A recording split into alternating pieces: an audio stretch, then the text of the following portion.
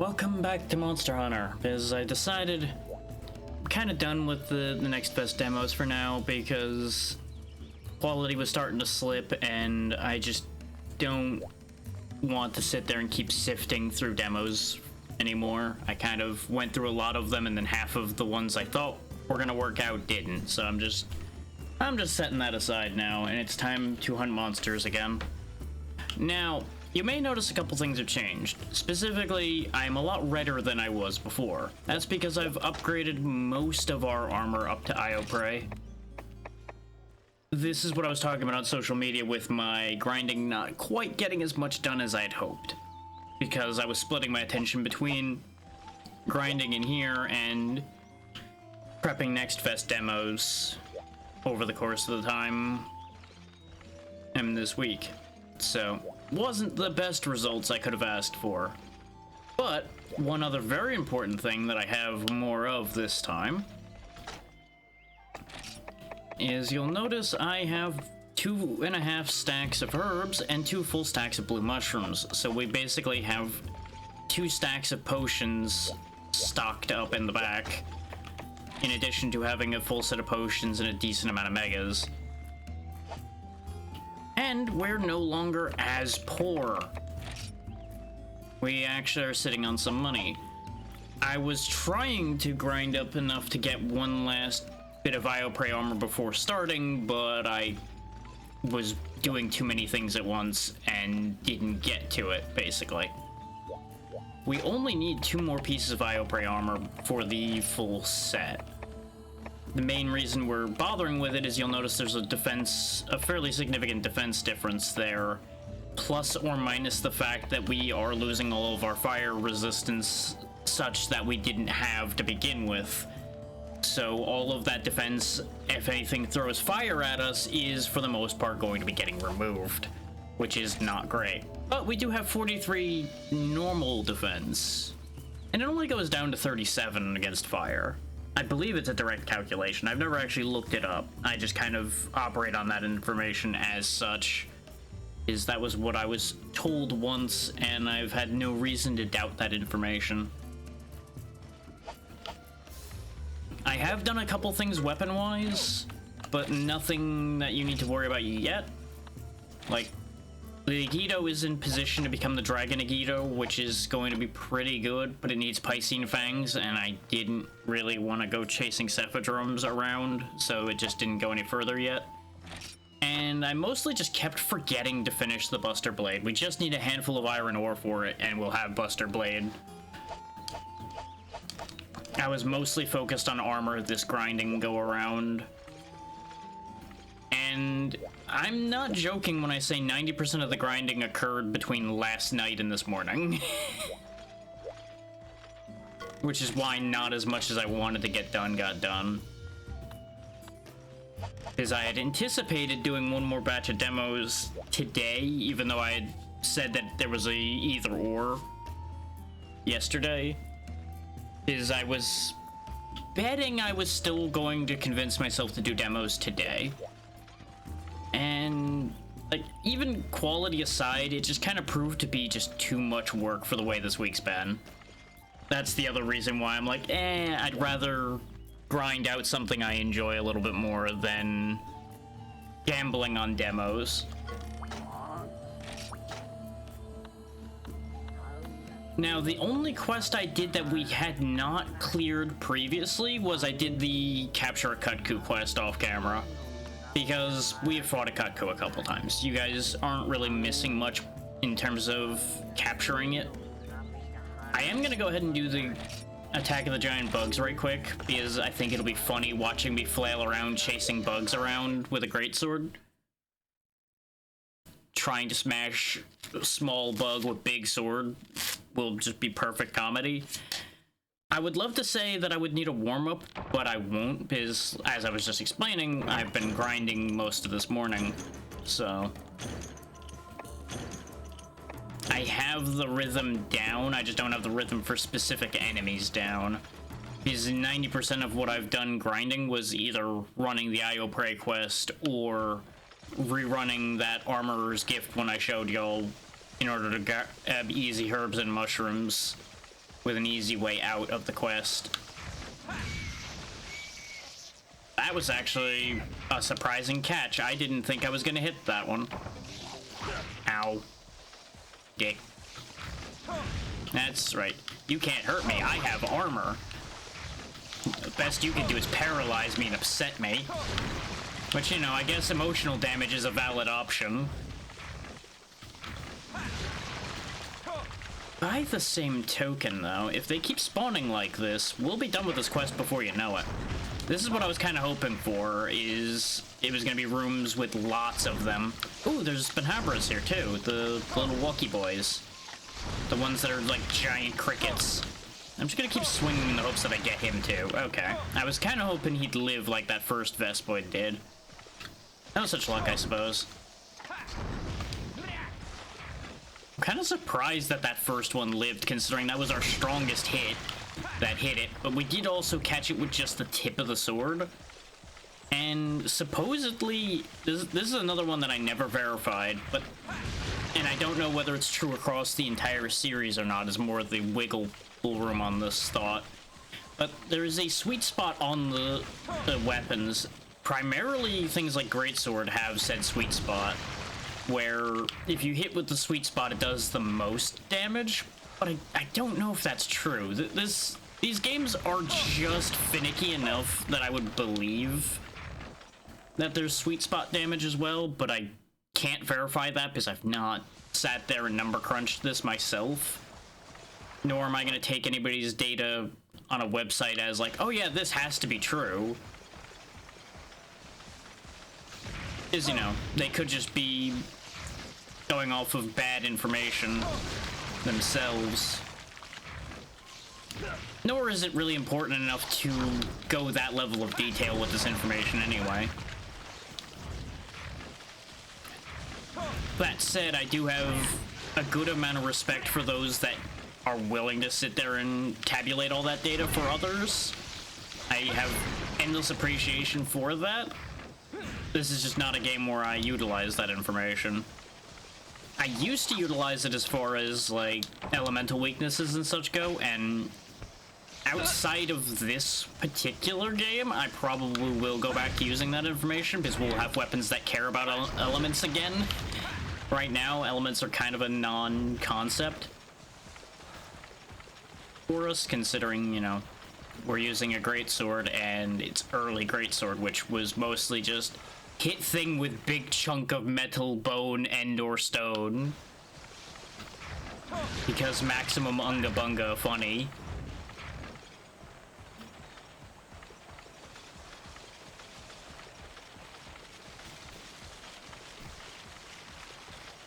Now, I know Monster Fluid's important for a couple of weapons in some games, and presumably it's important to the bug armor, which might be worth it in this game, I'm not sure. In some games, the bug armor is actually quite worthwhile, but I don't know if the one that the better bug armor is built off of is actually in this one. Because I have not seen it yet. Then again, I wasn't even sure if the walkie boys were in this one, because I had never seen them, because they seem to only spawn in the jungle here in this quest. They might spawn other places and I just never noticed them. I might even be calling them wrong, because I think they're the Banhabras, but I might be wrong, like I said. 12 more Vespoids to go. Yeah, this is actually going way faster than I thought this was going to. But I also forgot to account for the fact that they were going to be swarming in here.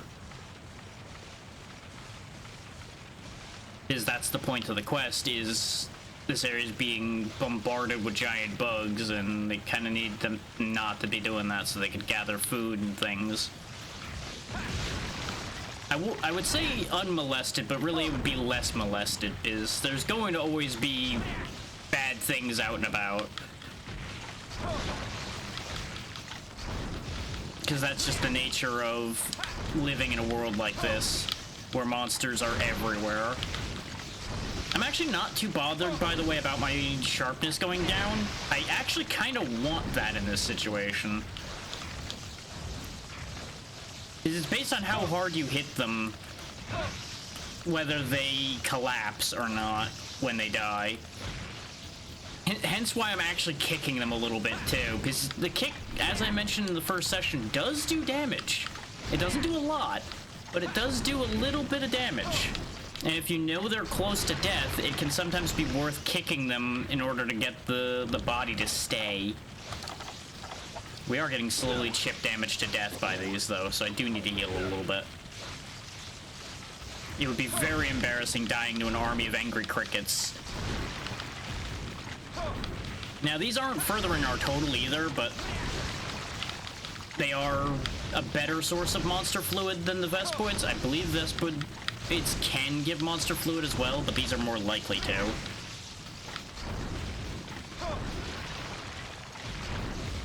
The problem is, the main reason why I'm not sure if these are Banhaubers or not is these might be Horntars, and that's where I'm confused.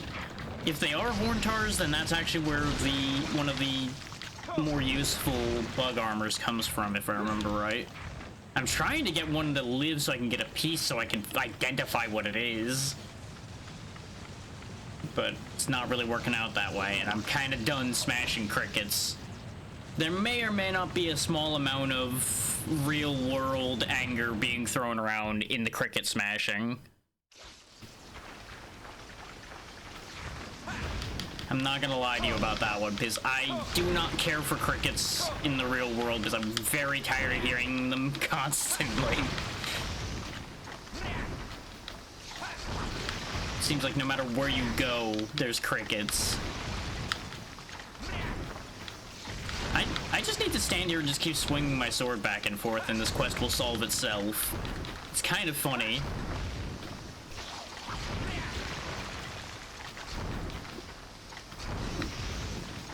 Is they just keep flying back into sword range. I literally don't have to do anything else. This might be the easiest quest to grind money on, just because it's so stupid simple. It's not exactly exciting, and it takes a bit, because it just is a matter of it takes time to kill this many of anything. I think they're adapting. I think I got pushed out of the good position for that. There we go, now we're getting somewhere. And quest completed. Easy peasy.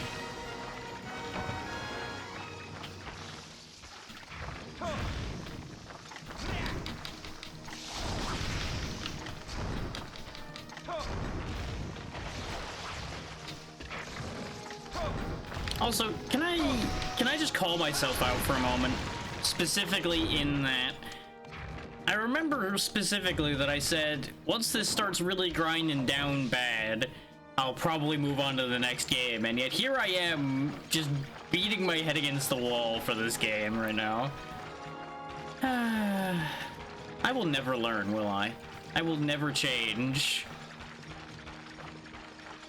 Like, sometimes you just gotta take that second to call yourself out on what you're doing.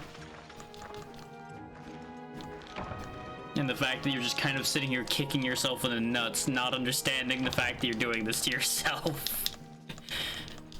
Now, that said, I am enjoying this game. I need to point that out. I expected to enjoy this one less than I have been. And I think it's because I hadn't played an older Monster Hunter in quite a while.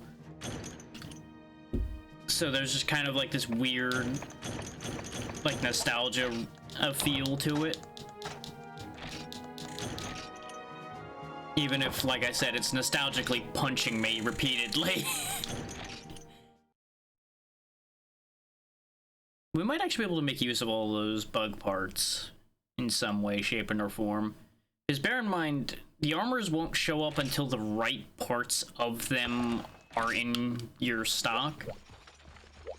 Or at the very least, I think until you've seen them.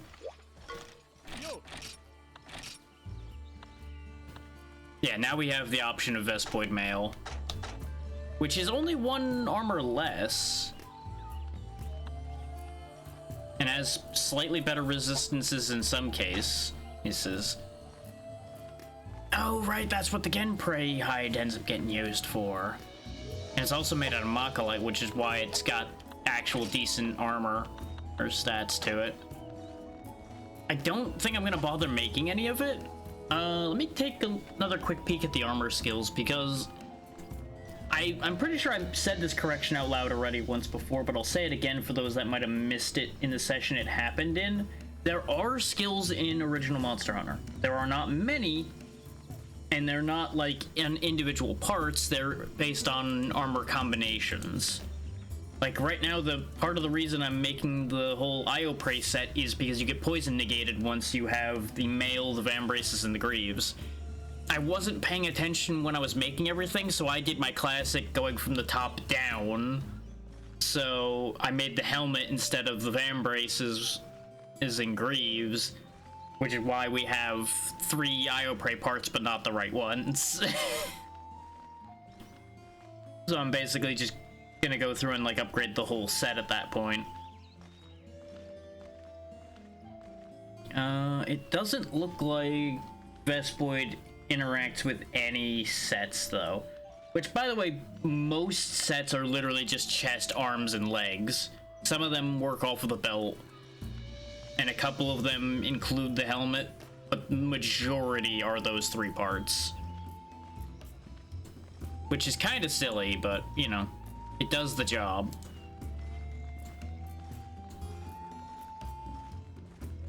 And there are a lot of armor skills out there. Oh wait, no, there we go. But, oh no, it's Vespoid Mail Plus, though. That's needed for that. That gives dragon resistance? That's silly. Oh, there we go. Way down here, there's some mixed sets. Maybe some of these might actually be things we can actually make use of.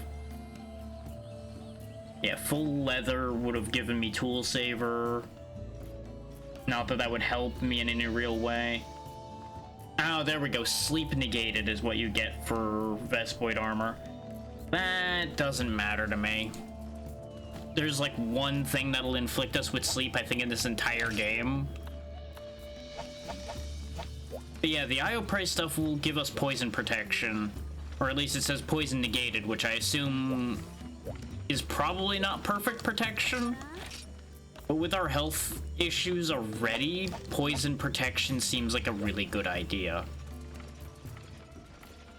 Now, let's see if doing that quest... Nope, that still doesn't get us the urgent. It probably is kill the Gypaceros and I'll get the urgent. Because the Gypaceros has been consistently there. But I know it won't be the most interesting thing, but I'm gonna go smack some Ioprey right quick, because I think off of that we'll have enough scales to make both of the armor pieces that we're missing.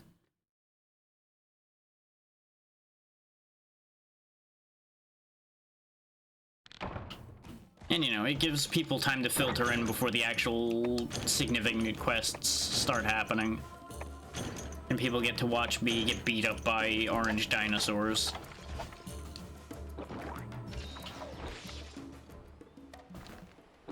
As much as I'd love to say I've been doing better against these, I have, but at the same time I haven't. I've just kind of gotten a better system for running through this area, rather than necessarily being better at fighting them specifically. Case in point, getting immediately poisoned. And I know the Kut-Ku's there. I was kind of hoping to kill that Ioprey before the Kut-Ku got in range, just to keep this ball rolling faster. Now we're getting out of here, because I am not fighting a Kut-Ku right now. We are durable enough to fight a Kut-Ku, and we do enough damage to fight a Kut-Ku, but I don't really want to be wasting health and resources fighting a Kut-Ku.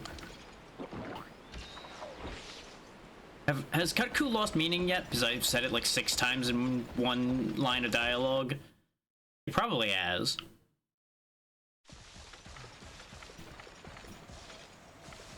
There's also a side benefit to going here, and it's this easy to grab honey spot right here, which is why I have a bunch of mega potions. Just catch him out of the air, dodge him, Smash, crash, crush, kill, destroy. Yeah, I saw you lining that up, but I was hoping you'd be stupider. Yeah, that's a word for it, isn't it? Clearly he's the dumb one when I say that. Oh, is Cutco really gonna make this a whole thing? Usually the Cutco's not this big a problem, but apparently he's just really out for my blood. It's probably all of his relatives that I've killed. Because I may or may not have been grinding a few Cutcos for money.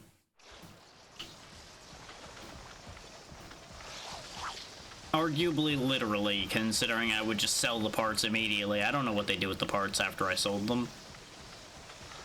For all I know, they make aphrodisiac powder out of this shit or something. Hey there, Swarm.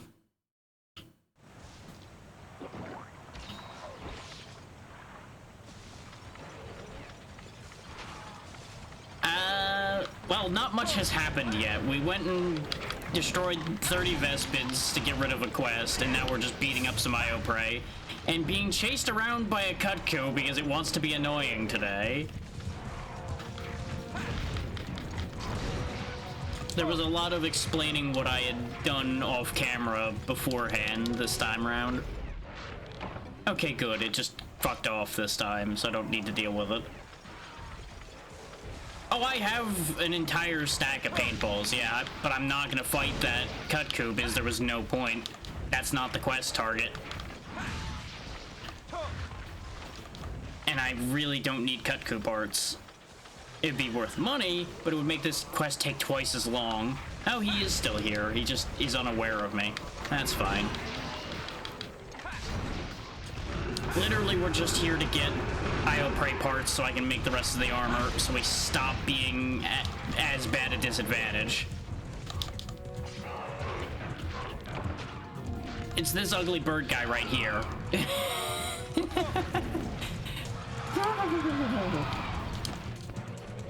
This fucking nuisance.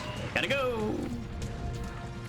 You're gonna have to aim better than that. Later, loser. Yeah, pretty much. Though Throws Tantrum applies to most monsters, honestly.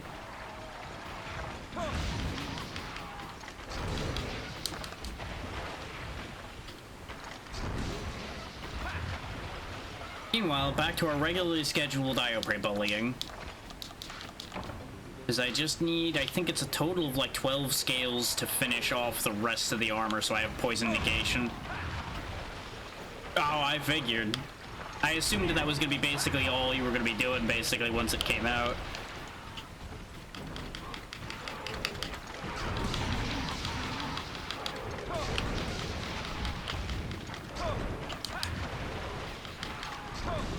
Which I was surprised to find out that it is actually on Game Pass as well. So if you know anybody that didn't want to foot the full cost for it but still wants to play the game, that's an option to tell them about.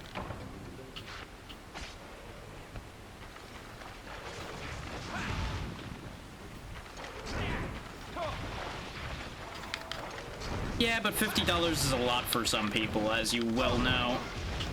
As opposed to the, like, the 10 or so dollars for Game Pass.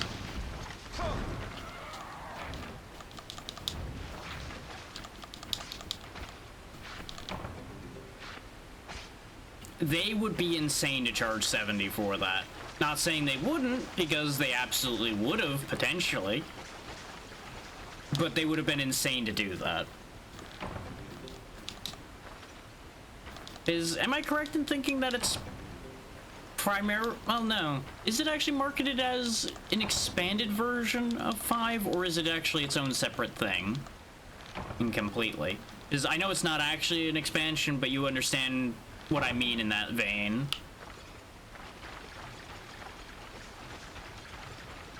Okay. I wasn't sure if it was one of those weird standalone expansion situations or not.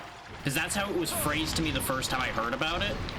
And that's where question marks end up forming, because, again, didn't pay super huge attention to it, so minimal information can make things more complicated sometimes. I don't know why I'm spinning. Like, I know why I'm spinning in terms of the sword swing going, but I was rotating more and I was confused. Because when I try to do that, it doesn't work, but when I don't want to, apparently it's a thing that happens.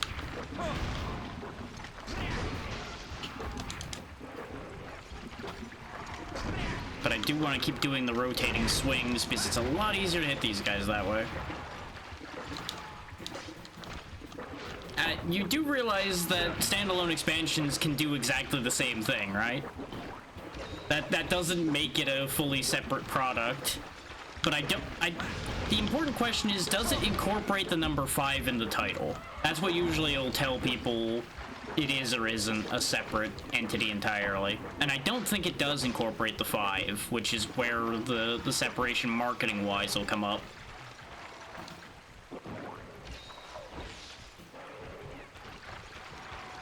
Because I've seen standalone expansions be a full different thing. Then yeah, it technically is a part of 5 then. It just is, like I said, a standalone expansion with a significant amount of difference to it.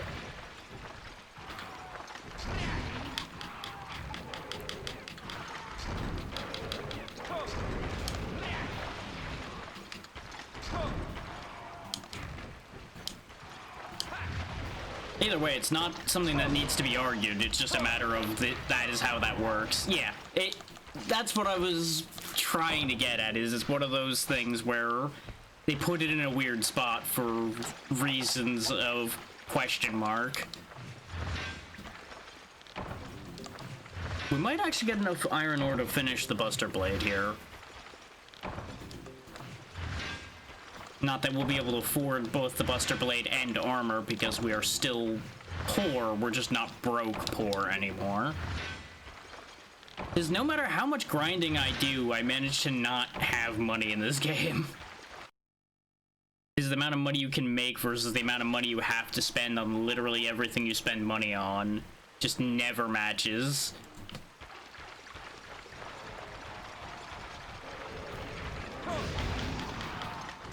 Like, even if I wasn't making multiple greatswords, I still would never have money.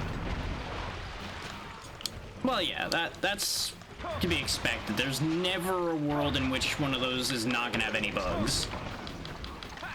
And I'm sure I'll look at it eventually, is with it being on Game Pass, as long as it's not one of the ones that's only temporary, I can just look at it whenever and decide if I want to pay the full price for it at some point. Just especially with the Next Fest just having happened this week, there was no way I was looking at anything else. Is why would I pay for something when I have all that free content sitting there in front of me? Like, hell, I didn't even buy the Ember Knights expansion yet. I mean, that's business as usual. Anytime anything gets new systems or any kind of changes, it will always be a double-edged sword. I would like to stop being poisoned. Usually I can get away with just letting them poison me and then letting it wear off, but they are being way more accurate with their poison spits this time. But I'm also not paying as much attention to avoiding it.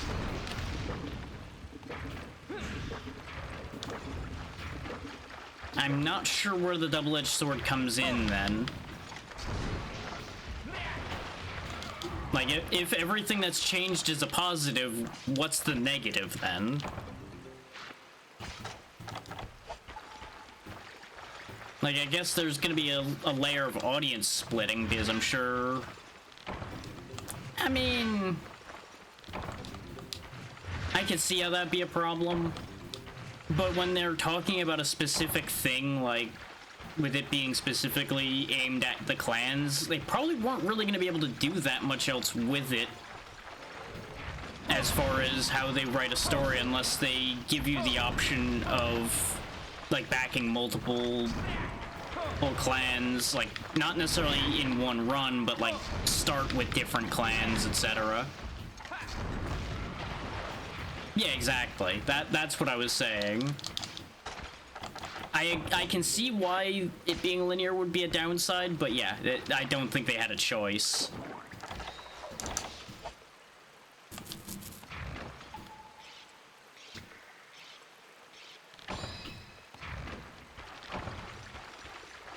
it's probably going to end up being you at most you'll play through the entire linear story there, and then that'll be that.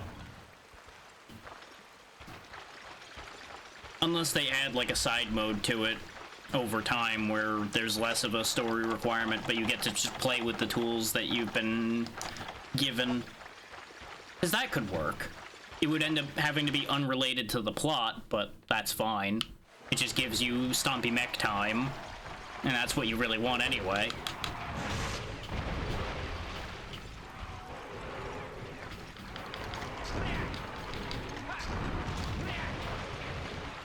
Because I assume Clans is probably running on the same engine as 5, so they probably could just add a side mode that's just, like, puts you in randomly generated missions or something, and just use the existing setup they have for 5 to a certain degree to achieve that exact result.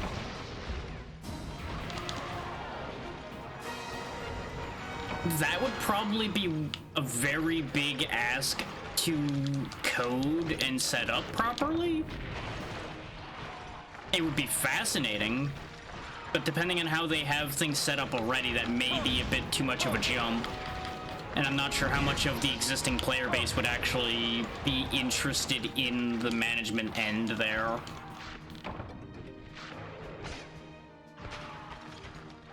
To make it a compelling thing for them to do.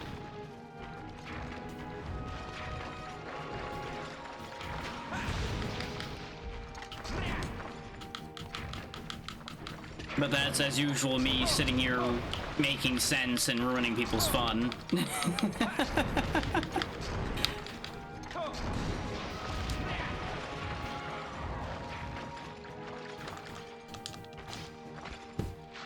Now, it's gonna really depend on how many scales we actually got at the end here, because I didn't get a chance to carve a lot of these as much as I would have liked to.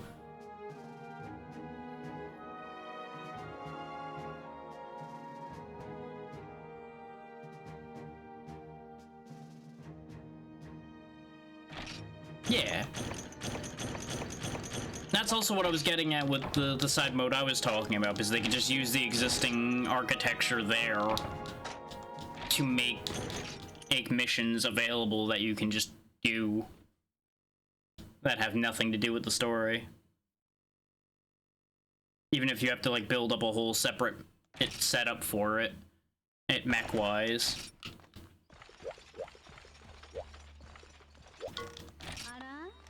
Basically, just give it its own internal Mercs mode.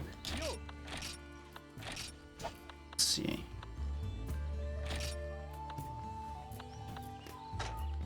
Just need to go grab some of my iron ore and some of my monster bones. And I'm assuming that it's more limited even than what the era it's showing would have. Because otherwise you'd be kind of stuck with that just because of the fact that only certain mechs would be available at that time frame.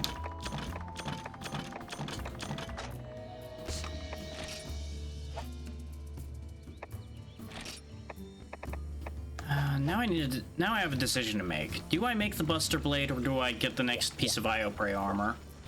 I also should have checked, do I actually have enough scales for both? Yeah, I have enough scales exactly for both. Excellent. So we're sorted on that. That's just gonna need money and ore. So I'm actually starting to run out of monster bones too, so I actually can't make both without more bones anyway.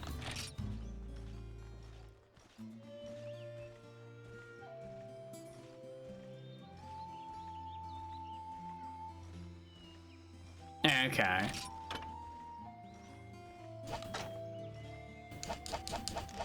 And we can go ahead and grab all of our metal bits and make the Buster Blade. Not that we'll be able to afford to make the next upgrade for it almost certainly, but it's still a step in a better direction. Because I'm like 90% sure that this dead end, the Serpent Blade will dead end out at Vile.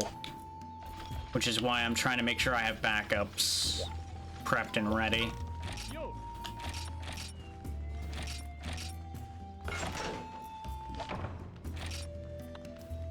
Yeah, I can get Ravager or Defender. Defender just makes me have better defense. Why do these keep losing the green sharpness again? Why are you dulling these every time you upgrade them? Why are you bad at making swords?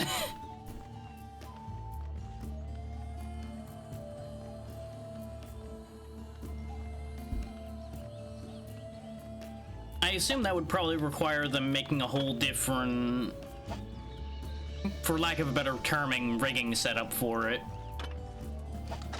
And that would be an easy potential reason why, yeah. How strong is this? Yeah, this goes up to 600. Because we are still a step behind. Actually, oh right, we are at Vile and next is Great. But we're stuck behind the light crystal is the other reason why I didn't keep going with that. Because from all I've been able to find, the only way to get a light crystal in this one specifically, unlike later ones where you can mine it, is you have to kill the Gypaceros for it, and specifically break the stone on his nose. I mean, that also would check out. And if they're already only making a very small set of them, then it wouldn't make sense to put a joke one in. If it's useless outside of the tabletop, that's basically what it would end up being, is a joke mech.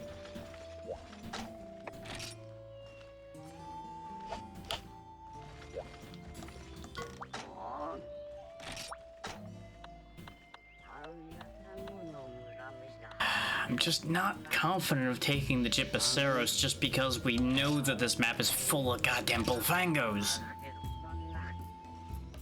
And unless I get it into a map that's not got the bulls infinitely spawning like some of them do, it's just bad.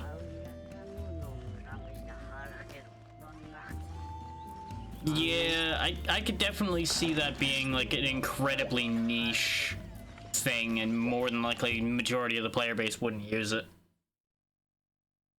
And that would make a pretty solid reason for why they wouldn't have implemented that one.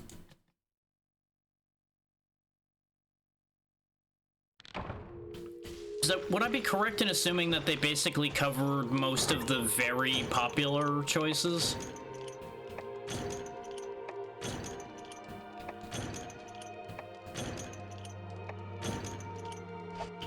Because that's usually the hierarchy that ends up happening with those types of deals, is they start from whatever the most popular ones are and then work their way through.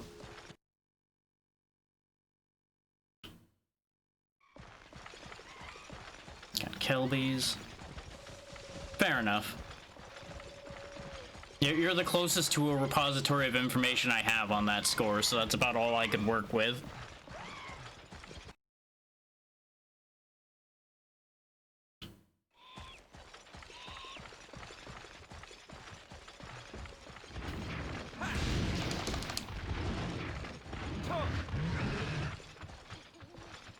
Yeah, look at this. There's 4 of them just in this room alone. This room is a nightmare.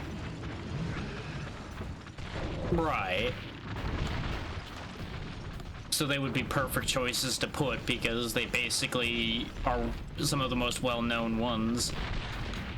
Thanks for wind pressing me straight into a bowl. This is why I wasn't confident. Not that I can't fight the Gypaceros, but I can't fight the mob.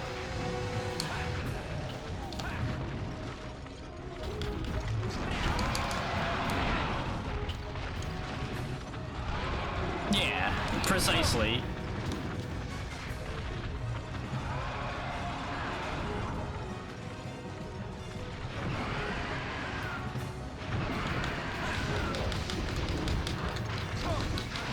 Like, I need to do something about these bulls, but I'm not sure this is gonna work out for me. Thankfully, I got knocked away from getting flashed, at least. And thanks to super stumpy old Monster Hunter, I'm not gonna get to move now. The thing I simultaneously like and hate the most here. Because I appreciate the deliberate nature of these earlier ones, where you don't have much choice but to take your time and make sure to plan things.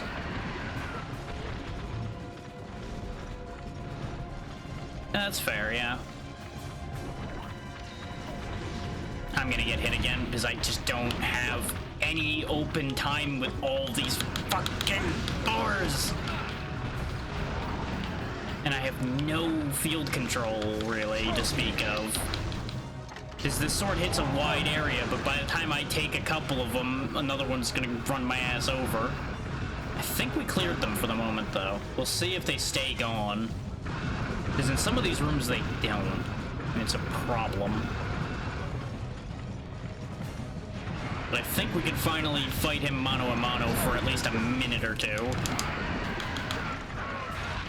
Except, you know, somehow I missed both those sweeps, even though they should have made contact with some part of him. And are you leaving already? Are you gonna be a pain that way? So I was too... Okay, good. I was gonna say I was too busy dealing with the bulls to get anything off of him.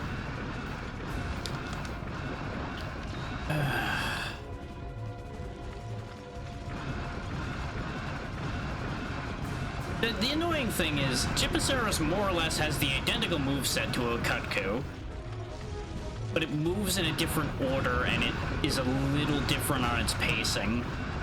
So realistically, I shouldn't be having this much trouble, but I'm on tilt because of the goddamn pigs, so I'm making stupid choices.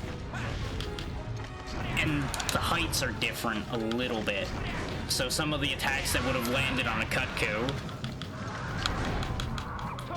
Gypaceros really isn't that bad, but I'm also not used to fighting Gypaceros with a greatsword is my biggest problem. I'm used to using something with some actual speed behind it to fight a Gyppy. Yeah, this is about the same level of gear I've fought a Gypaceros with in other games.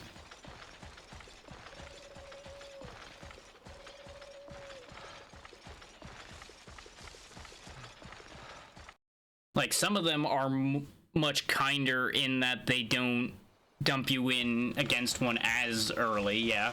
But bear in mind, this is the second to last tier of village quest in this game. So technically this is actually fairly late. Oh, absolutely. Not disagreeing at all, but you have to remember, original Monster Hunter hated you and the bands you like. It's not about being fun, it's about fuck you and everything you stand for.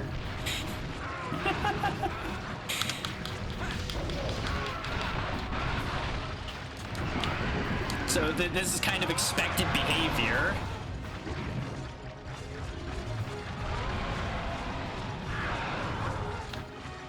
Now, there's also the separation of the town quests, which are the multiplayer ones in this one, have like 12 tiers. Yeah, exactly. That's the energy this game has. It doesn't play nice like literally any game after it. Because I would argue even Unite played somewhat nice compared to this one. This one literally just wishes your death, and that's the only argument there. This is fine. I healed enough to weather that. Now, if I would just be allowed to stand up, that would be great. Because unlike in some games, you also don't really have the luxury of choosing not to stand up. He stands up automatically. So you just have to accept your fate. You can't just iframe out of a situation by voluntarily staying down for an extra second. Yep. You joke, but would you believe that that might actually be true? I don't remember what the final one is, but I believe one of the ones in the final tier is in fact a double fight. And that's literally the tier after the one we're doing right now.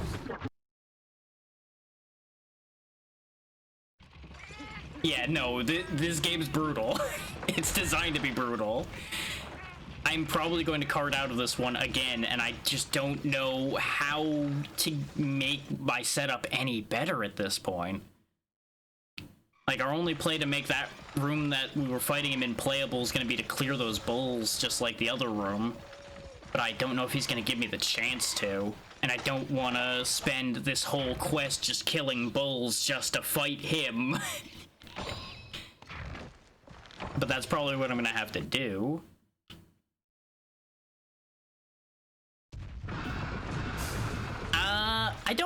I wouldn't say it's the original, but it's one of the harsher ones in that line of thought, for sure. Like, it just fully expects you to work with what they give you and fuck you if you don't. Like, there's more prep I could have done, like bringing an entire set of herbs and mushrooms with me, but I also knew that it wasn't going to be a matter of running out of healing that was going to kill me here. It was going to be getting just chain hit, so I couldn't do anything about it. That was going to be what kills me in this one. Oh, he's having a whole time, too. Are you really? Yep, he's really leaving the moment I cleared the bowls. At least he's going back to where I cleared them before, but they probably are back now.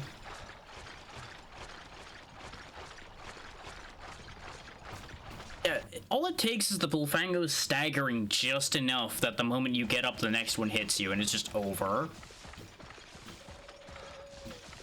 Just really wishing even Gunlance existed right now so that I could use that against this problem, because I'm more comfortable using that for a situation like this. But, like, we don't even have that. We just have boring old shit Lance. No, it mostly just became you have more options to deal with them with, more than them getting any better. Like, here I have basically no options. My only other play would be to guard and hope for the best, and that's just gonna kill my stamina and get me hit anyway. I really thought I was gonna get between those. I shouldn't have done that. Because I didn't bring antidotes and they didn't provide them. Because I'm an idiot. Doesn't help that he's literally just running back and forth and doing this. That's because in literally every game past, like, Unite, I don't think anybody ever uses the block on the Greatsword because they have better options.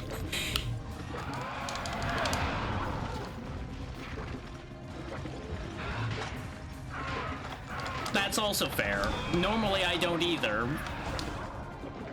I completely agree. Like, even supposed fast Greatsword, which is what modern Greatsword is too slow for my tastes. I have full respect for the big whacks it can do and the amount of damage it can output, but it is not my taste.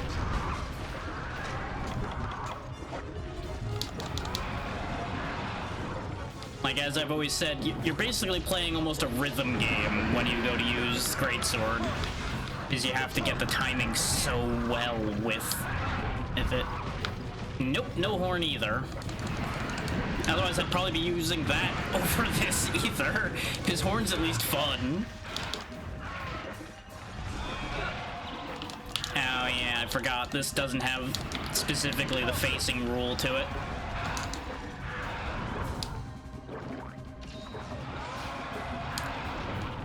This is fine.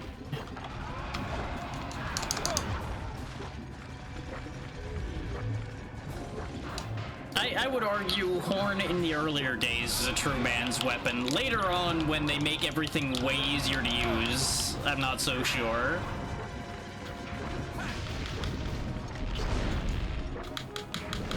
Used to be you had to memorize your songs. Yeah, exactly. Nowadays, it's all put right in front of you, and it's just like, easy mode.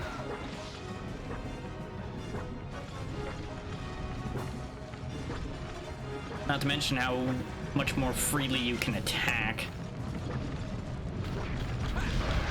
But yeah, like, the only key weapon sets basically in this one are Standard Hammer, which isn't as good as newer Hammer either, Greatsword, Sword and Shield, Lance, and a couple of dual blades exist within the Sword and Shield tree.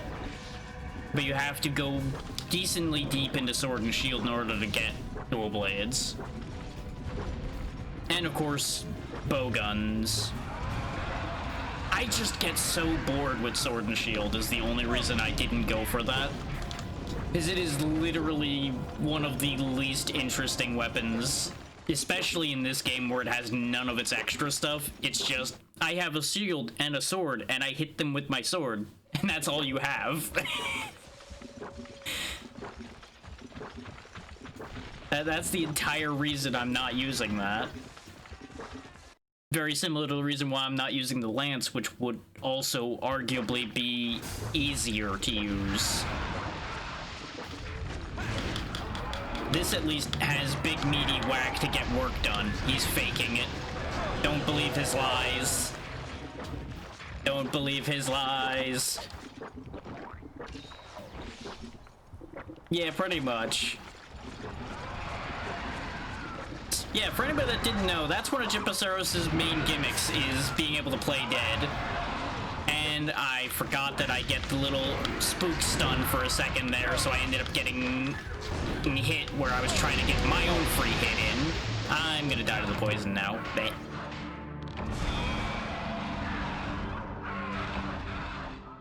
I got so screwed by that quick poison spit he did right after I got stunned by seeing the monster we've been looking at the entire time.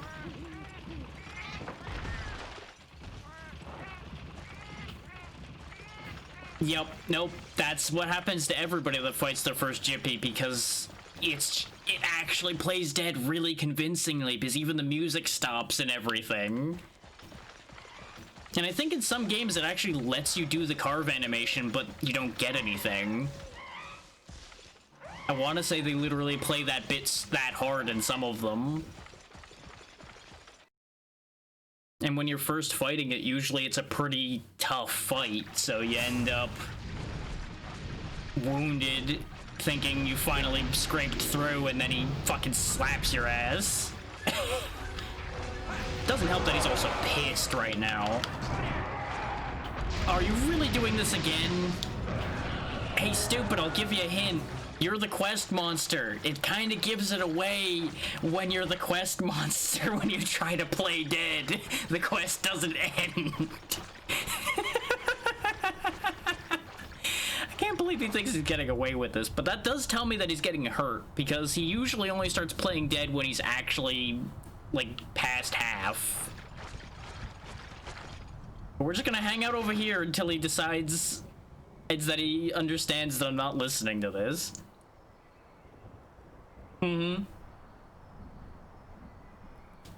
Yeah, imagine if the victory horn started playing after he fell over, and you just had to pay attention for whether the monster was defeated and pop-up happened or not. It would just be so mean. Yeah, this time I was far enough away, H-er. Not so funny when I trick you, is it? Not really. In this one, it didn't seem like it was counting, because I swung at it and I didn't get blood. So I'm not sure, and I would rather not risk taking free damage from it instead. Because I swung at it a few times when it first played dead, and I ended up getting my shit rocked for it. Oh yeah, this is also a thing. He's a lot more prone to spamming his stun. By all means, if you want to. Just, the evidence in front of me indicates, but I'm pretty sure you're right, in later games it's true, because I'm pretty sure I've done exactly that, killed him while he was playing dead. Problem is, when you play like an entire series, it all starts to run together and you don't know what's true anymore. They gave me these flash bombs. I don't know if flashing works on him or not. Let's find out. Think fast, Chuckle Nuts. It would help a lot if you didn't immediately sprint when I threw that. And he's dead. See, I told you, Gyppy himself isn't that bad. It was just the environment Gyppy was in that was awful.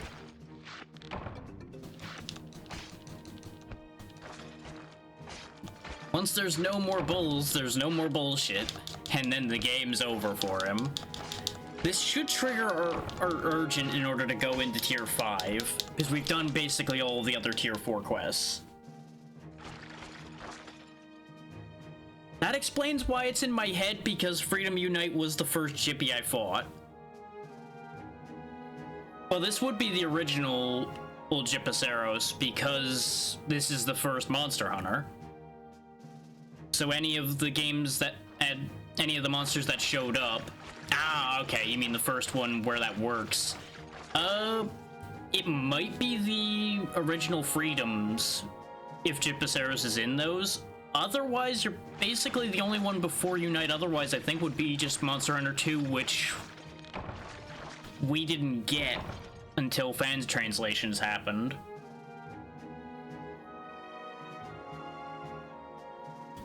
At least if I'm remembering the timeline of releases right. I might be wrong.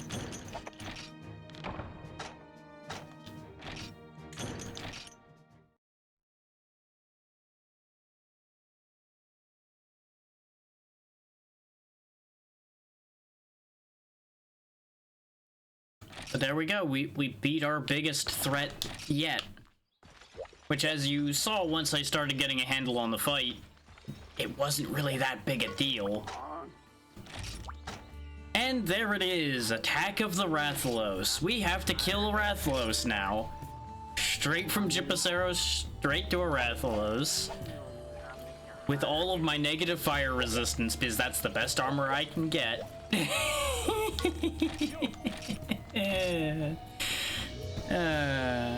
Wrath isn't that bad, but I do feel a little underdressed for fighting a Rathian. Not that the Gypaceros armor would be an improvement. Back in Unite, I bullied Rathians and Rathaloses to no end. Here, I'm terrified. That's the difference. You put me in a fight with them with a weapon I'm comfortable with, I could probably take them with even, like, early game gear. With this thing that I'm not that comfortable with, I'm gonna have a bad day.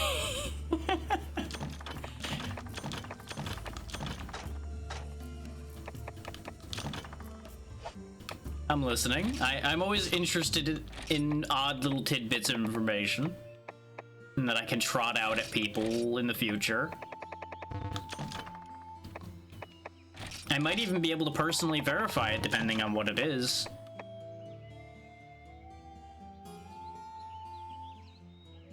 Oh, I see what it tried to...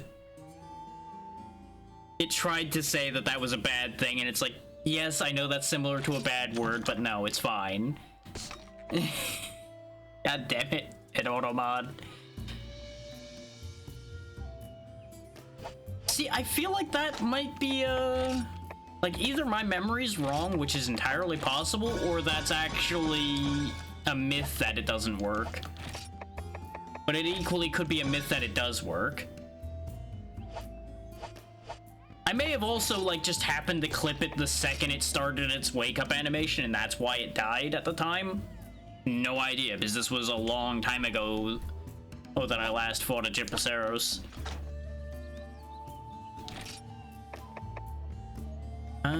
If I'm gonna go into fighting that Rathian, that Rathalos rather, I'm probably gonna bring the extra herbs and mushrooms with me, because I'm gonna need more potions. I'm not looking forward to this fight. I'm gonna get my ass kicked. At least it's only in the forest and hills. It's not that bad, location-wise. Oh boy. It's just gonna be bad because it's probably gonna, like, two-shot my ass. Well, yeah, of course they're gonna complain about something that actually can be a danger that you can't wirebug away from easily in Rise.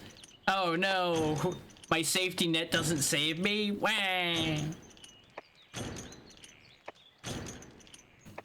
Like, I'm gonna old man yelling at Cloud here for a moment. But people got way too complacent with how easily you can save yourself from things with wire bugs.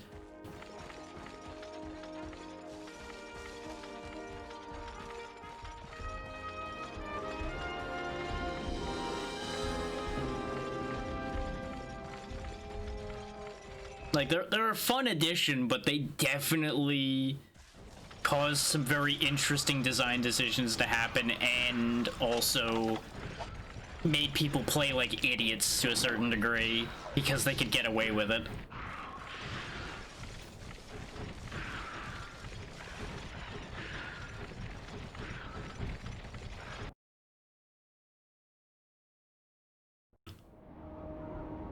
Oh yeah, now it's time to see the Rathalos cutscene, even though we've encountered him like 3 times before now. He's a hungry boy. Yes, he is. Which I appreciate these cutscenes. Plus or minus his head clipping through the critter there to eat it. You know, don't worry about that part too much.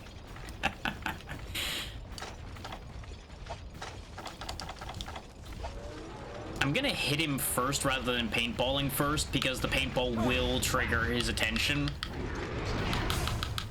And I want to get as much of a free shot as I can. Yep, I'm just out of range of the blast. That's fine. I should have brought extra flash bombs with me. I'm an idiot. I just realized I didn't put those in my pocket, other than the ones they gave me. Correct.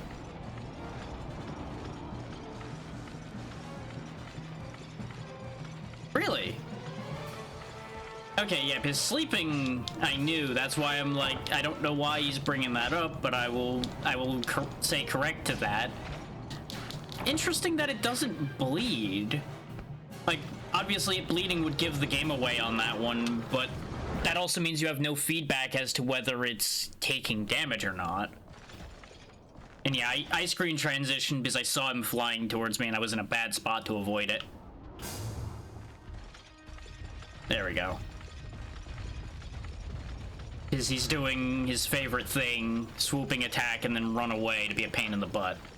Which is why, especially on a Rathalos, it's very important to paintball it. So you know where the bastard's running off to. Hey, ABC. Okay.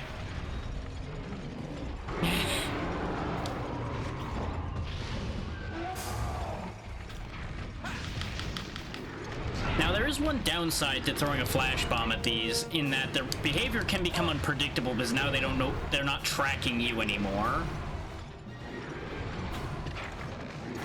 But they're also a lot less likely to fly around while they're blind. It looks like this one's just resorting to spinning like a top, which makes sense. You can't see, so just spin. But as you can see, the flash bomb doesn't last for very long, and what you really should be using it for, if I could get a line of thought out without him hitting me for a split second, which good luck with the Rathalos. But yeah, the main thing you actually want the flash bombs for is knocking him out of the air. If that even works in this one, which it should, but I have not actually tried it yet, because obviously this is my first time properly fighting a Rathalos in this game. But he needs to not be flying all the way out there. You have to catch him when he's going up. Because for obvious reasons, we're not going to be able to flash bang him out of the air when he's off the map. Even though it'd be really funny to just out of bounds him and somehow kill him that way. Even though I wouldn't get the carbs, I would absolutely take that just to get away from him. It's probably real bad as far as that goes, yeah. Because you saw there, he only is on his way up for like a second. Distance-wise is not too bad. He's taking a snack, so it's a great time to hit him. Though, you'll notice that tail hitbox is, very wide. Like, it's, like, double the tail itself. Which is a problem. It makes it very hard to hit him at all, because you don't want to really be up at the front. Well, yeah, everything has a better hitbox than a Plesioth. Everybody knows that. Like, that's the most known hitbox for a reason. So, I will correct one thing. There is actually one hitbox that's worse than a Plesioth's hitbox, and that's early Lao Shenlong's hitbox. where if you're in the same canyon as his tail, he hits you. Well, yeah, they embraced the meme, as they should, because it's hilarious.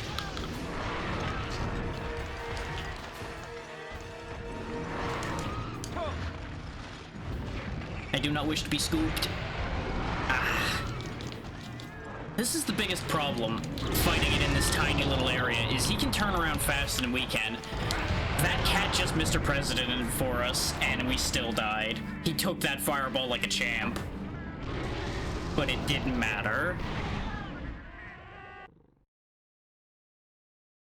Just dove right on that fireball for me, and it still didn't matter.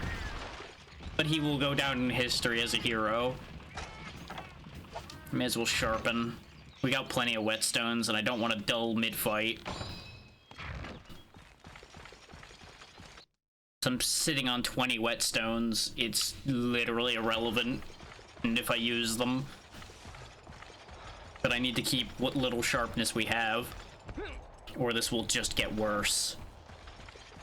I fully anticipate carding all 3 times here, though. Because even though... Oh, the Wraths were my punching bags for the longest time, I am no longer used to fighting them. Much like the Kutkus. And again, wrong weapon to be using.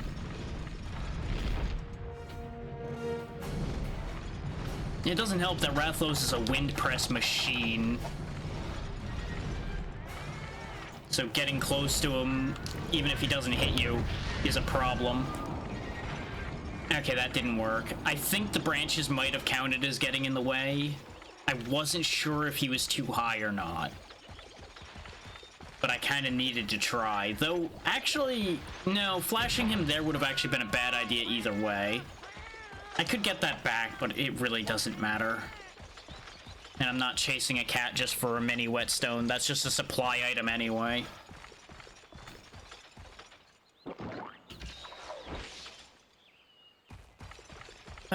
Time to run to our death.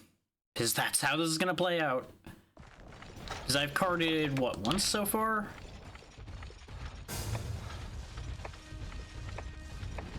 Oh, you actually can't see how many times you've carded in this one, apparently, on the quest list. Huh. That's the first time I tried to look for that information, but I think we only carded once so far. Come here, you. I'm gonna hit you on the way down, because that's about the best shot I'm gonna get.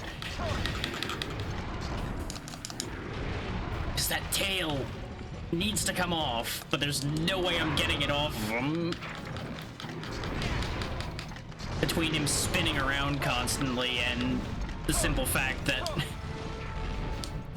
we are not fast enough to keep consistent hits there. But I'm getting some decent hits now. Well, which one? Because there's actually a couple different starts for it.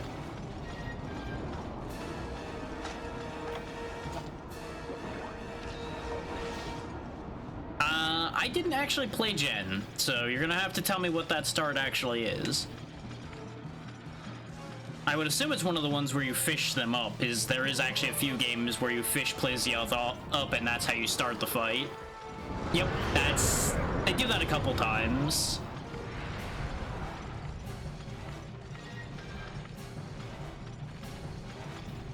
Rathalos, there's no ground there, buddy. Hey, yeah, there you go. Up here. There you go. He missed the ground.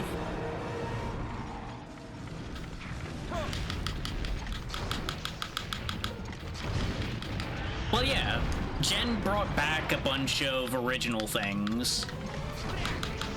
So did a couple of the ones in between. Like, a couple maps are reused in Unite, a couple of them are reused just here and there in general. We are in danger right now. Thankfully, he's gonna fly around like a Yahoo, so I have time to heal.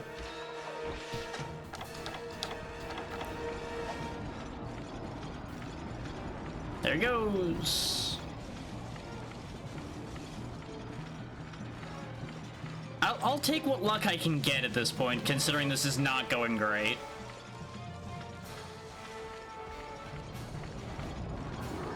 Here he comes. There he goes.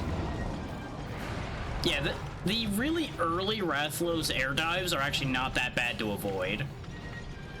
And he spends a lot longer flying around because they gave him a lot of big swoop to his attacks instead of just immediately kind of like helicopter hovering around and attacking. So on that aspect, this is actually easier than later games.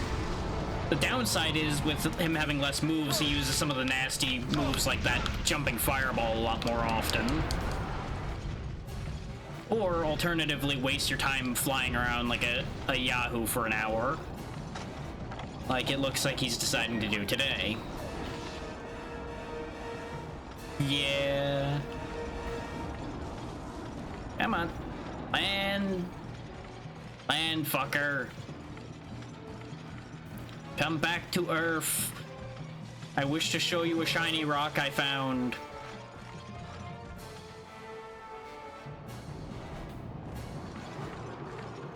Gets him every time. Ah.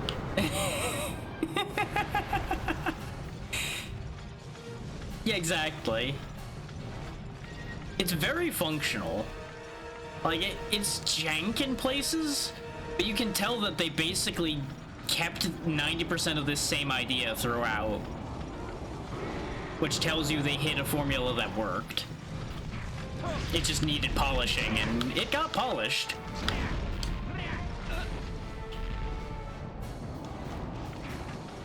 Because like 90% of things are just built upon the original setup, not replacing that much until much later.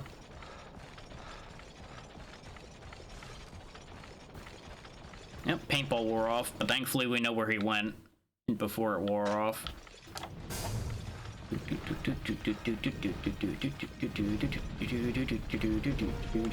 painted, nerd.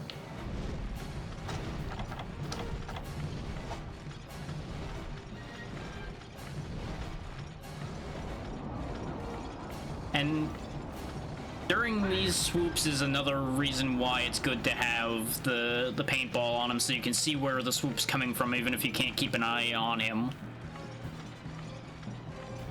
Which, they're not awful to track as long as you're paying attention and don't have anything else in the area to mess with you. But they can, like, dive behind a mountain or something and then come up and get you. Which can make the paintball really handy to have. Here they come! Wah!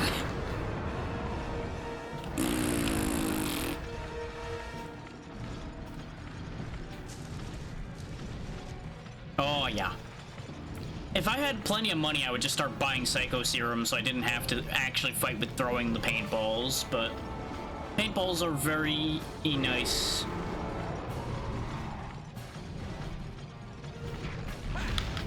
I swung too early. I was trying to catch him on the way down. Yep, there it is. There's the tail in the face.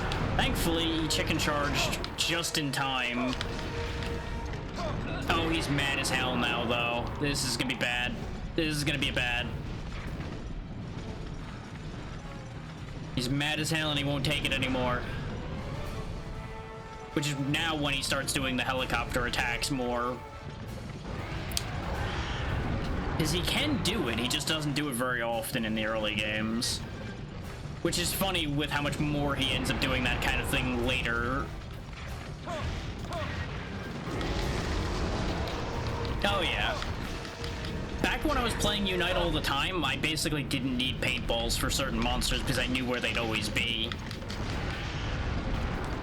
Though, back then, there was actually still a time where I had a Rathalos I could not find because he just literally kept looping just in the perfect timing that I could never find where he went because he always left like right before I got there pretty much. It was only when my friend and I decided, okay, we're gonna split up and go opposite directions did we ever find that one fucking Rathalos. Because he was literally just managed to be like one step ahead of us consistently. It was the worst. And that was back in Unite.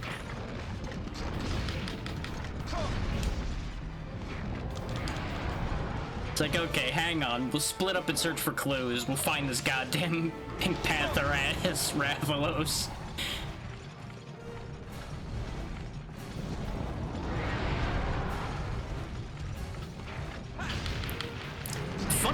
for anybody out there who doesn't know how this goes, this is actually going better than I expected it to. I just want that to be noted. Like, I fully expected to just get bodied here, but we're actually managing to put up some of a fight.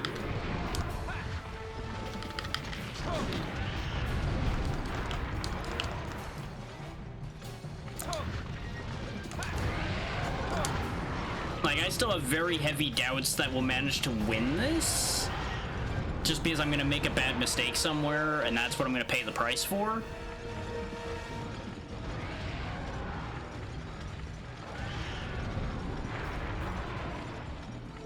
Okay, let's put a rock between me and him for a second. Though he's flying, which might not work out for me. Oh yeah, no, I've definitely had that before, and I've also been carded by exactly that before. So I believe it might have actually been a Rathalos in that, at Zone 9 area over there in the Unite version of that. I walked in, and immediately the entire screen was fire. And I was just dead before I knew what happened.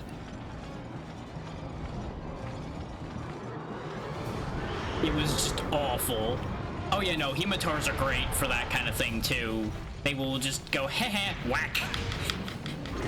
Suck it, idiot. Haha, whack. The best is when you try to hit one, it sidesteps and just slaps you. Just like, ha, your kung fu is weak. And there it is. I shouldn't have swung there. I should have gotten out of there, but I was hoping to hit him. I both love and hate Hematars. It depends on what I'm using. Because with some weapons, the Hematar's kind of awful. Let's go ahead and make those other potions while I'm here. Because we have the safe time to do so.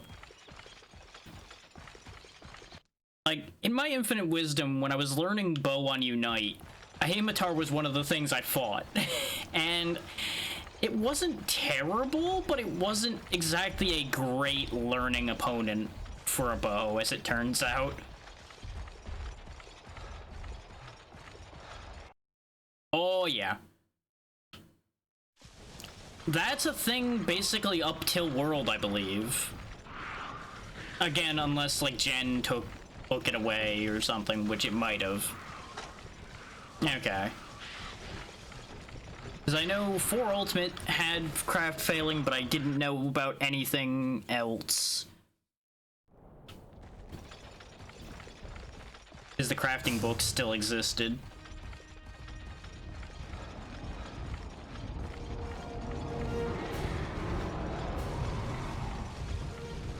Yeah. Because any of the games that had the crafting failure has those. Even this game actually has the crafting books. I just never have the inventory space or the spare money to be thinking about bringing those with me when I'm making things in the field. Nor have I bothered to spend the money on them for making things at town, because there's a lot less craftables in this one. So you basically only make the potions and mega potions. Like, I could make Demon Drug and such, but I just don't have the materials to make them. Otherwise I would be, because more attack, more better. Ooh, he's running to 5. Is he really that hurt? Is he gonna go sleep? Hang on, a concept? It might actually be hurt. I didn't think I did that much damage to it. Just gonna pick some flowers and I'm gonna go crack its skull. I wish I had a trap with me just so I could, at the very least, finish this off quicker. But the odds of me finding any ivy here in order to make trap tools to then make... Actually, is it ivy for trap tools or is it ivy for the net to make the pitfall? Either way, it's a component of making the pitfall trap and I don't have it. And I don't think I can get it here. Not that I have trank bombs, but at least I'd be holding him in place. I'm pretty sure it's ivy and spiderweb for the net, yeah. Well, trap tools are craftable too, but I believe the trap tools would be makeable here. Okay, I just need to not fuck this up. He says knowing full well that his odds of fucking this up right now are actually pretty high. Yep, I knew he was doing that. That's why I jumped up here. You just know. You get used to a monster so much that you just know what they're gonna do next. Oh, he is so fucking mad.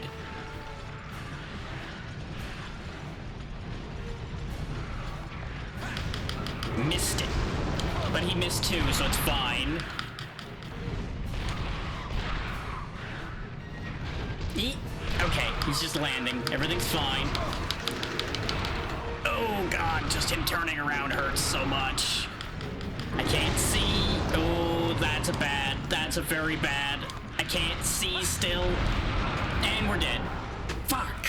I got trapped in there and I just couldn't move. I hate it when that happens, but even if I tried to move away from there, the Velociprey had me pinned in there. Because I thought about rolling to the left, and I saw that Velociprey immediately right there. Well, so he's we were dead. hosed no matter what I did. He will be missed. And if I rolled to the right, I wasn't getting out of there enough. Ah, that's awful. We were so close. Let that be the lesson, though. All you have to do is bring just a bit more with you, and you can make things happen. Because if I had a trap with me, and the trank bombs, that would have been over.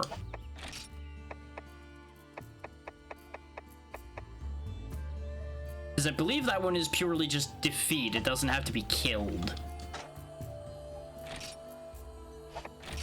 Ah. I'm actually really annoyed about that. Because we were just like right on the edge of winning that one. Hell, if I had some large barrel bombs, they might have done more than the sword does since we can't charge. I don't remember what the actual damage numbers on barrel bombs is. Yeah, we have 1,500, so we still could afford to go again. The problem's gonna be we have no honey to make megas with. So we'd be relying purely on just regular potions again. Which, that's what got me killed one of the times I died, is we healed but not enough.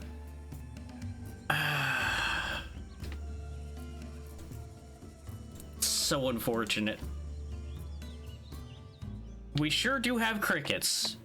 Hooray, and worms. And look, I've got some great 8 stuff here. Garbage! Garbage is also great. The leftovers from some of my exploded crafts earlier.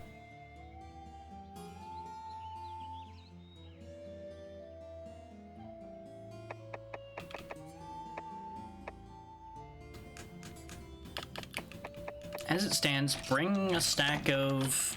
I said bring a stack of flash bombs with me. Is blinding him is going to be a blessing and a curse, as I described before. Is the simple fact of the matter being he might just start spinning like a Yahoo, which could cause me to take a lot of tail damage.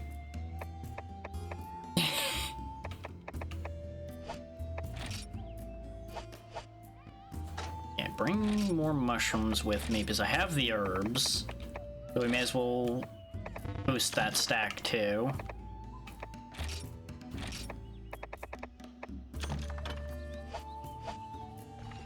Oh, this is gonna be ill-advised. Because I'm of course thinking about just going back in and immediately trying again. Because we were starting to get some good stuff going there, so I feel like I can make this happen. What's the recipe for Pitfall? It is just the... It's just a net and the trap tools, right? It's not anything different in this one? I have the list over on this monitor, so it's just going to take a second to find it in the list. Yeah, it is just net and trap tool. Okay.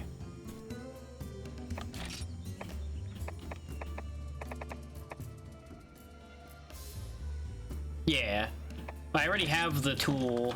It's just a matter of, do I have any ivy? And the answer to that is no, but I believe the wandering merchant out here sells nets. As soon as he walks by again.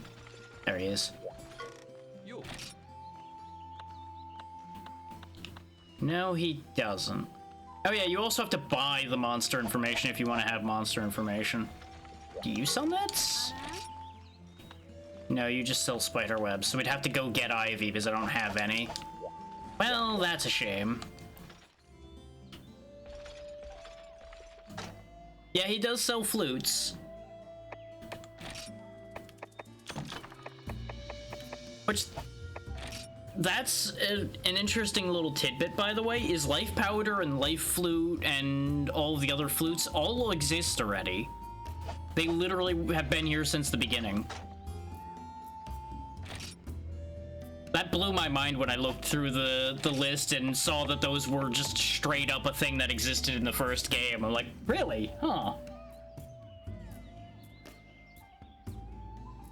The flute is primarily just for combining with other things to make an AoE do something. Like you can make an AoE attack boost, an AoE defense boost, an AoE heal with it. Because I believe the difference between Life Powder and Life Flute is Life Flute has a wider radius.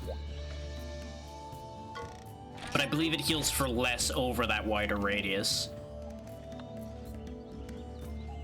I spend most of my time soloing too, which is why I never used it, but I was taught that that exists back when I was learning from my friend when I was first playing Unite. Because even he said, like, don't bother making this because you may as well just use the Life Powder, because if you're healing somebody that's that far away that's in trouble, they're probably fucked anyway. So don't bother. And that wisdom has basically held true anytime that's happened, so...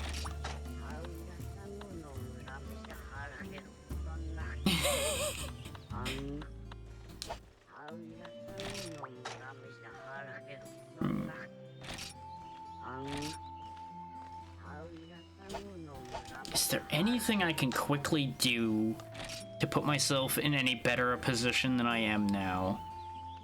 Because technically I could... If I manifest a bit more money, I could make one more piece of Io Prey armor to have more armor.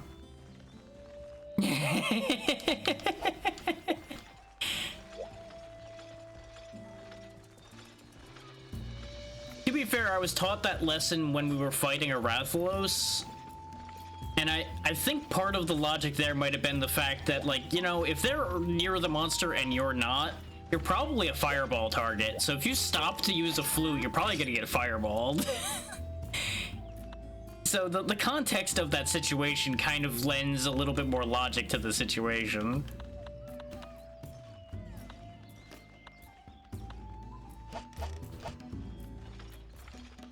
Though I was also taught a lot of every man for himself in those days, because that's how a lot of that kind of was played at the time.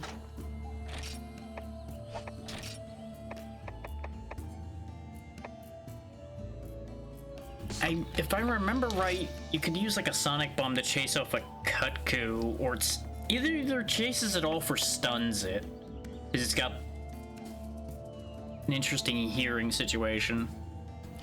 Oh, absolutely, but it's not as much in my experience anymore, but that may just be that the pool I've encountered is different, which is highly likely, because it's less playing with random people, more playing with people I've actually talked to more than once, which makes people's investment in your survival higher.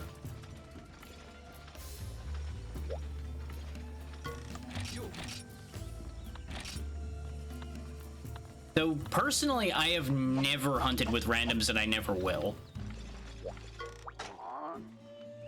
I would rather fight alongside the devil I know, which is my own bad abilities here. This is true.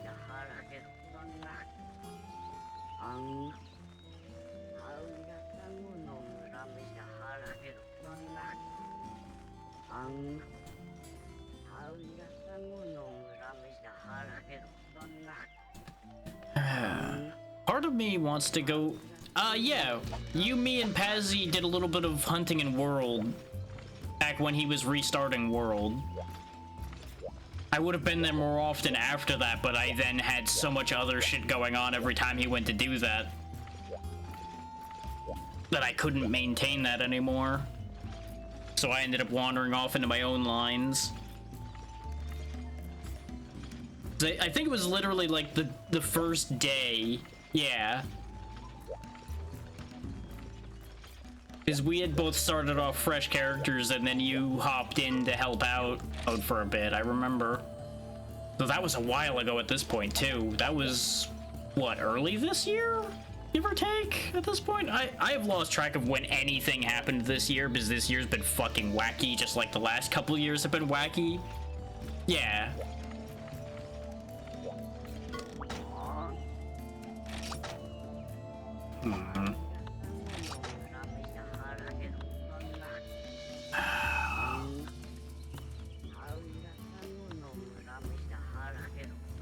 That's a fair timetable to have, honestly, considering it's a nice concrete thing and it covers a decent amount of time.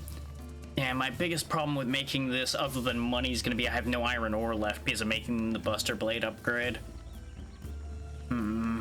Which means I'm gonna have to do a bunch of mining, which really isn't very interesting to watch somebody sit there and do.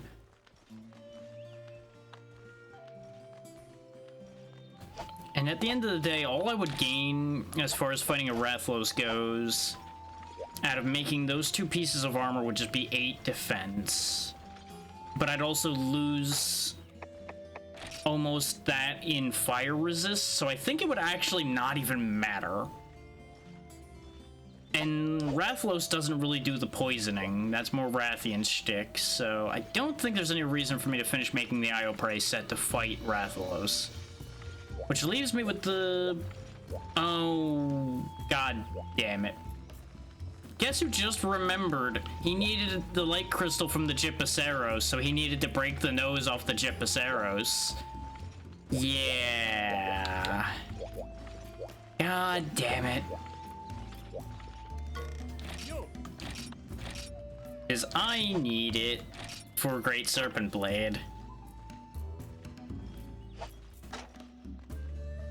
Because that's another 100 attack and double the green. So it's kind of important. That said, we were also kind of only barely pulling through that Gypaceros fight anyway.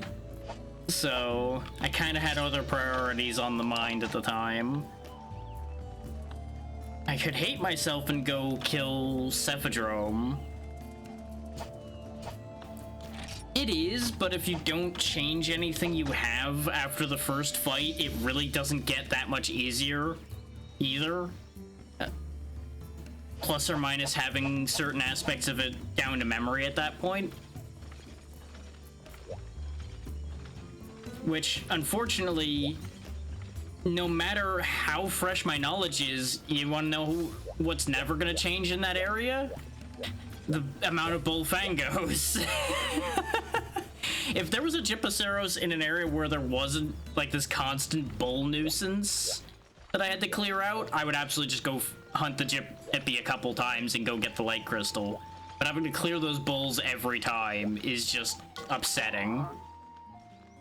You know, that's probably what they give you the flash bombs for that at Quest 4. But I'm just not sure. Because that only gives you a temporary bit of time. You still will be better off killing them. And if I'm going after them and killing them, there's no point in flashbanging them because I can clear them just fine. As long as I actually pay attention to clearing them. The other issue I have with this idea is I'm going to keep diminishing my resources with every serious hunt I do. Is I am not at the point with the Greatsword that I can do these without needing more than the supply items. And my resources are limited. Especially when I hit the wrong button and waste a potion. Way to go, May. Yeah.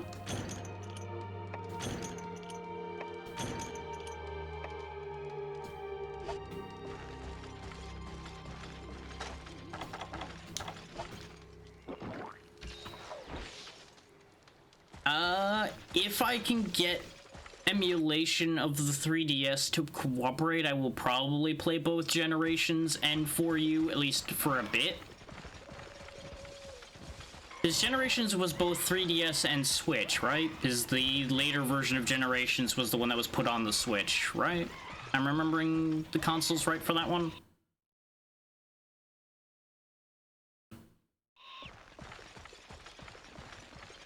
Yeah, because I have both the 3DS Monster Hunters, I just couldn't remember if it was Generations that was the other one. Because I have them sitting on my shelf, which is why I'm willing to emulate those on that console. Earlier consoles I don't care as much, but later things I try to have the physical of if I'm gonna do that, because they technically are still viable sale product. So I try to play fair in that regard. I'm not gonna play Switch because everything is going to have to be emulated as far as things that go on the channel, because I don't have a capture card. So I'm reliant on it being capturable on the computer to begin with. That's why the 3DS would specifically be the play there, even though I know the Switch version of Generations is better.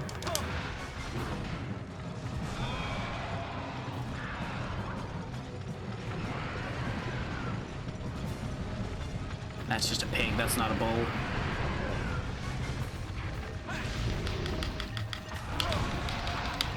Hi, Chippy. I'm busy right now. Damn it. No respect. No respect at all.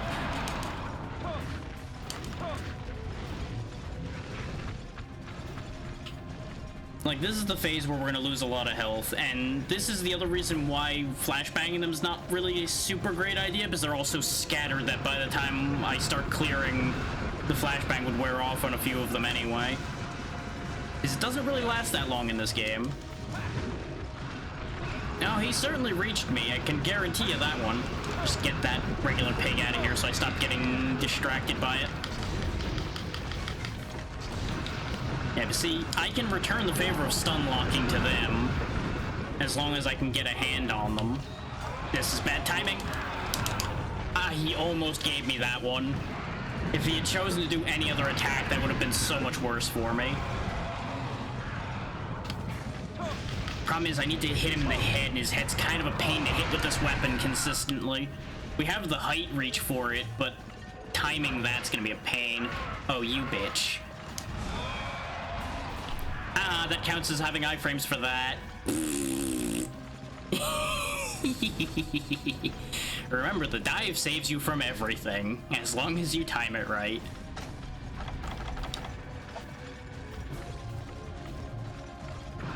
Yep, I remember. We're not gonna get to that point anytime soon. Considering the rate this is going right now, it's gonna be a while before he's in play dead form. Right now, I'm too busy considering whether it'd be worth it to me to play dead. This fucking guy.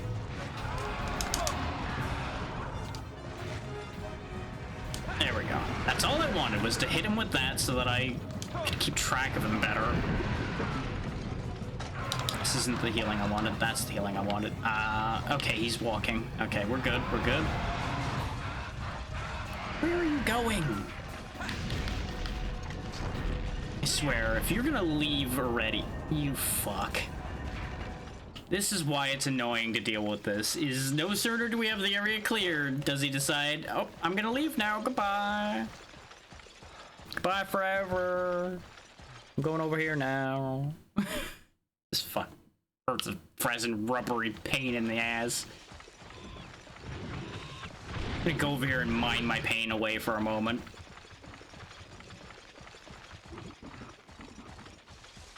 You know, I wish I had a landmine right about now.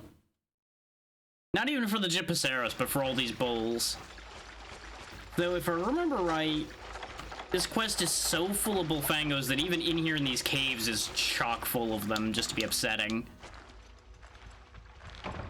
Nothing here. Yep, there he is. Hi. Can't even mine in peace because y'all want to be a pain in my butt. Oh yeah, sure, that counted. Yep.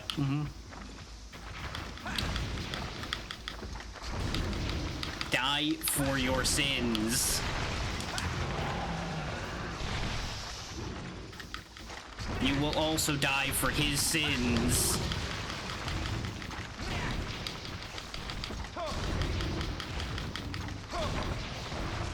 Goddamn, dulling my sword on your face.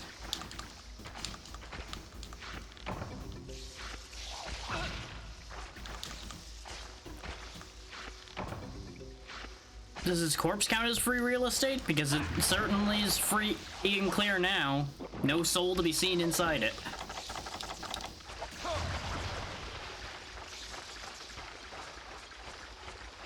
Let's see, where was the mining point over here? There it is.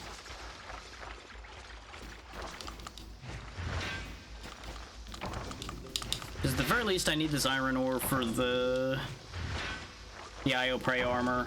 Though I'm gonna get nothing but fucking rocks because this area loves to give me rocks.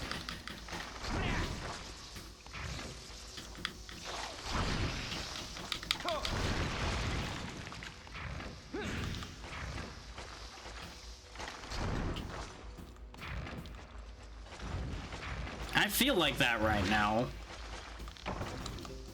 I keep making headway and then they pull the football out from in front of me over and over again. The universe is Lucy and I hate it here.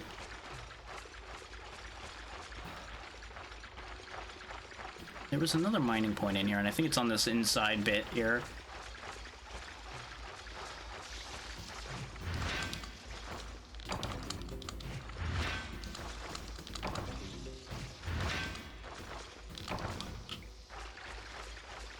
Am I right in thinking that we got one iron ore and then nothing but rocks? Yep, no, 2 iron ore and then nothing but rocks. Okay, slight improvement. Joyous day. I am so excited to have one more piece of iron ore than before. Fuck's sake. 0 out of 10 worst mining points other than the ones that broke every pickaxe that touched them. There was one mining point where I literally broke 5 mining picks back to back, first swing, every single one broke in a row earlier today.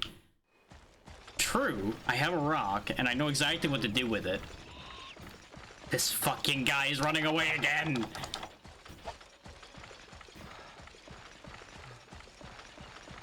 He's afraid of the stones. I'm gonna use the stones to destroy the stones.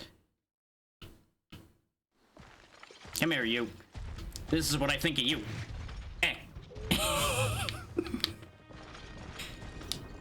Fuck you. Fuck you. Fuck you. I gotta love how that didn't even count as dealing damage to him to get his attention. It does do damage, but it doesn't do enough damage for them to actually care that you did that.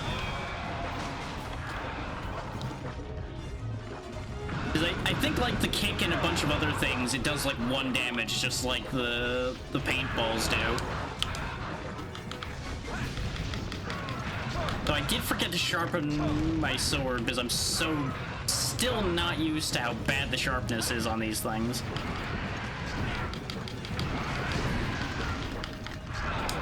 There's the poison death. That's fine. We're not here for the reward money, even though I probably should be. And if anything, this will normalize out our stamina, which isn't the worst thing.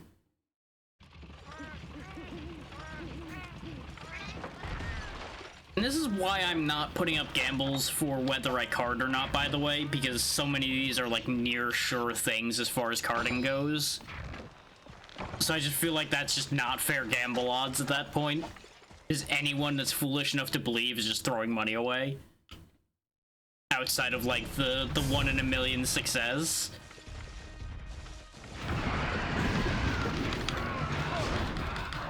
Now here's the thing, there's apparently a chance that I can get that light stone as the quest reward. I don't even know if those are that great odds at the rate I'm playing today.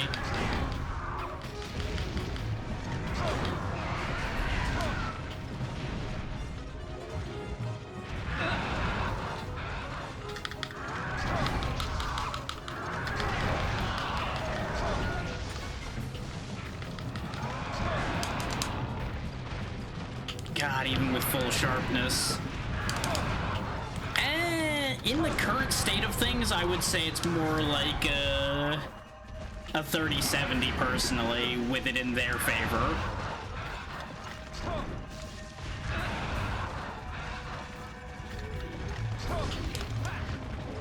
But that's primarily because I'm actively trying to hit the head rather than just going for the kill. Haha, I was under you, so it didn't work. Your own fat ass protected me from your attack. Joke's on you, motherfucker. Oh, but behind him somehow worked. Yeah, but I hit him more last time. Now, though, now the situation's changing because I actually got a few good hits in while he was fucking around with the flash bombing. So the tide is turning. Because he's staggering a lot more now.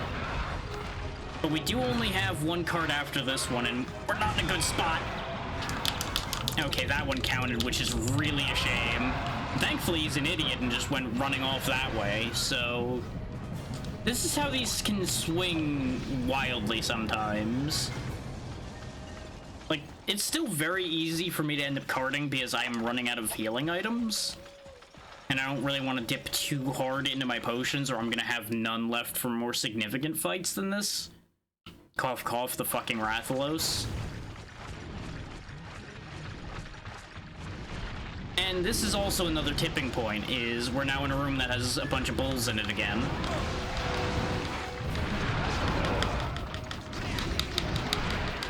Which he's gonna harass me while I'm trying to deal with, but thankfully they all got poisoned and I didn't. So this could work out in our favor, actually, because they absorbed all of those spits for me.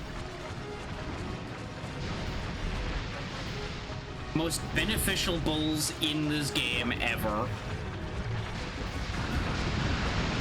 Well, correction, other than the Bullfango that actually finished a monster off for me once, because that was hilarious.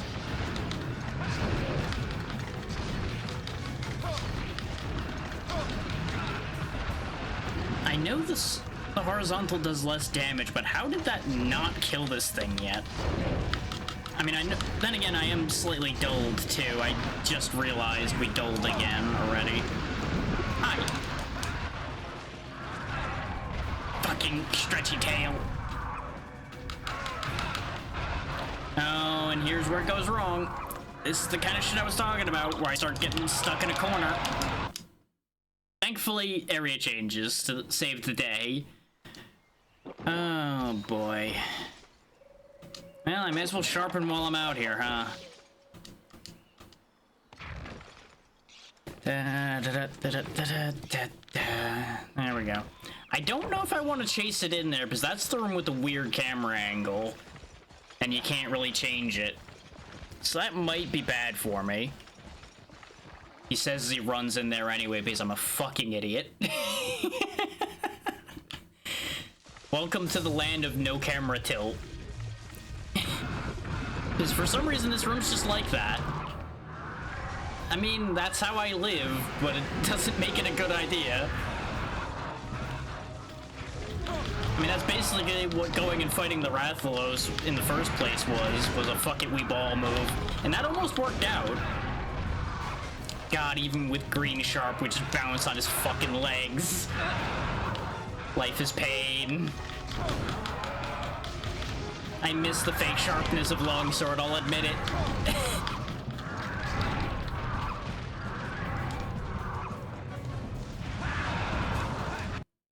Nope, just getting out of there. Was not worth it in that exact moment.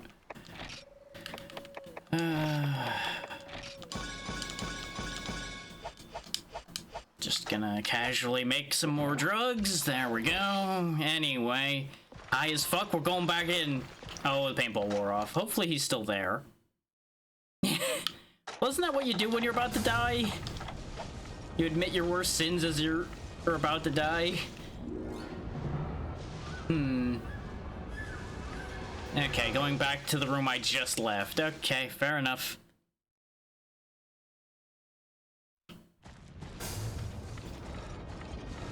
Because, like, I know longswords get a lot of shit and they are probably one of the easiest weapons to use, for sure.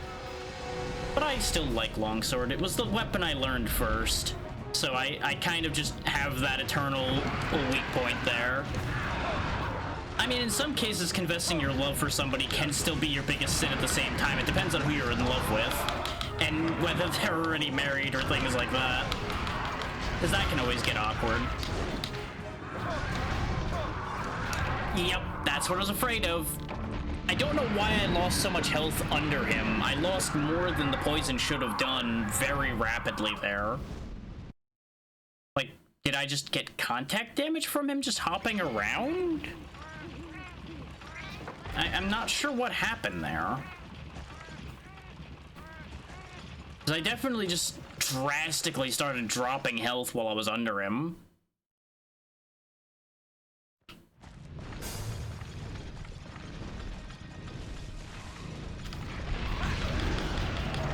But this is my last shot, so this still could go wrong, as I pointed out, because he's also raging, which makes him real aggressive. Yeah, exactly.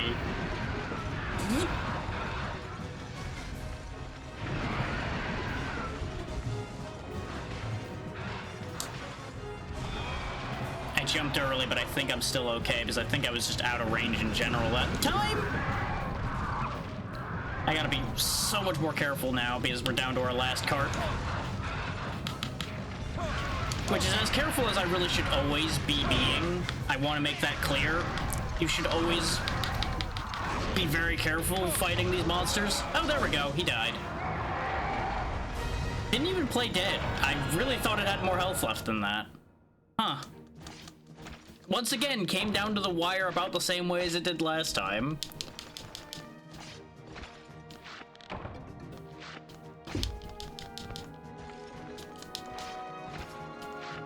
I was too busy doubting me to doubt anybody else. I really thought I was gonna just fuck it up somewhere, and that was how I was going to die completely. Considering I was surprise carded on that second life.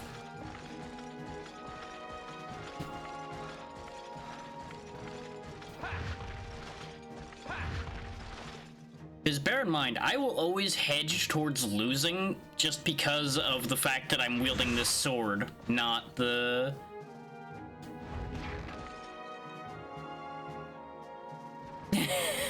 I'm pretty sure I have said that before, but also it's a very good line regardless.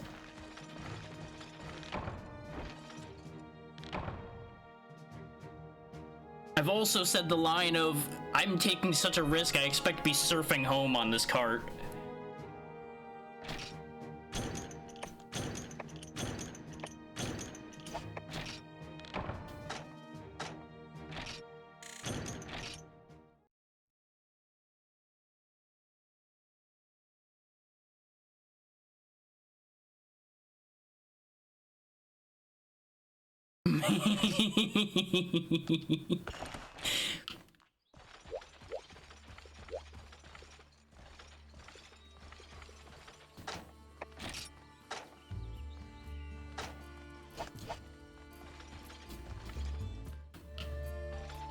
Actually, you know what? Since we're not going to be using the Gypaceros armor, how much is rubbery hide worth? Decent amount. We're going to go ahead and sell that. Power extract isn't too bad to have, but it's not majorly important. And the main reason I'm willing to sell the rubbery hide is I'm pretty sure there is no Gypaceros greatsword in this game either. So I should just pawn all of those rubbery hides for the money. And we're really only using the Ioprey scales for the armor, so we can sell some of these other parts too. Oh, usually I do too, but I'm also not usually so desperate for money in a Monster Hunter game. Like, I'm not usually just scraping by. Because usually I can find a moneymaker monster that doesn't take me much work to kill over and over again. Not so much here.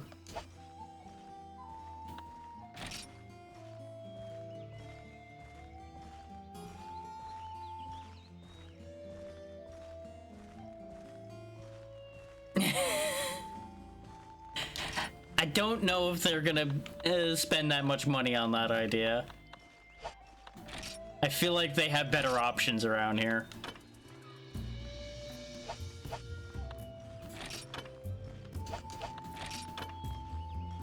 Just need the damn light crystal. Fucking just the light crystal, and we'd be so much better off.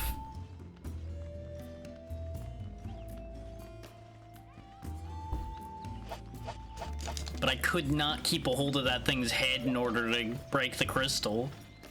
Not without just eating so much damage.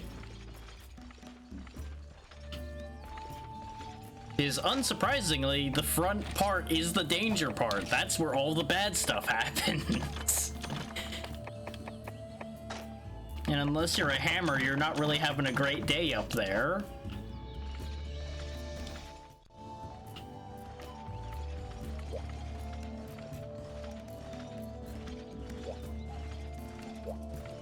And I fully acknowledge that there's plenty of times where I really should also be blocking instead of just going ham.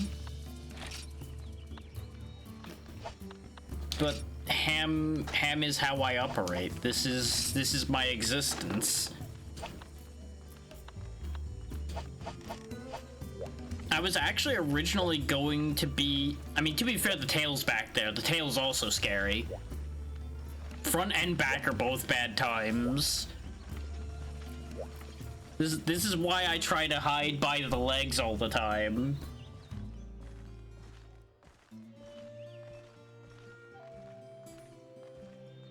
Well, yeah, because its attacks are to whom it may concern, so you don't really get a safe zone.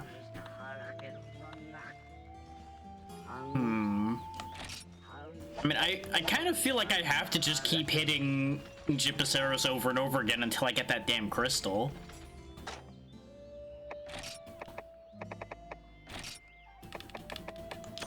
Like, you may as well replace the side of the fucking Plesioth with a grenade launcher, because that's basically the same thing.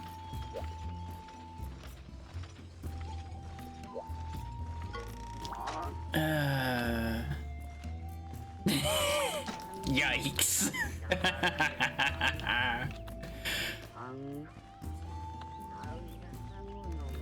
I don't think we get anything particularly useful off the Gendrome. You know, that's an odd one now that I think about it too. We have Genprey and Gendrome, but we don't get the Iodrome here. I don't know if it shows up in the next tier, I don't remember. But it's interesting that you have all three types of prey for this game all in this stage. Oh yeah, Velocidrome was back here, and there's also double Velocidrome here. You fight two of them in this one. Just big Velociprey.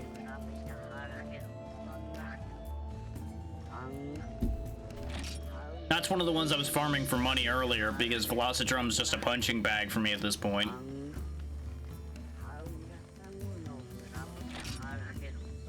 The thing is, the parts from them are just useless to me at this point, because I've upgraded to Iodrome at this point.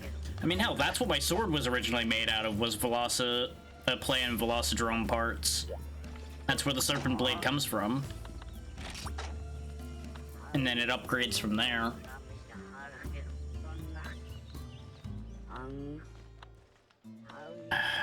Yeah, round 3 with the Chippy Boy. If the third time doesn't get me a light crystal, I may consider, like, continuing to push one of our alternate weapons up to see if I can just get around the light crystal problem. But at least these Gypaceros fights are relatively exciting for people to watch because they're real swingy fights, so there's some tension as to whether this will work out. Alright, Swarm. I'm only gonna eat one of these rations for now, save the other one for when I'm going to cart. I'd love to manage to pull one of these off without carting at all, but I find it highly unlikely, just because things keep going wrong so much. Though I did it dumb once again and didn't bring anything to cure poison, but poison really hasn't been the problem outside of 1 out of the 5 times I've carted to this thing at this point. Where is it? Is it only 4? No, it would have to only be 4, because if it was 5, we would have failed one of the quests.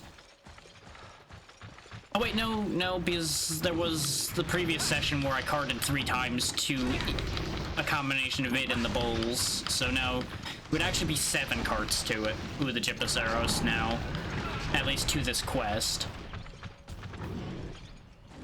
If I'm gonna call myself out, I may as well call myself out accurately.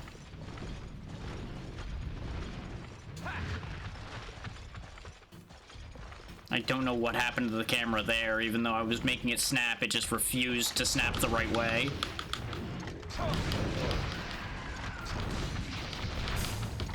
I kind of figured Jippy was going to show up here. That's why I was just clearing the bulls preemptively.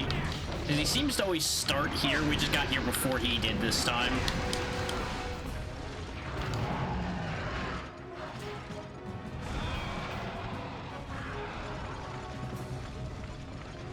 And remember, kids, use the audio to your advantage.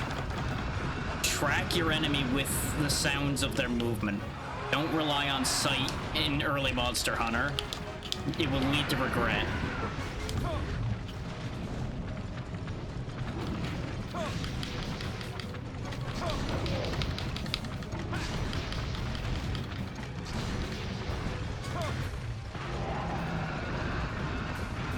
Okay, now I can try to paintball this thing now that there's not going to be any surprise third-partying. He's out here somewhere. There he goes. Nope, too late. I really forget that he does full baseball wind-up pretty much on these throws. Too early. This is why I carry an asinine amount of paintballs everywhere I go.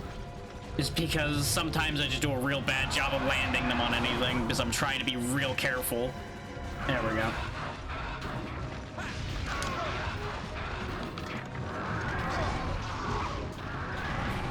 Caught by the stretch again.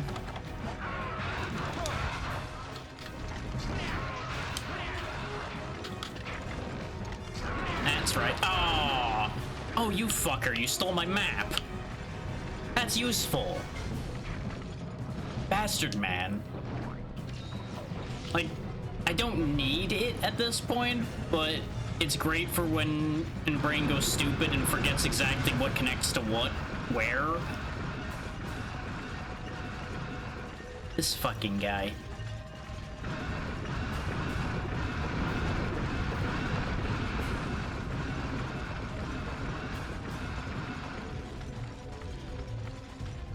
Could you kindly stop being this way? You know, I'm genuinely curious. Are you immune to these? Not that it mattered, because he was moving too fast for that idea to work anyway. But yeah, just verification purposes. Are you... Quit stepping forward every time I throw that! Because I don't want to throw it to the side because it'll go too far or off. But he keeps stepping literally right into it every time I test the stupid thing. Like, it's fine because I have a lot of them, but just, it's very frustrating that it keeps lining up perfectly every time. Yeah, no, I think he's immune to them. Which I was 90% sure he was, but I wanted to test, and the game was just really being a pain in the ass about that idea.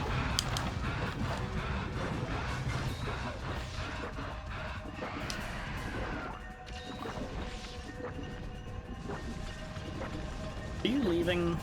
Yeah, he's leaving, I think. Which is kind of fine, because now we can, if I want to, I can wait the poison out and let the red health come back. Because that's the thing. Poison doesn't really remove the health, it just turns it red. And then when it wears off, the red health will come back. And as long as I'm not hit, the red health is not going anywhere. So if I really want to do the patient play, I can do that. I also have a full set of herbs, and I don't have a full set of mushrooms either, so I can just do this to expedite the process while maintaining more of our first aid meds.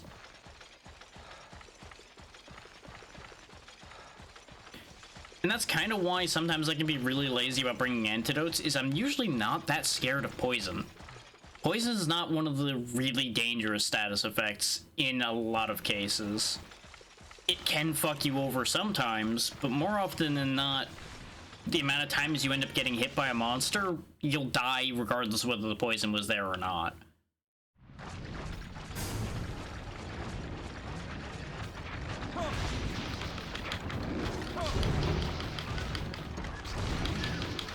Of course you left immediately. This was just bait to drag me into the bulls. You cunning bastard. He's over with the Kelby now, so there's not going to be bulls to worry about there, so I'm actually really happy he's over there.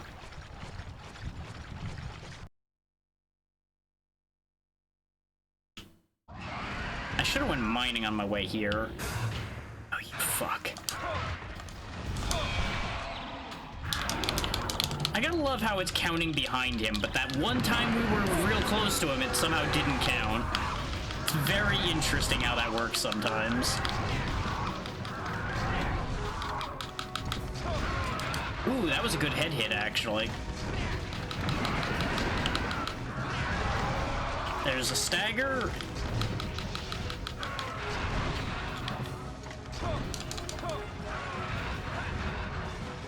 Sometimes your biggest advantage can actually come in from them choosing the wrong attack set at a time.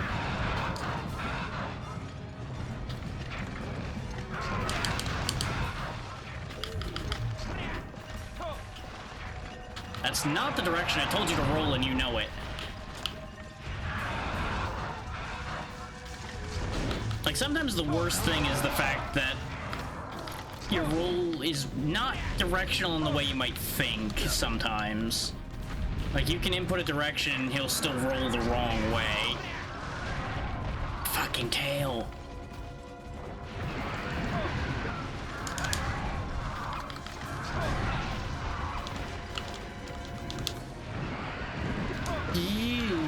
Oh, you bastard. You absolute bastard, man.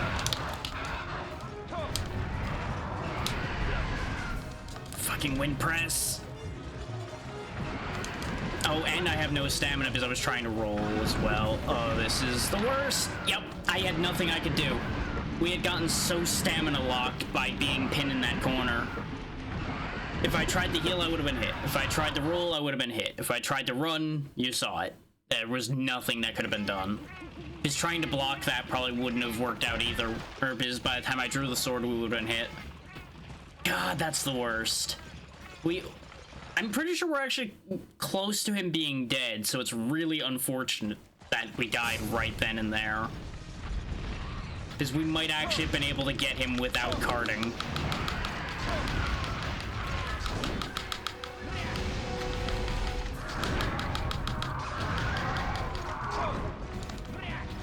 But all it took was getting pinned in one bad corner.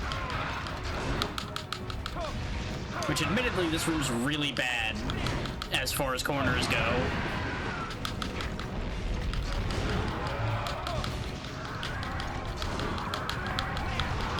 Just take advantage of the bounces to my advantage. It's just time. Doesn't matter, I got the hit. Fuck you. That's fine. You're gonna nudge me out of it. Get back down here, you coward. Yeah, but the amount of work we just got done there, I think he's actually pretty close.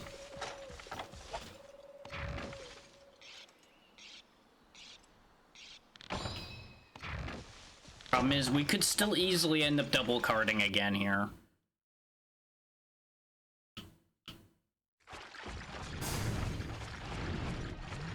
Is remember, now we're back in bull country.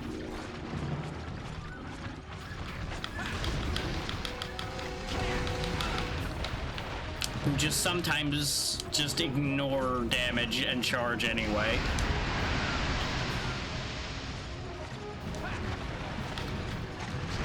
I shouldn't have went for that, but I just want the bulls gone so this doesn't take 1,000 hours to clear this situation out. Like, this is 110% my impatience kicking in against me here.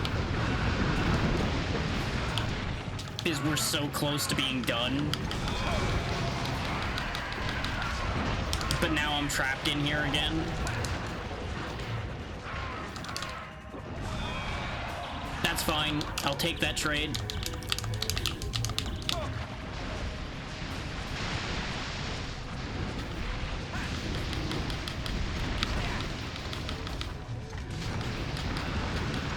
Okay, there went another bull.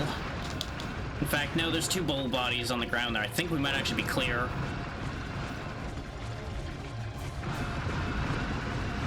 Look how fast they run when they're pissed. Nope, nope, I hear footsteps still, so there's another bull in play.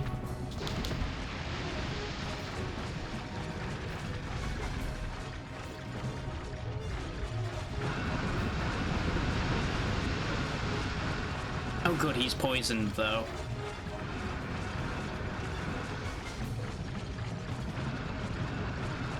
Come here, you.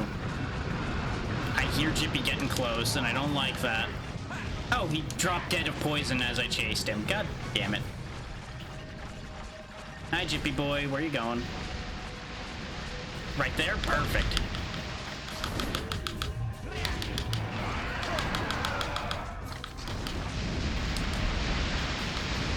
What are you doing with these little hops? What are you fucking doing? What are we doing here?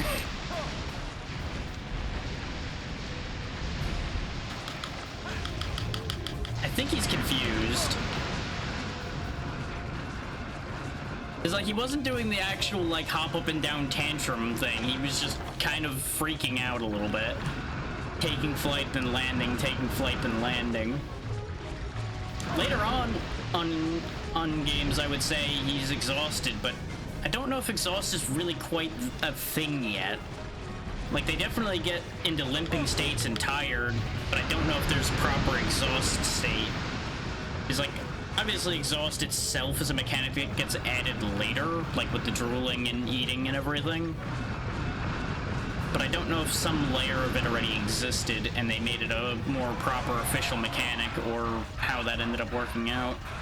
It's more what I'm getting at. Come on! They are just, like, having a real moment right now, and it's getting kind of frustrating. Like, I don't know who handed this Gypaceros a giant bag of sugar, but I really wish you hadn't.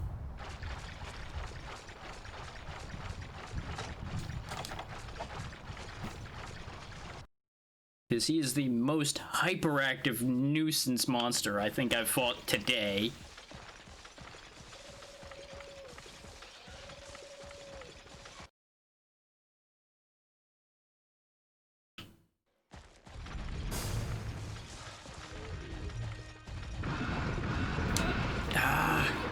Thanks, game, for ignoring my dive input, because I definitely pressed the button to dive away from that, and it just said no, and now we're gonna get our double cart because I'm not gonna be allowed to do anything.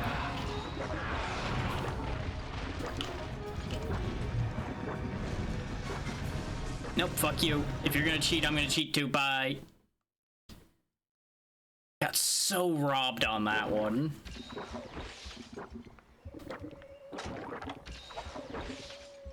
Like, you probably heard me press the roll button while I was still moving, and it just went, nah. We're gonna give priority to that attack because you didn't press it at exactly the frame we wanted you to.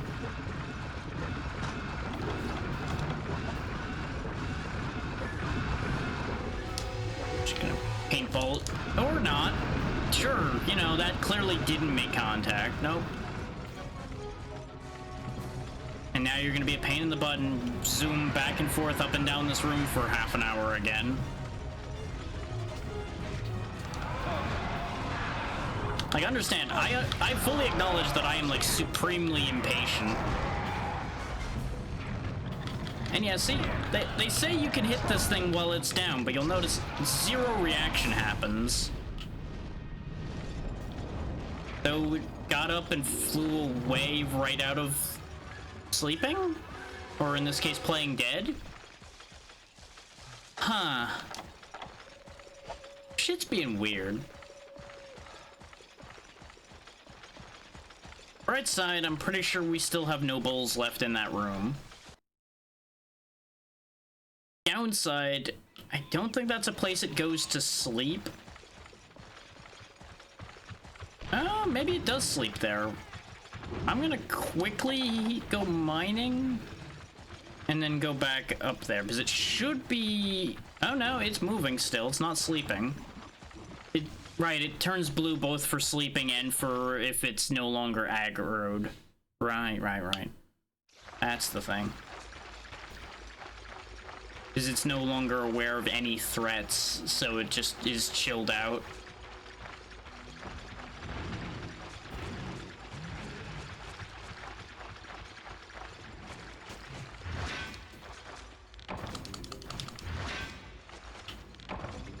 Fucking rocks. Yeah, I knew you were coming for me. I know the other one is too. I thought I was gonna get that third swing off before it hit. Turns out, technically yes, realistically no. Why do I keep ending up rotating today? I did not have this problem nearly so bad before.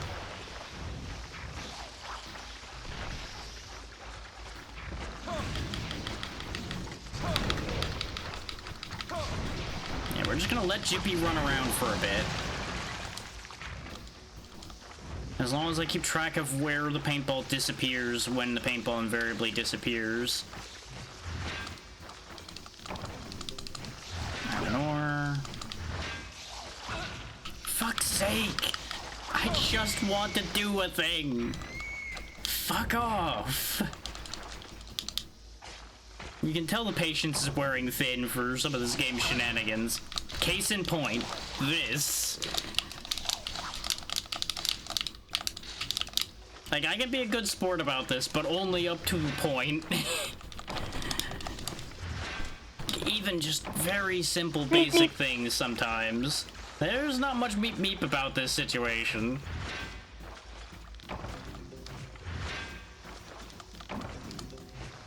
Unless you mean the speed at which my patience for these bugs is decreasing, because that's definitely going fast.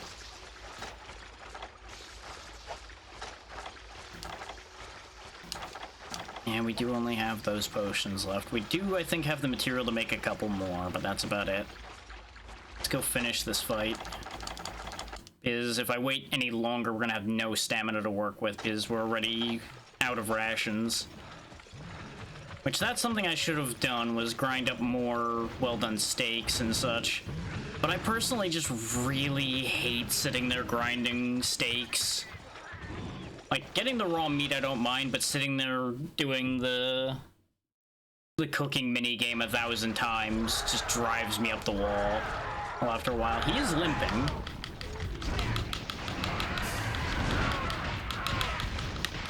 No, you immediately enraged. Good thing you died.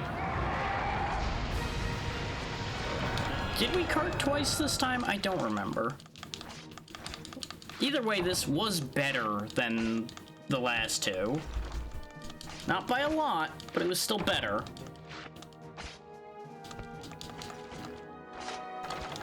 Because we got off to a really good start, and it admittedly slid after I started getting a little annoyed and made stupid mistakes, as usual.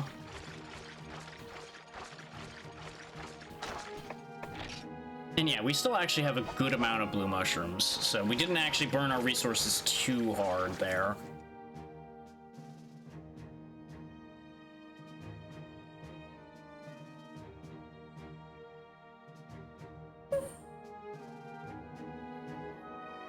At the current pace of things, I'll be happy enough if we make it into tier 5 this session. I would love to get actual progress and, like, do most of the fights in tier 5 today, but I would not bank on that happening at current progress speed.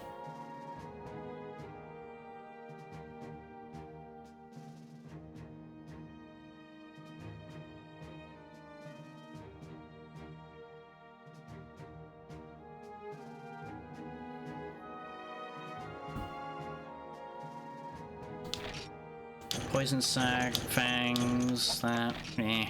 That's the other thing, is we're not really getting anything super useful out of this Gypaceros other than trying to get this damn light crystal. Which is the other reason why I keep mining the swamp areas, hoping that what I was told was wrong. Like, I just keep holding out hope that we get a rare drop out of those rocks.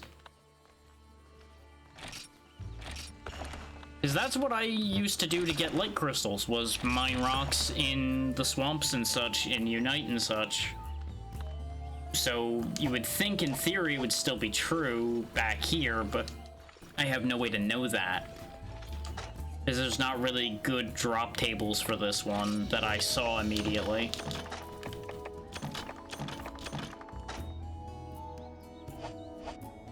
Because I don't think this one's as documented as some of the later ones, because, you know, people didn't really worry about this one as much.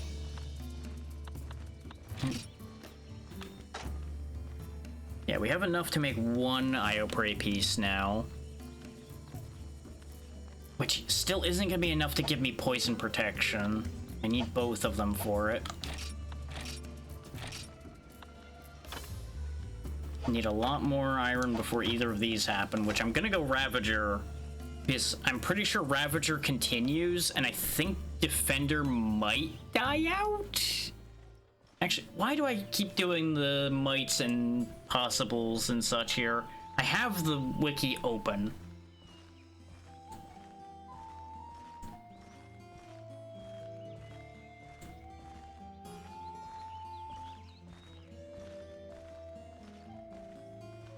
Okay, no, Defender goes into Defender Plus into Sentinel and only gets green sharp at Sentinel. Ravager goes to Ravager Plus, which gets green, and then into Lacerator or Tactical, which both have green. Lacerator Plus has green. Yeah, those actually go up into pretty strong swords eventually. And yeah, it's after Dragon Agido that we get a split for that path. And yeah, Great Serpent Blade is the end of the Serpent Blade line. We're actually running out of great swords to make, which is going to be one of the biggest issues is we're going to run into, is we're going to hit a point where we just don't have a power improvement anymore. Because some of these things are going to, some of the ones that are on this website are ones you can only get in the multiplayer, because the quests for the things you need don't exist in the village.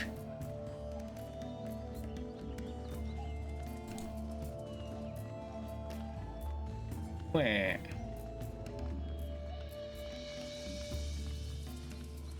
Huh.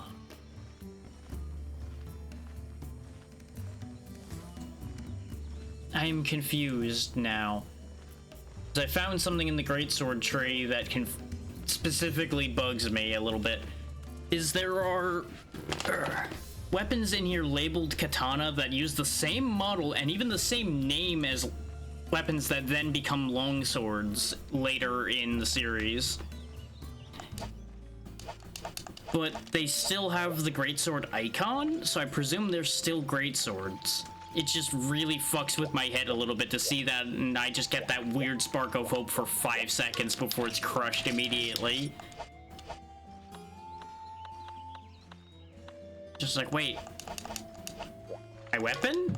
Nope. Not my weapon. Sad.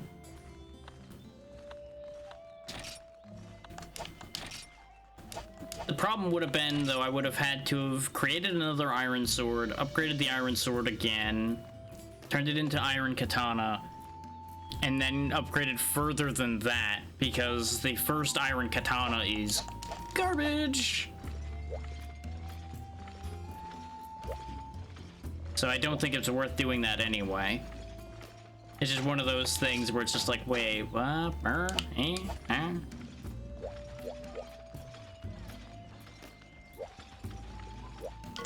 Yeah, after all of that, at the end of the day, I think the one most worthwhile to try to push would then be the Agido.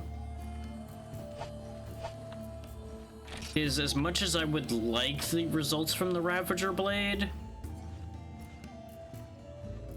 it just involves a lot of mining. Whereas the Agido at least involves hunting. Even if it does involve hunting Cephadrome at least once or twice. With our improved strength, we should be able to hunt a Cephadrome without it being a major ordeal. And we certainly have plenty of Screamers to make Sonic Bombs with. And we're not using them for anything else anyway.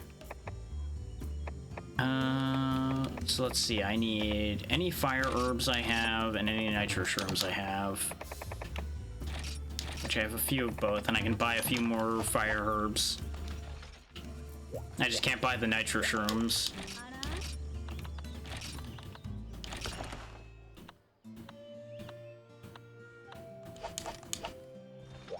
Should I buy a Book of Combinations?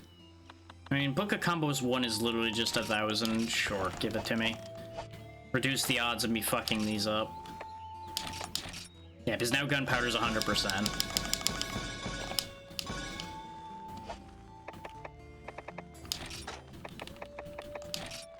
This is still only 80, but we still got 6 Sonic Bombs out of that, which will turn into 8 when we go into the quest because they give us 2.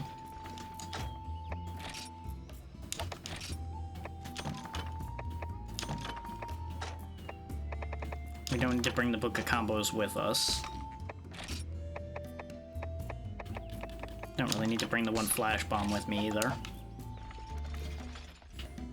Okay, let's go get the Agido upgraded. Because I'm pretty sure that the Cephadrome also drops medium bones.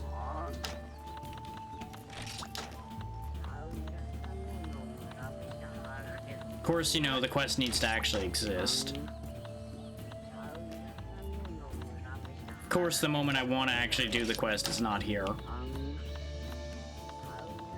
Oh, game. Why are you like this? This is fine.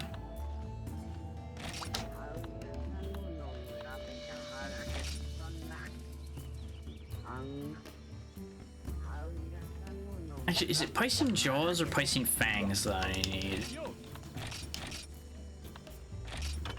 Fangs. I might actually be able to get Fangs off of the regular ones.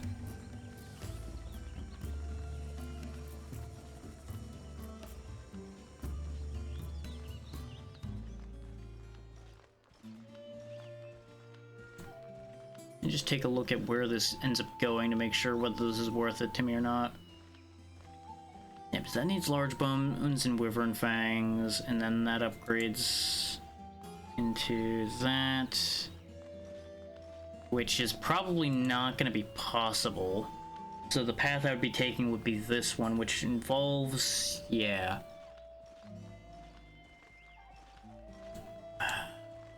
So I think stressing getting the Agido upgraded isn't actually going to benefit us at the second either. Because upgrading the Agido from there is going to require fighting the Rathalos. So we're better off just having the Rathalos done before we worry about getting that upgraded. So unfortunately, I think that whole line of thought doesn't actually help us, which means it's back to killing the Gypaceros at least one more time. Worst case, this is at least giving us a decent nest egg of money to use. That's how I think sometimes. If I'm just idle and trying to think something through, I just start spinning around. Just like... You can't spin as well out of town because he does the hunch forward run.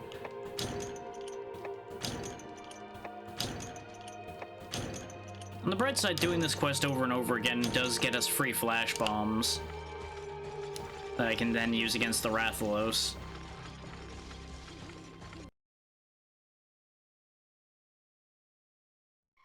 I probably should have made more potions while we had the Book of Combos, just to be on the safe side, but it's fine.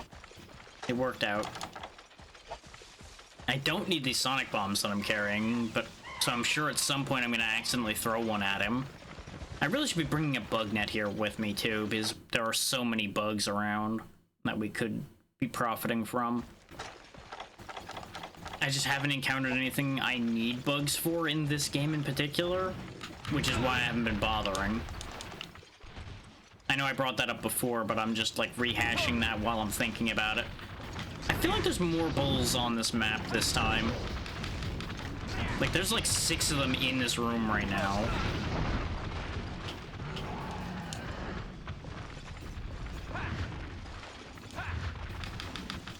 It may just be that they were split up enough before that it didn't seem like there was as many.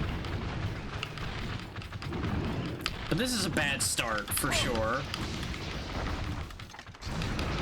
Like, it could become a good start if I manage to clear enough of these. That's what I was afraid of, is that I was going to be still dealing with this lot while he was showing up.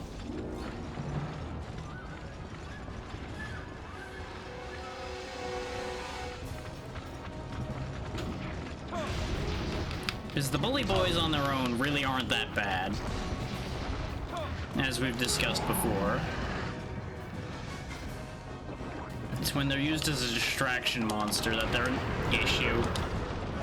I can't believe it, I got air-raided by a Gypaceros.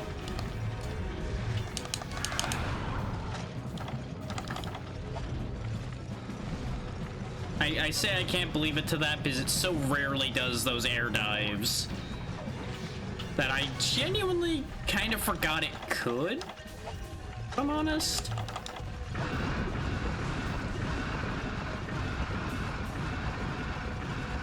But I should have remembered that a lot of these are based on the same set of moves with some minor variations. He turned way more than I thought he could on that move. Okay. I was trying to head off where he was gonna run so we could actually do something while he's running back and forth like a jackass. But that didn't really work out. Get out of the area transition, you bastard.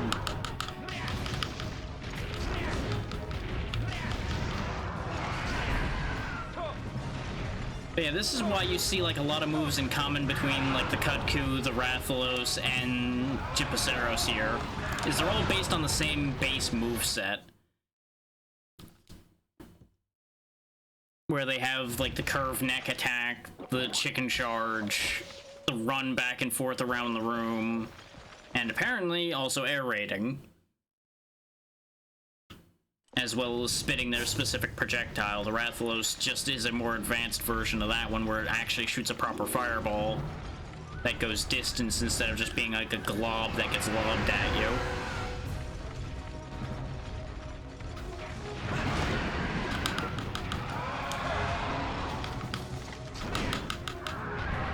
God damn it. This is why I don't usually roll toward that angle when I try to avoid that attack, is because it's just asking to get tail whipped immediately. But you also have like so few other places to go while still being in range of the monster, so you can do literally anything. Like, bear in mind, take anything I say advice-wise for fighting any of these things with a grain of salt, because I will always be advising for what the aggressive play would be against these things, unless I specifically say otherwise. Is that's how I play. I play for the aggressive method to get things done, win or lose, sooner rather than later.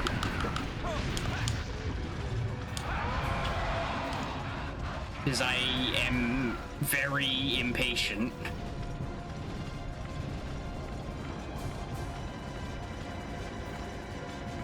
Because I don't really enjoy fights that have a lot of extra waiting. But there's absolutely ways you could fight these things that involve a lot more deliberate time and patience, where you don't take nearly as much damage. Because, you know, I could be blocking, I could be staying out of its reach a lot more, being much cagier about how I fight it.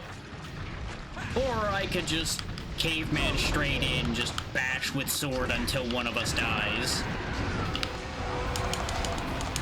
I can't believe I managed to clip him with that and then not get hit in exchange. Oh, this is gonna be both great and bad for me.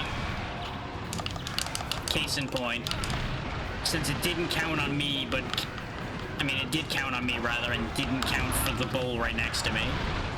Exactly. And now we no move no more. Because we got stuck in a pile and I couldn't even see myself through the pile of mess that was there. And this is why I'll never be able to get a cartless win against this thing, because it will always lead to one of those fuckery rooms where we will just lose. Because the alternative would be waiting till it leaves that room. And I don't want to just sit here and wait. Which, you know, of course I have the extra layer of impetus to keep moving of the fact that I'm trying to keep an entertaining show going. As much as that can be a very mixed bag at times.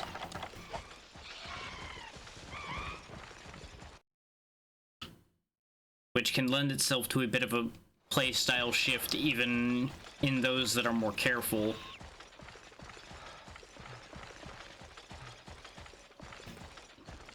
I was gonna go mine, but if you're gonna go into that room where there's no bulls, let's just have it out again immediately then, shall we?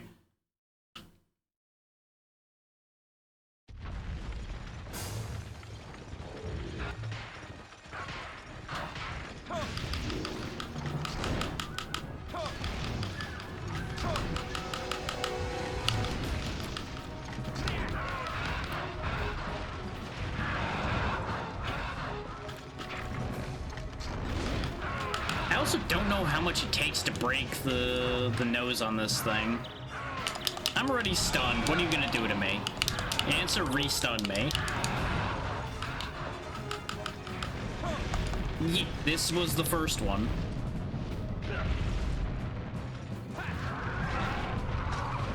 Which is why so much of it is rough around the edges.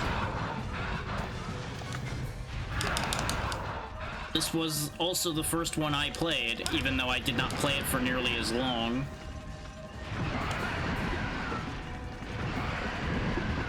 Jesus. This is a bad place to be. This is the same place we died before. And okay, I got to the area change, but I don't know if I'll have time to heal. Oh, and I'm also stunned. Are you fucking kidding me? We got robbed on that so badly.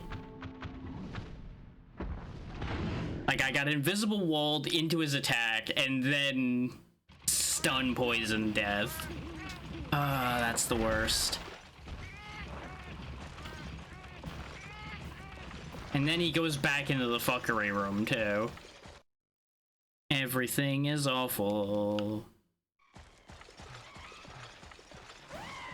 But yeah, the console line of games in the Monster Hunter series that I, off the top of my head, at the very least from when I looked before, goes this one, Monster Hunter 2, which is frequently referred to as Monster Hunter DOS. Then, and I'm just gonna go through the ones that either have been translated or are available in English, because there's a lot more in between a bunch of those. Then there's Freedom, and I don't remember if Freedom 2 got English released. I'm not even sure Freedom 1 did, now that I think about it. But they then became Freedom Unite. All those were on the PSP. Yeah, I believe. Freedom 1 might have been PS2 as well.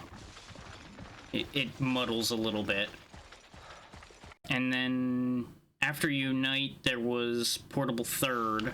There might even have been a Portable 2 as well. The naming convention kind of makes it fucky to keep track of sometimes, too. Because the naming convention changes like 18 fucking times.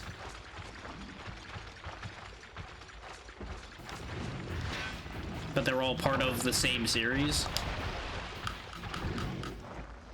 Just frequently they do like multiple games and then doing basically an ultimate version of it, which Unite is basically the ultimate version of the Freedom set. Which is how you end up with things like Generations Ultimate, 4 Ultimate, Tri-Ultimate. Tri being the Wii game, which I think was right after Portable Third in line. Because Portable Third technically starts with the underwater idea a little bit, and then Tri goes more into underwater fighting, and then it never gets touched again. Depending on who you ask, that's either a positive or a negative.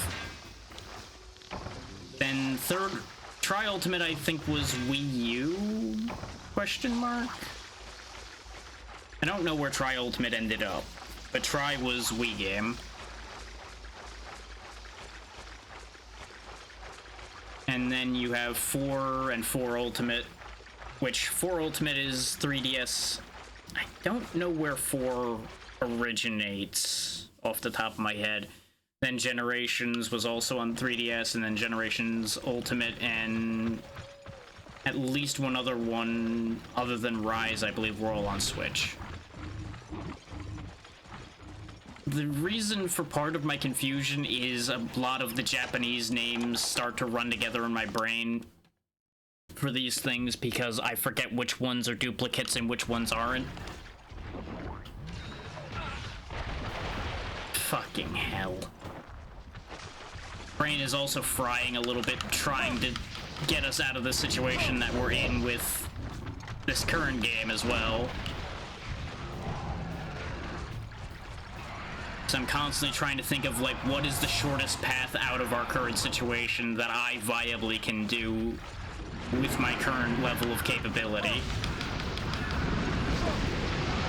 And I fully understand that I'm worrying too much about trying to get out of these situations fast, because I know that if people are willing to watch, they're going to be willing to watch the process for the most part too.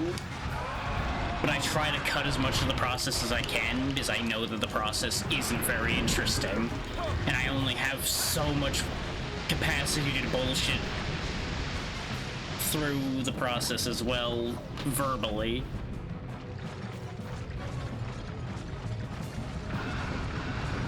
But yeah, there's your short version primer of the list of Monster Hunter games, basically.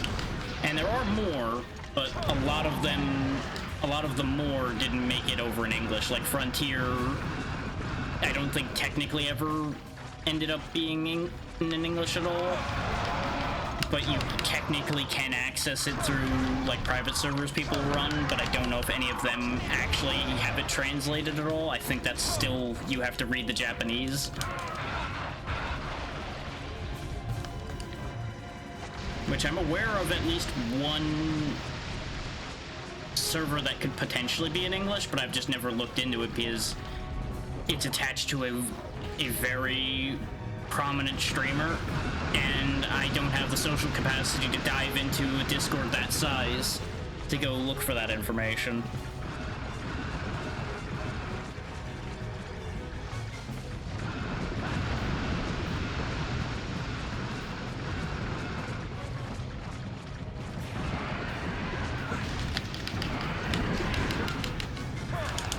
But realistically, outside of what I'm doing now, which is documenting all of them, at least to some layer, you basically can skip, like, a good half of the series and not miss anything. Because so much gets carried over from game to game. Like, I personally would argue that out of the set from, like, this one to Unite, you may as well just play Unite. Because you'll experience the majority of the same things in a more user-friendly package, relatively speaking, and you'll have most of the weapons from the series available, aside from, like, Insect Glaive, Charge Blade, and Switch Axe, I think are the only ones missing at that point. His Switch Axe is introduced in third portable, I believe. Because I remember being surprised by seeing it when I tried the translated version of third portable.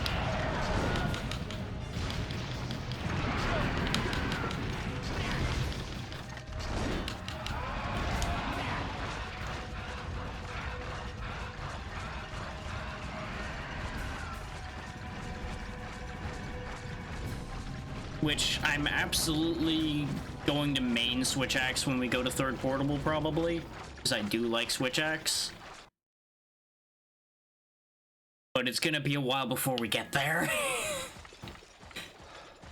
I think this is the only one whose village quests I'm actively gonna try to finish, just because the village quests of all of the other ones get a lot longer. I don't know exactly what the word I was reaching for there, that my brain just kind of failed. Because exceedingly came to mind, but that's not accurate. Because they're not, like, ridiculously long in most cases, though some of them can be quite long, because I think they go up to, like, 9 ranks worth instead of 5. But there's less quests in some of those ranks. And there's key quests after a certain point, and those are the only ones you have to do to trigger an urgent, instead of, oh, it's something in here is what I need to do. So arguably it'll end up being faster in some of the later ones in order to fly up through the village ranks. It'll also get increasingly fast as I start using weapons I'm more familiar with instead of this thing. And I know I keep harping on that, but I feel like I have to defend the way I'm playing to a certain degree, and that's the only way I can really defend how this has been going. But by now, I also feel like I should have learned how to use this damn thing better by now. So it's still a very large part my own fault that Greatsword's causing me so much trouble. Quit spitting on my unconscious body, you jerk.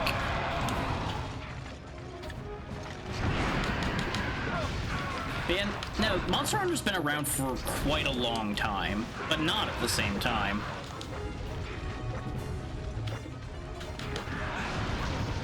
Like, as a series, I think it's actually only been around, what, like 20-ish years, considering? Like, it would have to be 20 at most, and I think it's less than that.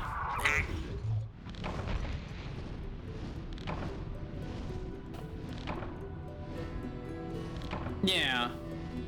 Exactly. It's like, there's definitely... Oh, we actually triple carded on that one. Well, fuck me. I knew I was gonna fail one of these Gypaceros hunts. And that one was going badly anyway.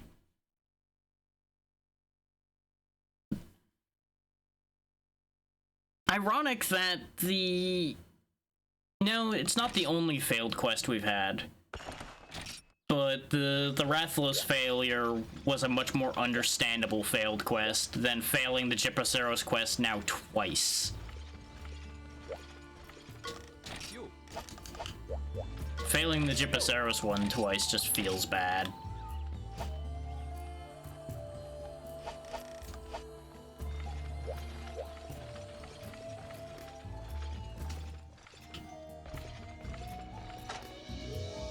So resources just keep diminishing more and more. So I keep getting so focused on trying to go fast that I'm not doing my proper gathering to keep our resources in check. Because you absolutely have to just keep gathering, or you are going to end up in the exact position I'm in right now, where you have no resources to keep yourself stable with. And you have to just work with what the game gives you in each quest. Which people typically will do as a matter of challenging themselves. So I need 10 bones, 6 ores, 9 scales. Okay. He says he knows for a fact that he's just gonna go grab 10 of each so he doesn't have to keep the math in his head.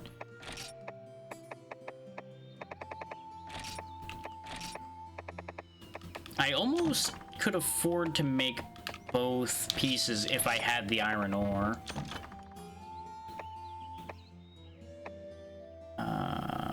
Bones.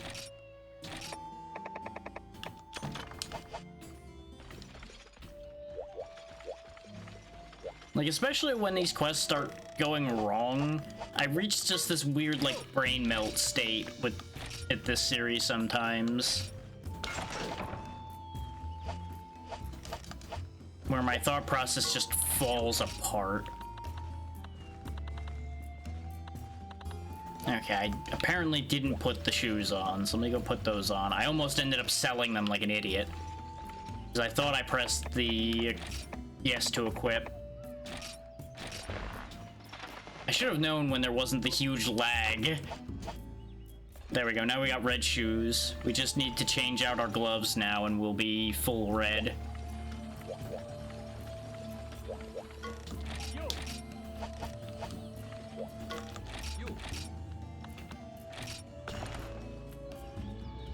And yeah, we almost have the money just off of selling that to be able to do it. We just are lacking the iron.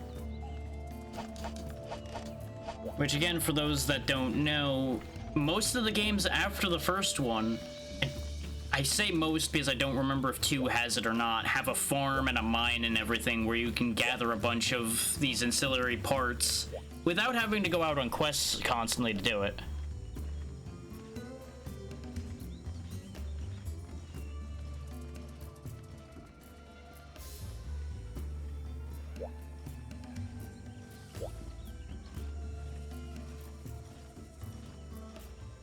Which, as you might imagine, massively increases the speed at which you can get all of those pieces. Which would then remove a lot of the need to go get it. But again, if you do all of your proper gathering when you're doing everything else, you will usually manage to get everything else you need at the same time.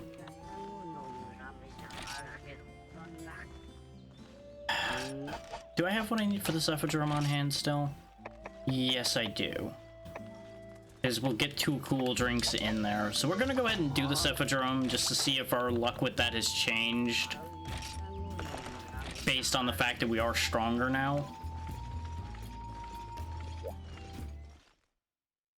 Which, that's something to remember with this series as well, is you only get so much stronger at any point.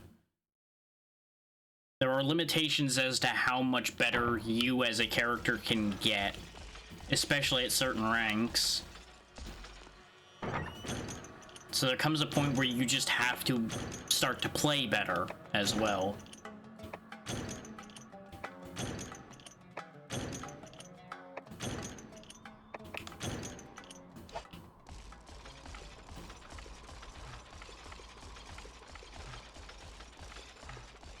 But at the end of the day, pretty much your main limitation for improving to the limits of what you can do within that tier is time. All you have to do is just do a couple more of the other quests that are available usually, and you can reach the point where you need to be in order to handle what you're dealing with.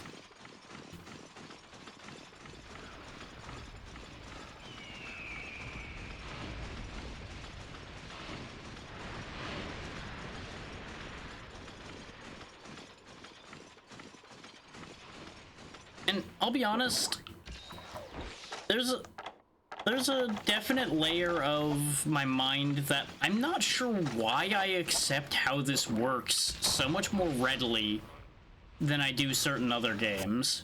Of course he showed up the second I left. This fucking guy. Because, like, I fully acknowledge that the very same thing I'm saying is how it works for this is also exactly what I've complained about in other genres and other game types. And I really can't tell you why there's a difference, but there is a difference.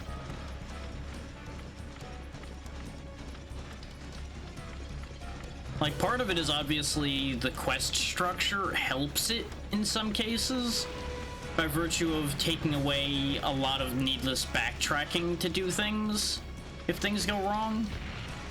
Yeah, I think that's the real one.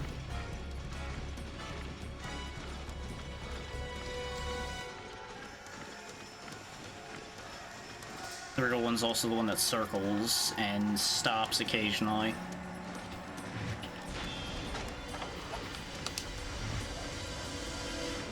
Oh, he flopped just right for the paintball not to hit him. Fuck's sake.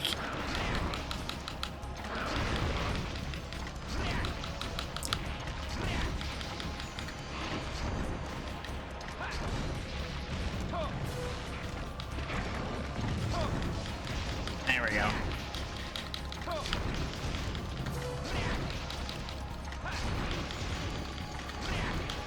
Because logic would denote that I wouldn't actually like Monster Hunter if you think about it just on the basis of what it presents to you and what I usually don't like. Because in most of the series, your movesets are very simple. And you spend a lot of time doing the same kind of fights over and over again. And I don't know if it's like I just became attached to this series because it just hit at the right time, and ever since then it's just I have this weird proxy attachment to it because of when I happen to get hooked to it, or what the logic is for why I feel the way I do about this series. Because, like I said, purely on the basis of the mechanics and the presentation and everything, I shouldn't like this. Based on everything I have said I like and don't like. But there's just some, like, hidden factor to my mind that's different for this in particular.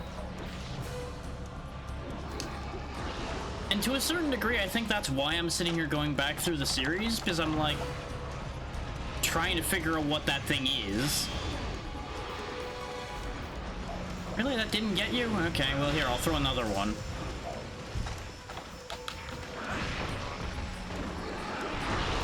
Fucking cock-blocked by another one of the fish.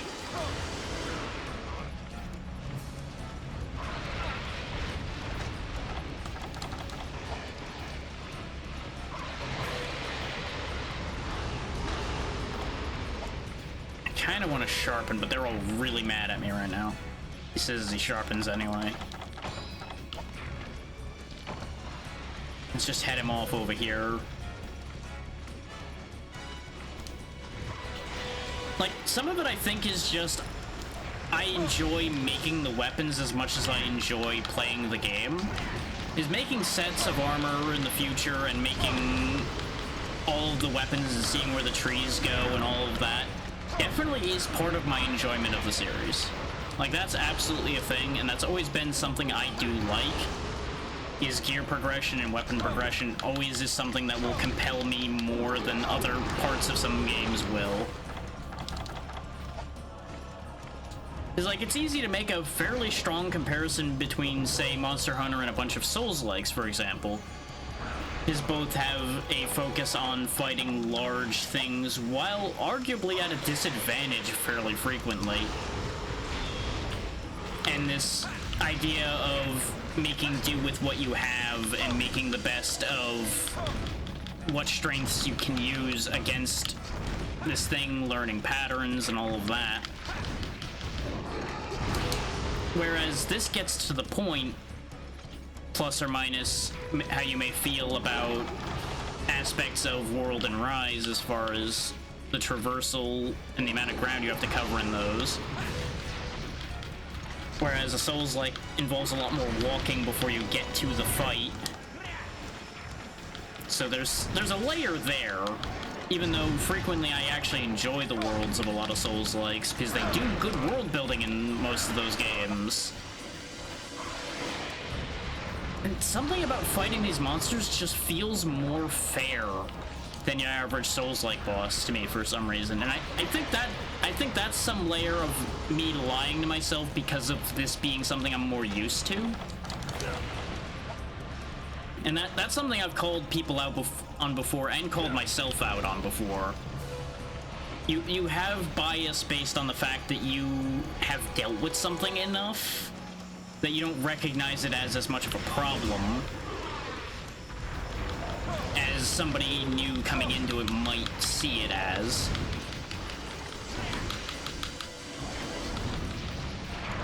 It's kind of like if you think about it, like bullshit platforming as well as something I'm kind of just too used to necessarily notice as much as somebody who doesn't do as much platforming, for example, would it immediately be like, this is just awful. And objectively, they would probably be right.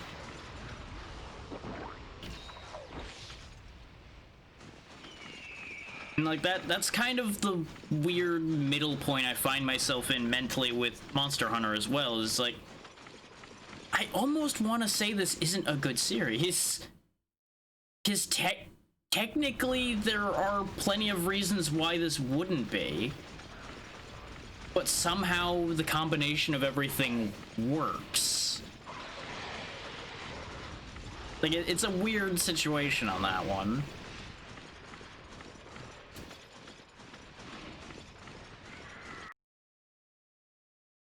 And taken just from the example of, like, for example, just this game alone, none of the rest of the series, as I said at the beginning of this whole showcase I've been doing for these, this game almost kept me from liking this series at all.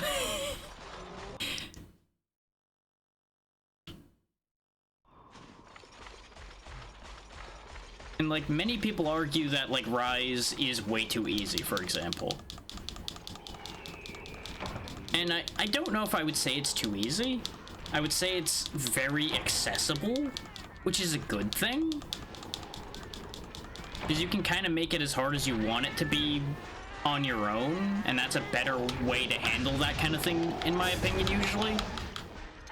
Is start something off easy and then let the players make it more difficult for themselves.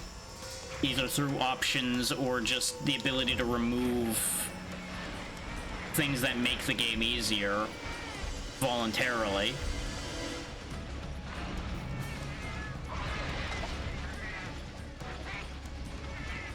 Much as people make their own fun, you may as well make your own difficulty while you're at it.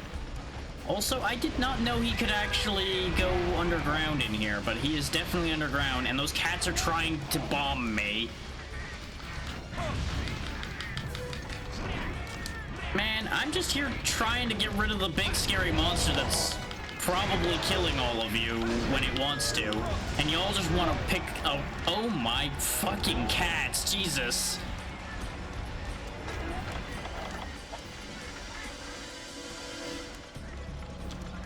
Get out of the sand, you fucker. Where the hell? Don't steal my potions. I need those. Oh my god, this is gonna be the worst just because there's like 50 million individual creatures in here right now.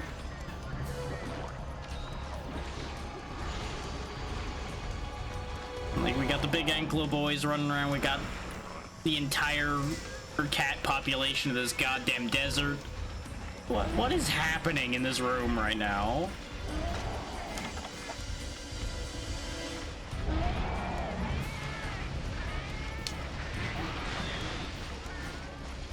Of course you moved the second I fucking threw that sonic bomb.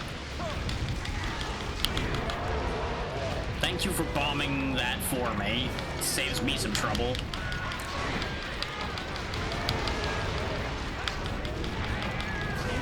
Oh my god, and I'm getting so dulled that I'm bouncing off the fucking corpse. Oh, this is such a mess. In what world did they think it was okay to spawn like 30 of these little bastards in one room?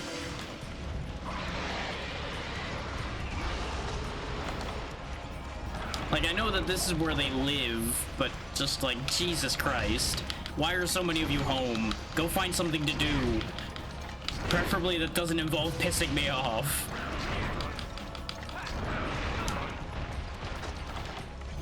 This is not like I've really got room to try to potion in here. Yeah, we're gonna cart just because this room is the most condensed fuckery I think I've seen in this game so far. This is insanity in there. And the worst part is, he's like 2 or 3 hits away from dying, probably. But we couldn't get those hits in because we just couldn't get at him. And now he's going back into... What are you doing? The fuck is this thing doing?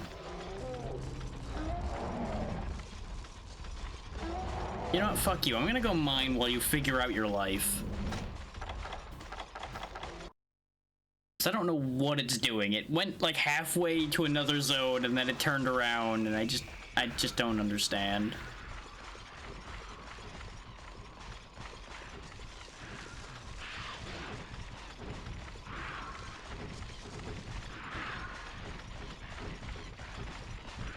I'm gonna kind of just hope that it goes to sleep again. Because when they're injured, they can and will sleep multiple times. Of course, I also forgot to repaintball him, so hopefully he stays there, otherwise that's gonna make life complicated. This is a neat-looking cave. Looks like there might not be a mining point in here, though. Looks like this is more of a fishing spot. And a bug net spot. Oh, these are real. Really useless, but they're real.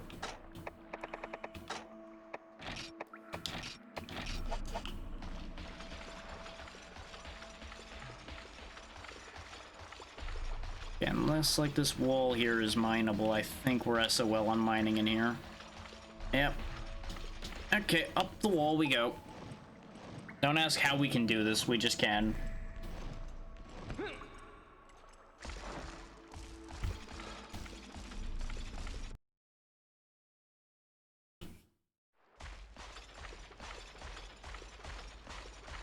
I'm not sure where the mining points in the desert are. Because that's another thing that changes as the series goes along. In this one, they're just like cracked walls you can mine for the most part, or places where there's a bunch of crystals. Whereas in later entries, they make just obvious crystal formations, somewhat even just on the ground, where you can tell, oh yeah, I can mine that, just at a glance.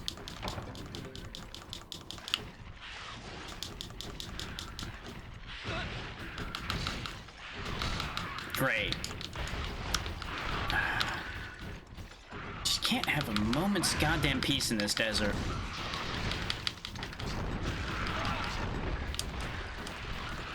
I'm not even gonna bother trying to get any more seeds. Fuck it.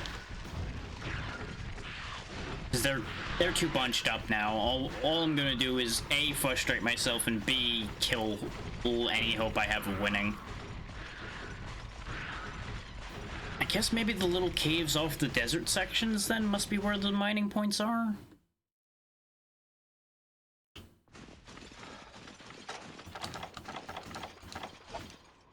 Which, don't get me wrong, power seeds are handy, by the way, because they can give you an attack boost if you eat them.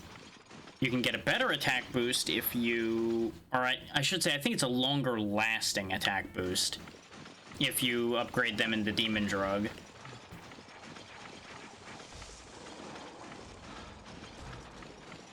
Now, mind you, I like cats, but I feel like there's entirely too many damn cats in this desert. Nothing here. Now, there could have been value to going up into 11 where the cat village actually is, but with those markings we saw up on that ridge, that's where their village is. And we can get the stuff they stole back there. But they didn't really steal anything super valuable. They stole, like, a potion and a pickaxe. I don't care enough to go get those.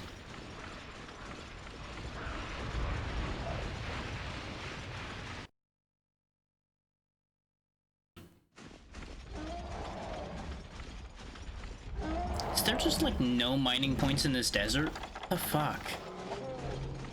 It's either that or they're harder to spot in here. So I really feel like there's just, like, nowhere to mine in here, and I'm wasting my time. Because the other way to tell where a mining point is just wait for your pickaxe interact to light up. But there's just nothing lighting up.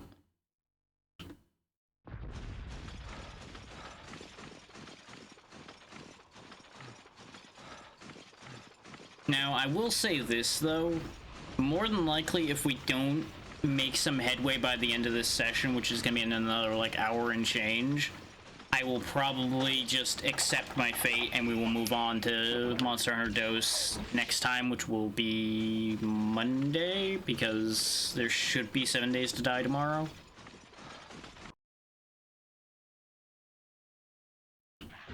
Plus or minus if there's issues again, which I'm still waiting to hear confirmations from a couple of the people.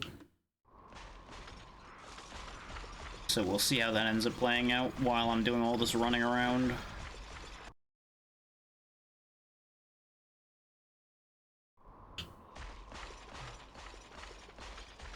Well, fuck.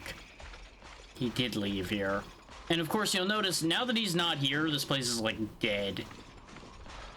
By comparison. There's a handful of cats here still, but it's nowhere near as bad.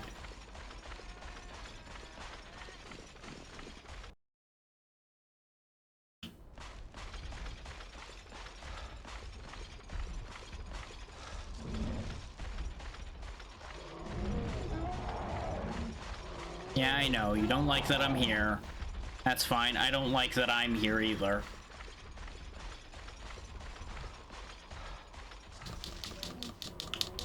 Okay, that's not gatherable. One of these probably is. Because we saw this exact model be gatherable before.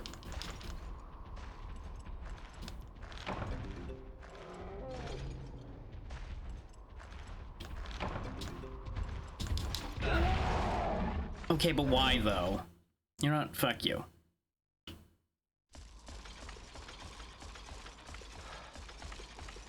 Let's just go get this over with before we lose what little stamina we have left. Well, we got some of them. How's it going, Pazzy? There was probably more herbs to gather, but I'm just not dealing with that at this point.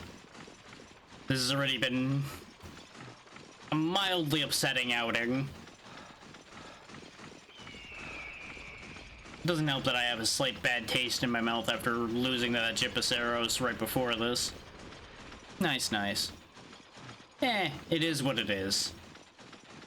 You know, sometimes things just go wrong. That's just nature of the beast.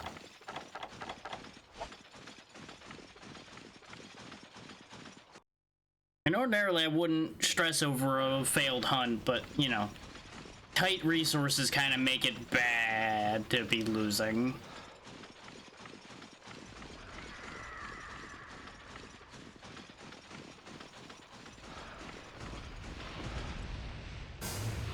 There the fucker is. Come here, Cephadrome. Paint may have rubbed off, but I still know which one you are.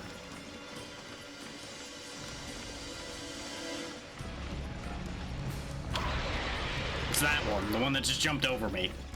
That's the bastard right there. That isn't him. Did he go the other way now? He did.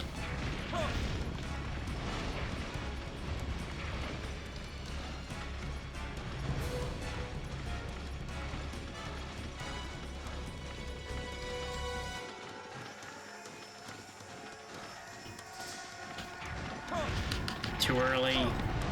It is so hard to time hitting that stupid little fin.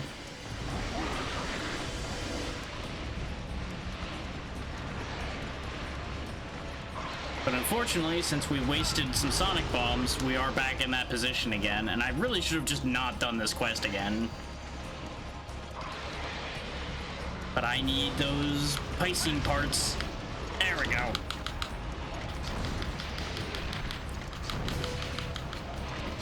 Which I might not even get.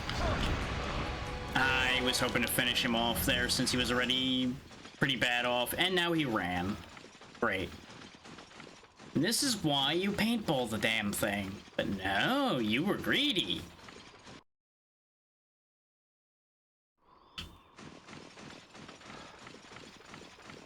Doesn't seem like he ran back over here, so he must have run back into 3.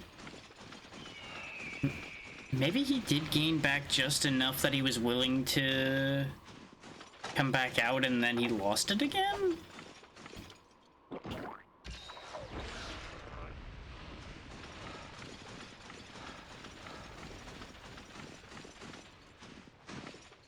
As a little bit of context, Pazzy, we would have had this Cephadrome when we encountered it when it was sleeping a little bit ago, but that room had 8 cats in it that were all aggressive. It was a problem. Just as a little bit of context for how the first half of this hunt went. They were all trying to bomb me. It was awful.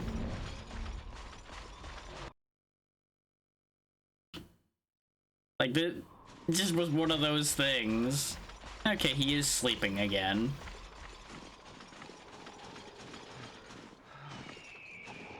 Just die this time!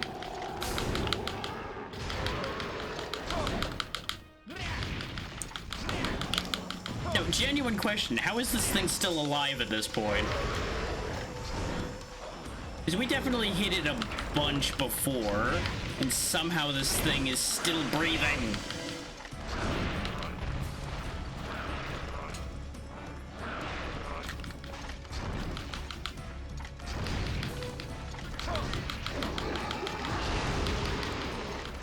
Now, there's only one Cephadrome on the map, so it's not like this is another one. So why is this thing such a problem?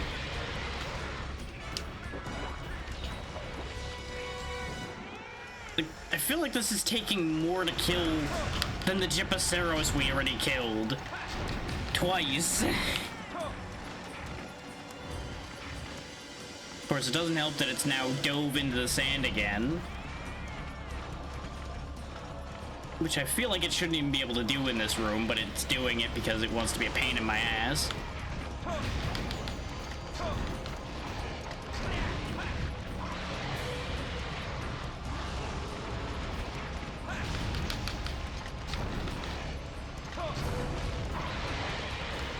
And we are like so stamina fucked now because we've been here for so long.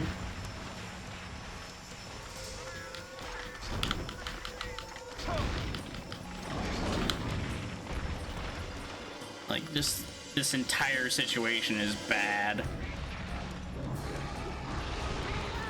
Reminding me once again why I don't fight this stupid thing.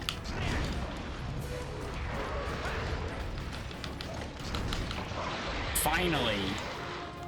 Long overdue death for you. And let's see how many times I get stopped from carving. Because I'm sure it's going to be a lot of them.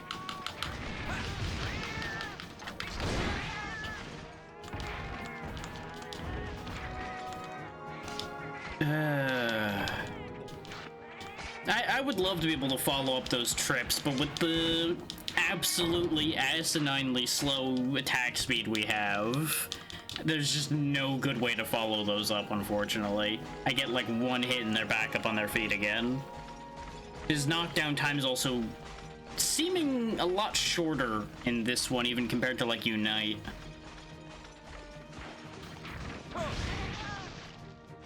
Fuck that guy in particular.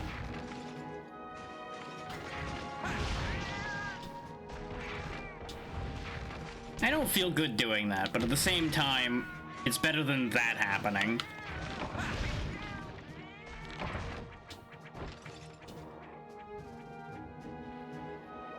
And we didn't get a single fang, so unless they're in the rewards, this was entirely pointless. Joy, I got half of what I needed. I would be a lot more forgiving of its slow speed if this game at least had charging so I could do more damage with the speed that it swings at, but I don't even get that. But none of the other weapons are going to be any better. Just a different sword, because this one's about to run out of the ability to upgrade. There's only one more upgrade left on this one. And I can't get Dragon Agito until I get 3 Piscine Fangs, and the only Piscine Fangs come from the Cephadrome. And the Cephadrome is just the most asinine thing to kill right now.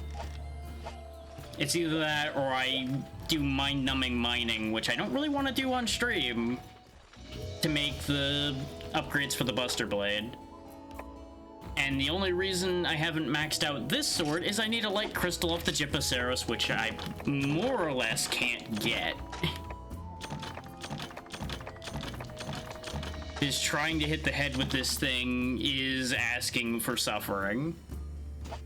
We can, but it wouldn't be viable to do at this point because you would be coming in with nothing.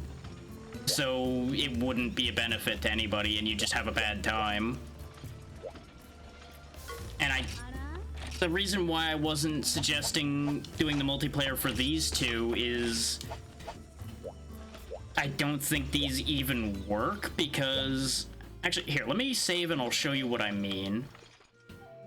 Because there's a specific reason why this one wasn't really super viable.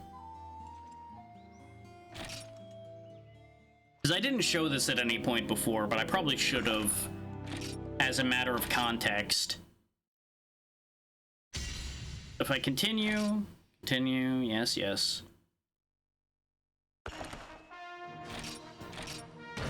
It's not as simple as just load up and go and then use emulation netplay. This was the really early days of multiplayer servers and such. Yep, load all the data. Yep, that's all fine. Then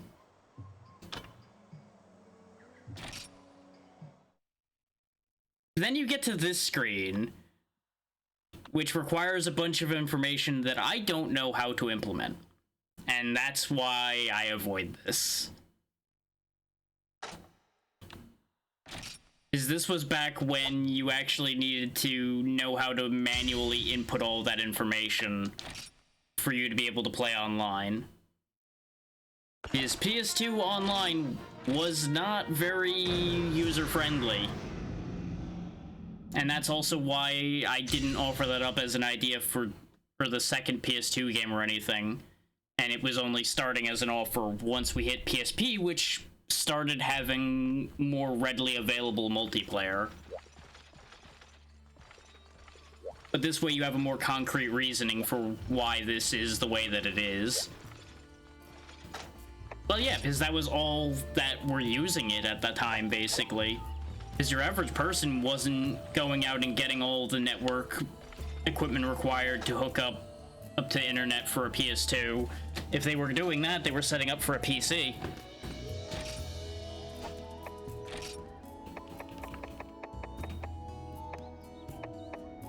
Because you gotta remember, this was still relatively early internet at this point, because this was like 2002-ish?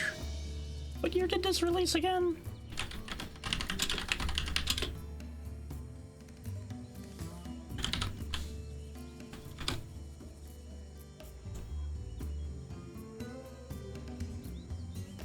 No, this was later than I thought, 2004. So this was also a 20-year-old game, which is something people may want to keep in mind. I was joking when I said this was a 20-year-old series earlier, but apparently I had it exactly right.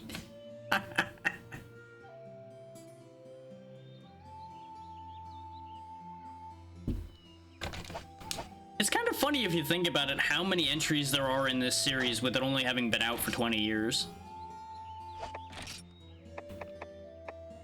Because there's quite a lot of Monster Hunter games. But yeah, under the circumstances, I should just take these Cephalo scales and this fin and sell them, just so I have money.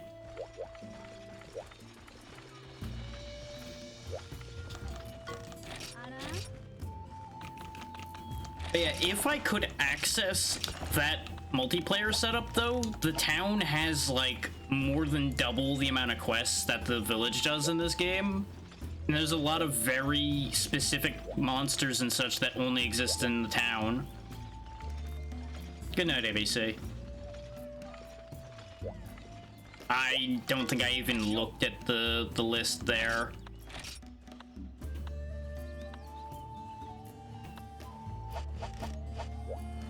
Oh, something you'll be interested to know as well that I mentioned earlier, Pazzy. Turns out armor skills do exist, but you have to wear very specific combinations of armor for them to activate. In my case, as soon as I build one more piece of Io Prey armor, I will have Poison Negate, which will be nice to have.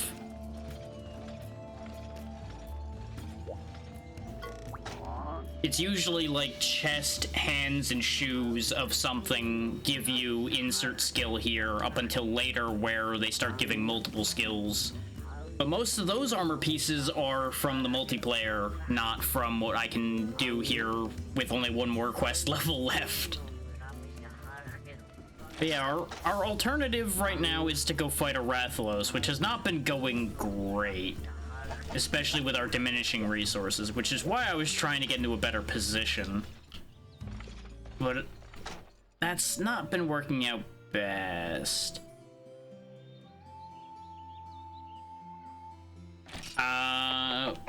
What do you mean? If you mean what it negates, I have no idea, because all it says is poison negate. I don't have a follow-up information there because the wiki I was looking at doesn't actually have a list of what the skill is, it just says what the skill comes from.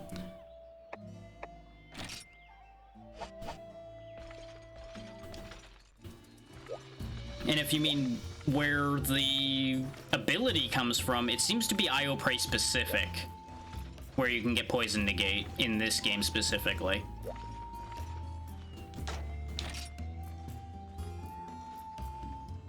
At the very least, I'm gonna need to go farm more mushrooms, because without more potions, we're going nowhere. And I can't get mushrooms by buying them, I have to go get them. So we'll just do a quick stupid quest to go grab a bunch of mushrooms. And I can show you guys another mushroom field that I forgot about in here that expedited me collecting mushrooms. Grab the map, stupid. At the very least, so you can remember how things connect, because you're going into melt brain mode at this point, being stupid.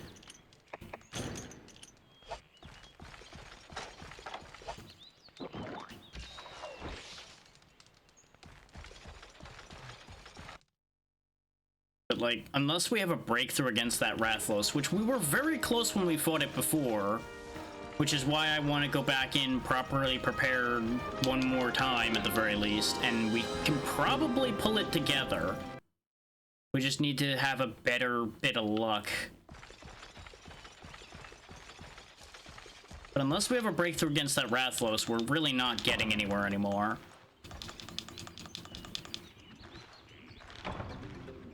Before I grab more of these, let's take advantage of the fact that these are here. I timed it wrong.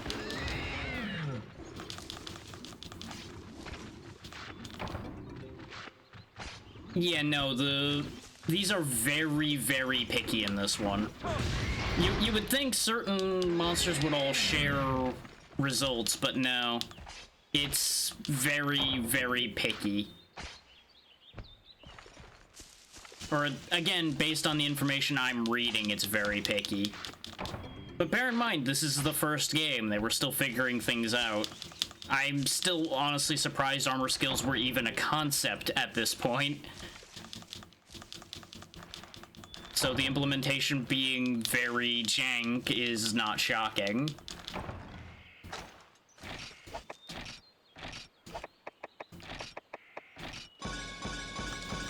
Because, like, I believe Poison Negate comes up as a, like, secondary effect on some of the higher armors. Like, I believe the Rathian ones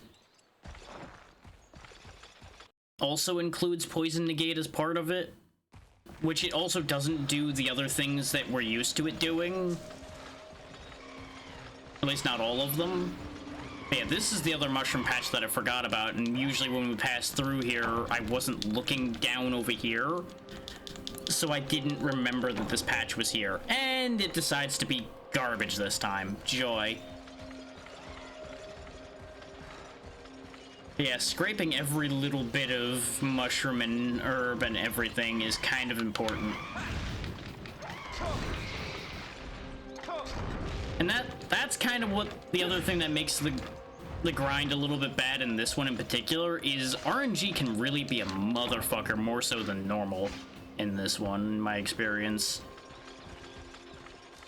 And I'm kind of wondering if, like, each character that's created is put on a seed, kind of like, I think it's Try that has charm tables based on save creation.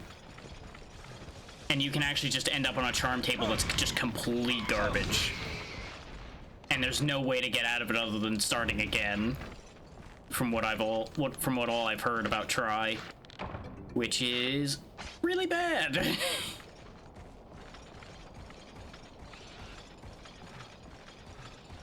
Based on the way that RNG is playing out, the feeling is mutual.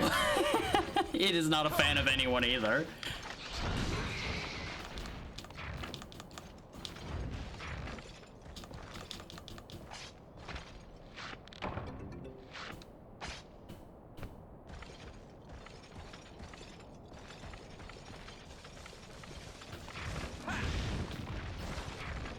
mean, hell, if it weren't for the fact that I've already put out a lot of split VODs and I have a lot of YouTube content piled up everywhere already, and I don't really want to keep burying more things out, I would probably just start Dose now and just set this one aside.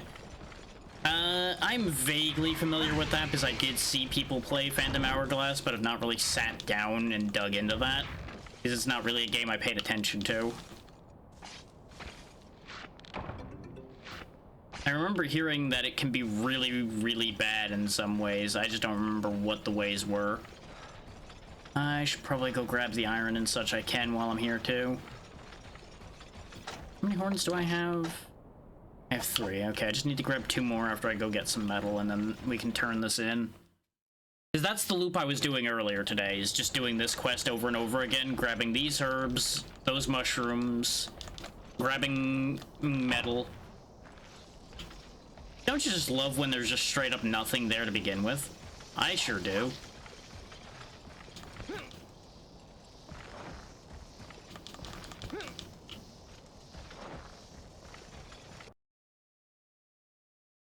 But yeah, I just kept looping this over and over again.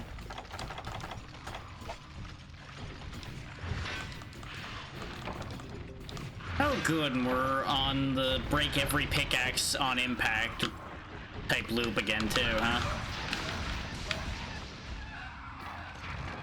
On the bright side, easy triple kill there at least. Meanwhile, back to mining.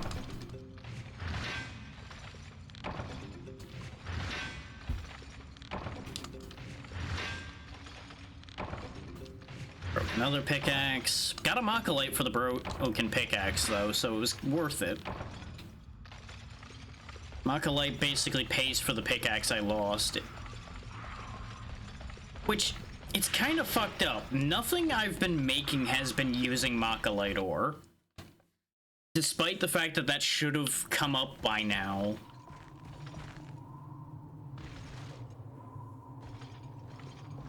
Because around this same tier in Unite, we should have been using Machilite ore from what I remember. But for some reason, iron lasts a lot longer in this one. Which is a blessing and a curse if you think about it.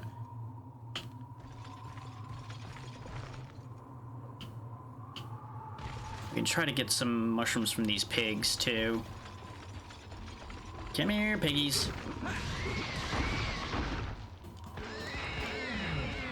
There we go. It is possible, by the way, to hit all 3 of those pigs in that other room on a vertical swing. I started doing it all the time once I hit the right spot for it the first time. I started going right back to that exact angle, but I lost it again. On the bright side, we almost have a full set of potions again. On the downside, I forget where the honey is on this level. And I'm not really gonna sit there and hunt it down. I can just go to a different map and find it.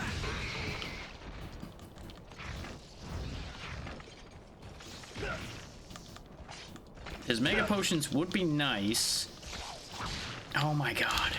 Why is this the most aggressive, capable Vespoid in the world?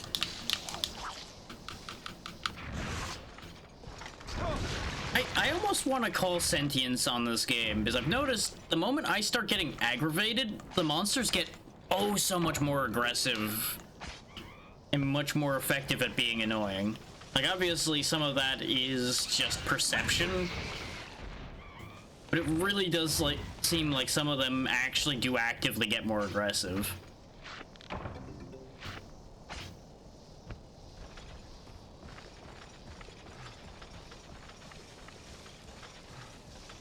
Come on, I just need 1 more horn, and then we can move on with our lives. Because resource nodes don't respawn until a quest is reset. So we can't just wait for the nodes to come back either. Not that I would want to do that on camera anyway, because that would be even more boring than doing the loop we're doing. But, you know, that's just how it be sometimes. That's what you have to do to manage to get through this.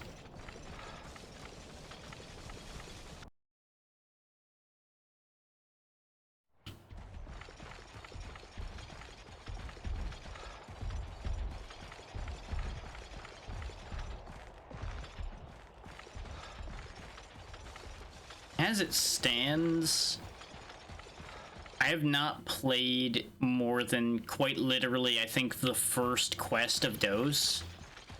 So it's really going to depend on how Dose goes as to how far we go with that, by the way.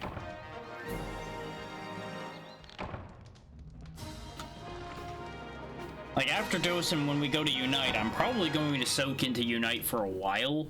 Just because, if nothing else, that's going to be buoyed by nostalgia and the fact that that's the game I know. So I'll be able to do more with that.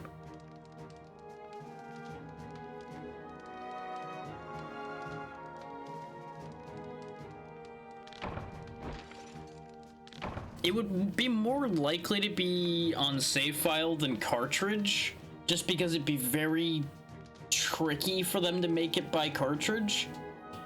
But if it was just by save file, then... Actually, no, because you can only have one save per cartridge with that one, I do believe. So yeah, it being save file would make the most sense. Because it basically is just a little bit in the line of code that's created when you create the save that would determine your RNG at that point. It's more or less the same kind of idea that makes speedrunning certain games using RNG manipulation possible.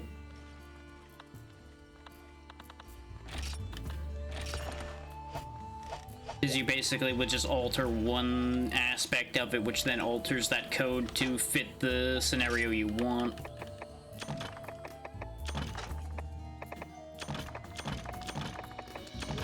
Now, is that enough iron ore for the last armor piece? Or am I one short? Because I know I only got one less than what I needed, but I don't know.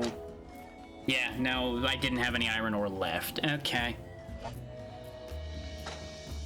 I'm also wearing those already, so it would have been the arms, but all of these require the exact identical recipes, so it didn't matter which one I looked at.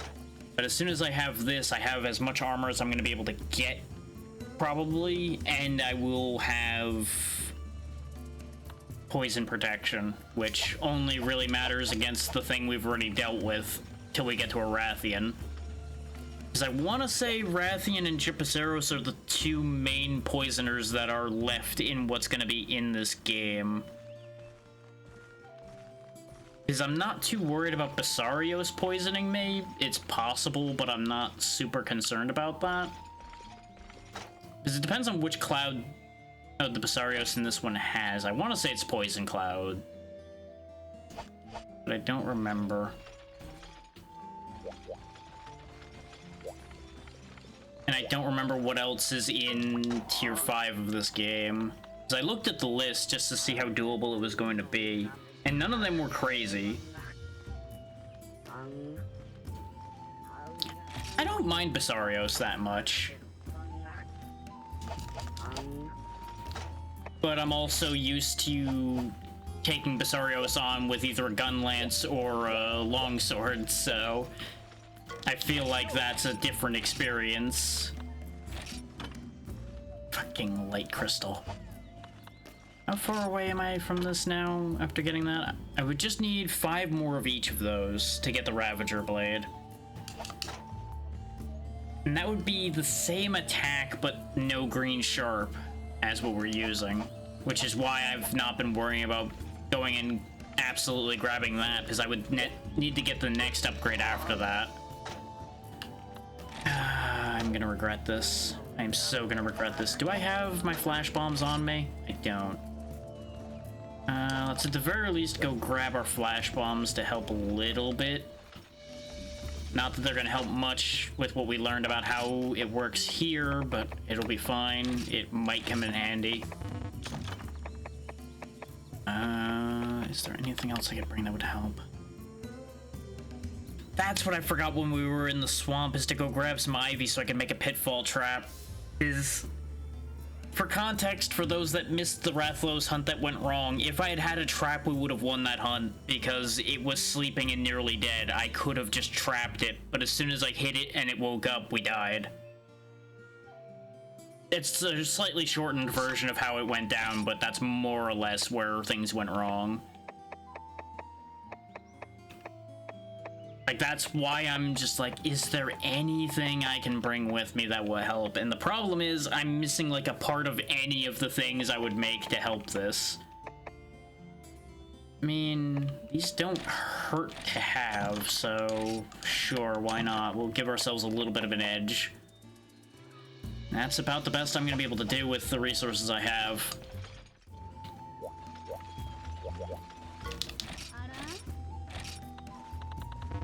Just stock me out for herbs. And we'll use those as a buffer. And here we go. Try this Rathalos thing again. This is definitely doable. Everything I've been doing to prepare has basically been trying to widen the margins of error for this fight. Is either A, we prepare even harder and get into a position where we can safely fight it, or things just go right and we win. That's basically the two scenarios we have here. Which is going to be very dependent on things going right now. As much because we have bad fire resist as anything. His basic hits don't actually do that much to us. When he hits us with fire, it does a lot. When he hits us with the tail, it does a lot. Those are the two dangerous moves for our current setup. Problem is, the only safe place, particularly from the fire, is by the legs or the tail. And the only safe place from the tail is by the legs. But staying under there with the greatsword, especially when you start bouncing, becomes problematic. While he gets his whole roaring business out of the way, we'll buff up. Let's do this. Let's dance, big boy.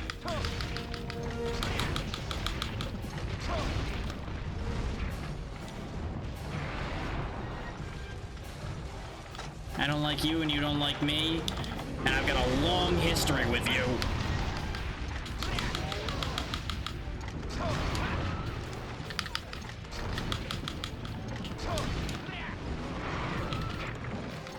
Just remember your Rathalos training. You fought hundreds of these. Just not with this weapon. And that's where some of this goes wrong. There you are. And I would love it if you actually did what I told you to. That's fine. You're only doing single fires right now, so I knew you weren't gonna hit me. Where are you going? You're not leaving yet. I know you're gonna air raid me. But I forgot to paintball you, so I don't know where you're gonna air raid from yet. There he is. Just keep track of him as best I can. He's turning.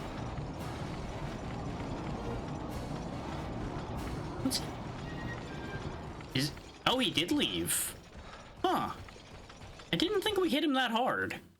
But then again, I underestimate the damage we output with the greatsword, especially with power boost. Like, I have consistently so far today underestimated our damage output.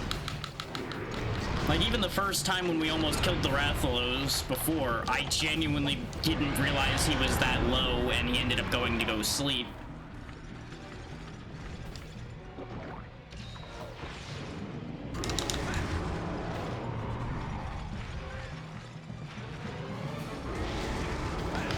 Yeah, that's right. Stick your neck out for the guillotine. Dodge that. That's fine. Position yourself for another attack, you bastard. That's fine. Thanks to the armor seat we have on, we're not taking nearly as much from the tail, which is making a very big difference for us. Missed it. And that was a bad timing. I should have rolled to the side instead of forward, but I was hoping to capitalize on his timing. Piss off, cats. I don't have time for you right now. I like cats, but not any of you.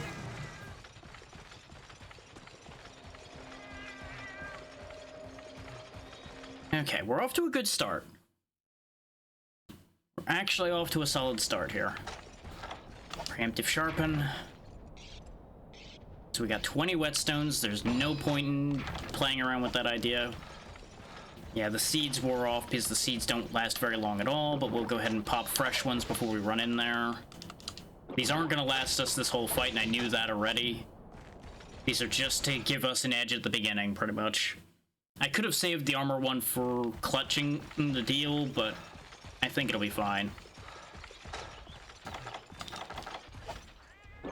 Also, just eat one of these, because it'll fill the majority of that empty space. He's currently eating, so we'll have an opening to hit him.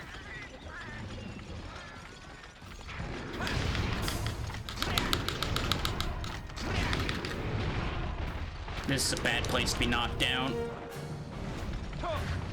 Oh, thank you for actually lifting off there for a second. That was actually very good for me. That's right, just push me back out of there. That's exactly what I wanted. Okay, now we're in an ugly spot.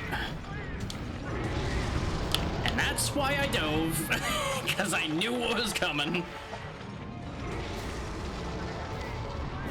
Look at. That's fine, you can have that. Right now, it's fine that you stole that. I'm gonna regret you having stole that later. Oh, you are all targeting potions, you little shits. Give me that back.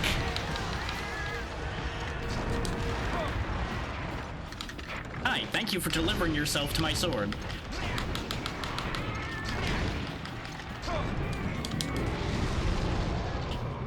Remember, do not fear the Rathalos. Fear makes him much more dangerous because you'll make mistakes. Just keep your head clear. And don't trip on a cat when you're trying to fucking roll. He stopped moving for a split second because he bumped that cat that I ran up into. And that's why it didn't roll the way I intended to.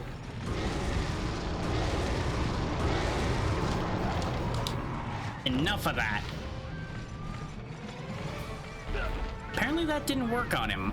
Okay, so he is actually not vulnerable to that in this one, in that position. That's upsetting. Because I don't think he's raging. On the bright side, it did stun the cats, but that's not really what I have those for.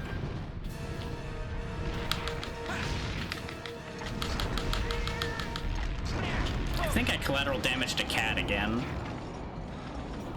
Is he? No, he's going to 4. Okay. Though last time he went straight from 4 to 5 because he was injured. And we might have done enough harm? I feel like we've done about as much as we did last time. So with the power boost, we should have ended up doing overall more. Not that the attack boost does a lot. Because for those wondering, it only raises your attack a little bit. Like, see, we're at 528 now. I was gonna say we're at a number based on how much it increased, but the second I looked at it is when it disappeared. Oh good, he's coming to me. Oh wait, he's coming to me. You know, that's not exactly what I wanted, actually. But at the same time, it is what I wanted. Just I wanted him to show up while I still had my boost. Curse you, hitting me with the air around your tail.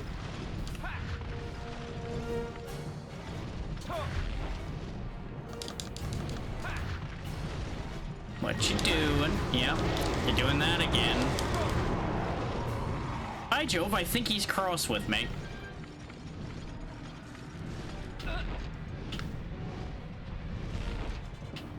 Fuck's sake, so much wind press.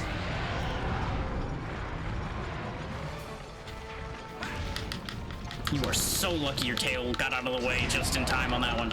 Get staggered.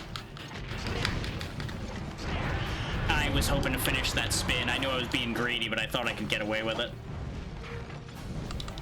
Thankfully, since he fucks around so much flying up and down like this, we actually get plenty of healing time, which is What arguably makes him an easier fight than the Gypaceros sometimes. It really depends on what moves he decides to use. If he really just goes hard in on you, he can and will kill you pretty easily, but his AI is still not the smartest in this time frame. So he has vulnerabilities we can take advantage of. Here he comes.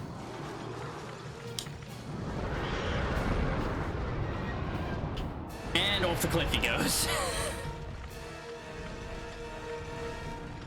Yep, come on, come back up. You can do it, come on. There you go, buddy, good job.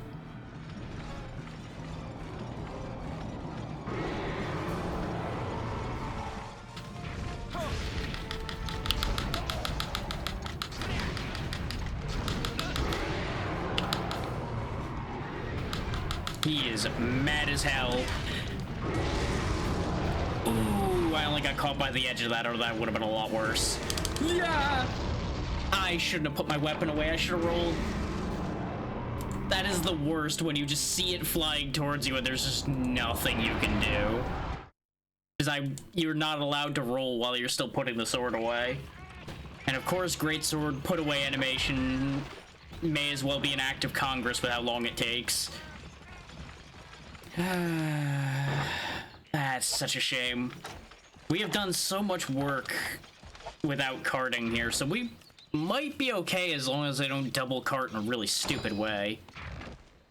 And I know I'm jinxing myself by saying that, but it is what it is. There's not really any two ways about that thought. That's just exactly what the potential situation is. Because he's definitely hurting with the way he was staggering before.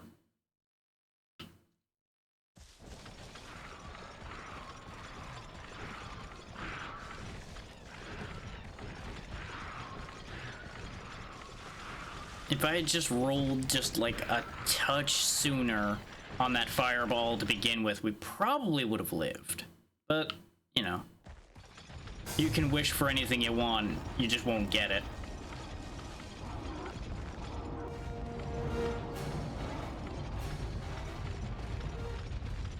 Now, of course you're going to where I just came from, which is where all of the prey animals are running to, which is a great idea. Oh, don't go in there. No, no, no, no, no, no, no. No, in there is terrible. Fighting him in there is absolutely garbage.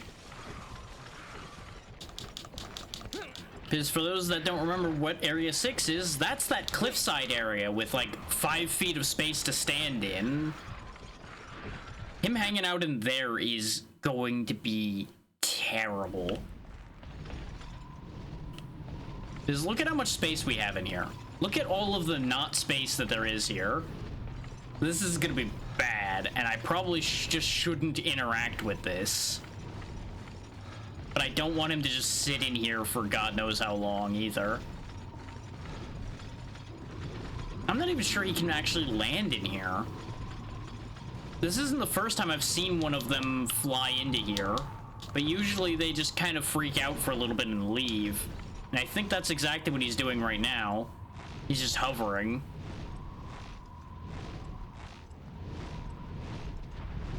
It's a pity this game doesn't really support jump attacks, or I would literally just jump off of here and hit him.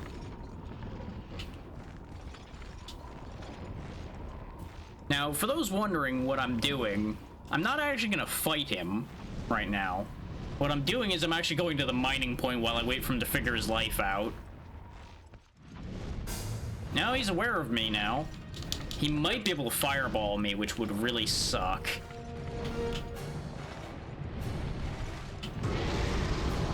Yep, he's certainly trying.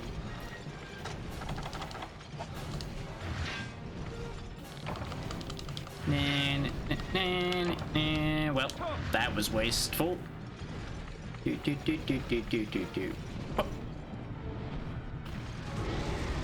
Oh, and the paintball's also worn off now. That's just great.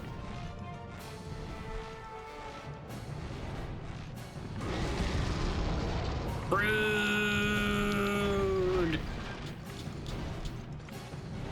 Oh, turn turns out he can land in here, huh? Well, that's nothing but a fucking shame now, isn't it?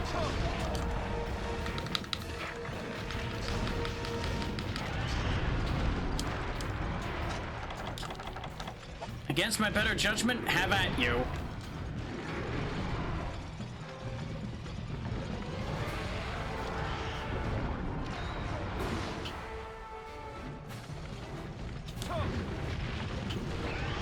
That's fine. Him pushing me was actually a great thing there. Oh, that was a bad time to swing a second time, but I didn't anticipate the fireball for some reason. I had him down to such a good pattern before, and now I'm just fucking it up. Good attempt saving my life there, Mr. Bacon, but unfortunately he wasn't fireballing at that moment. But I respect the attempt.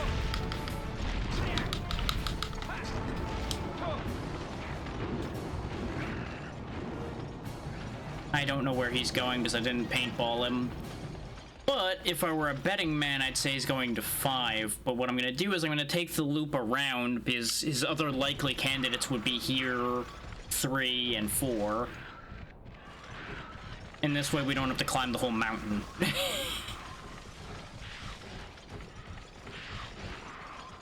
There's a chance he would go over to 10 or 9, but he's most likely going to one of these places.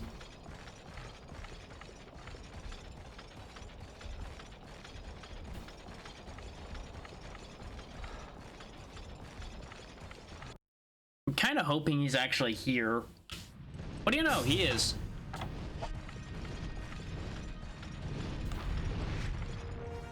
Oh, got you in the toe with the paint. Nee, nee, nee, nee, nee. Really? I keep forgetting. There's extra delay on that in the early days. You can't get away with being right next to him when he does that. And oh wow.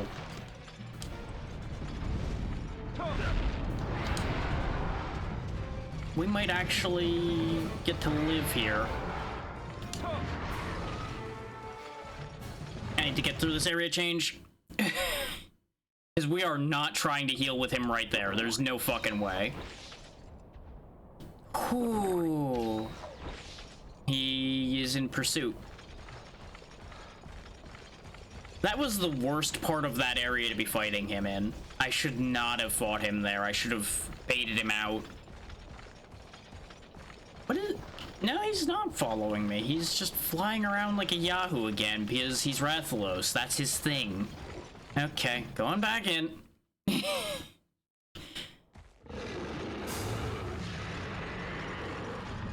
Alright, you red-scaled air farce. Come here.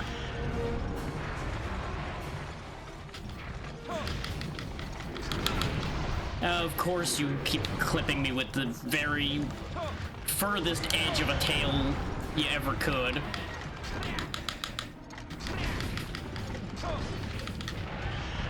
And now we're back in danger again. Because I just keep getting caught on the edges of so many of those moves. He's flying, so we're healing. He's flying fast, though, so he's up to something. I'm not sure he can get to this exact spot, so we'll sharpen here while we have a moment.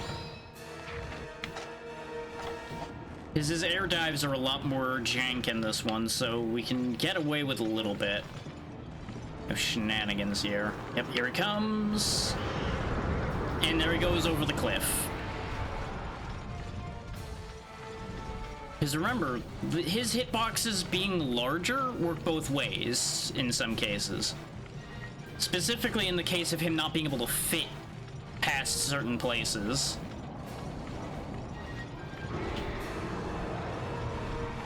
Which remove the option of him hitting us at certain angles. Just like he gets to hit us for free in certain positions. As a counterbalance to that. He has way more health left than I thought, apparently, because I feel like by now he should be really hurting, but he ain't. I rolled right into that like an idiot. And now we're stunned, and we're dead. Yep, that was inevitable on that one. It's okay. We have one shot left. And with us having lost a tick of stamina there, it's probably for the best that we carded there. We aren't going to make any money, and that's a shame, but that's also going to have to be okay.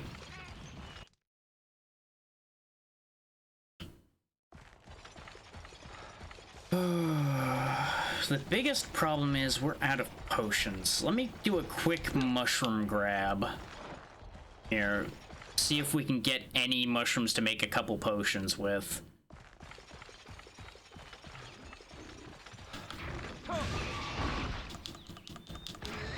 Because it'll also give him a moment to decide if he needs to go rest to heal. And if he needs to rest to heal, we might actually be in a really good spot. Or we may get bodied again. It could go either way. I'm not going to get overconfident as much this time. Or at least I'm going to pretend that I'm not as overconfident. He says knowing he's lying to himself.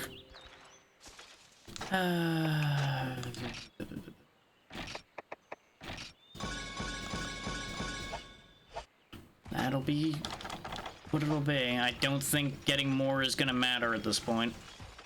Because if we end up needing 5 potions at this stage of things, we're more than likely dead. Yep, there he goes. You fuck. Give me that. You and your friend got punished for that. What is he doing? He's freaking out again. I guess he's not going to go sleep. I think I know what's happening when he ends up in 6. My friend and I had talked about this when we encountered this behavior in Unite. I think he's trying to eat because there's pigs in there. But he can't because he has trouble landing in there. So he just has a weird AI freak out over there whenever he goes there. And then he ends up moving again. Like now he's moving back to 5 again. Like, he just has, like, a weird mental breakdown in there, and then he goes elsewhere. I'm gonna hang out here until those wings close and see if he flies away again. Because I think he's gonna sleep this time. Or at least I'm hoping he will. Because I think right now he's chasing the Velociprey out of there. Meanwhile, we're gonna restock on herbs. Yeah, he's stationary long enough now. I think he's asleep. There's no guarantee we're gonna be able to get the kill here, as we learned last time. Because, as it turns out, when he goes to sleep, he still has a fair whack of health left. And I want to say they've scaled Rathalos' power down over the series, too. Because, like, yeah, bear in mind, he's a title monster right now. He is, like, the big bad of this game. He's on the title screen, he's on the initial cutscene and everything. Like, right now, he is the big badass of this game. Yep, there's the bad thing. He went for that immediately. Oh my god.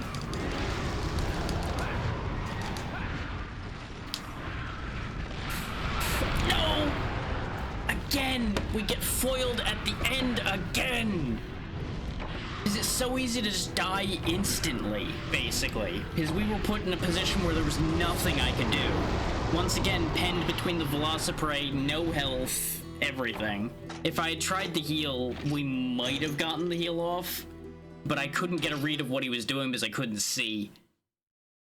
So I gambled on him charging, and then he charged after I moved. It's so infuriating to be within a stone's throw, or in this case, really less than a stone's throw of winning and losing again. God. It's the worst when this just keeps happening.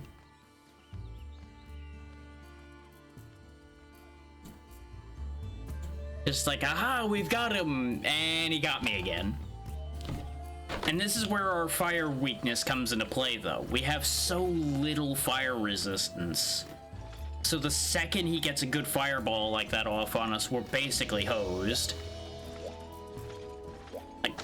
I don't know if it would actually be better to downgrade back to something else for lower armor but higher fire resist on like one of our parts or something.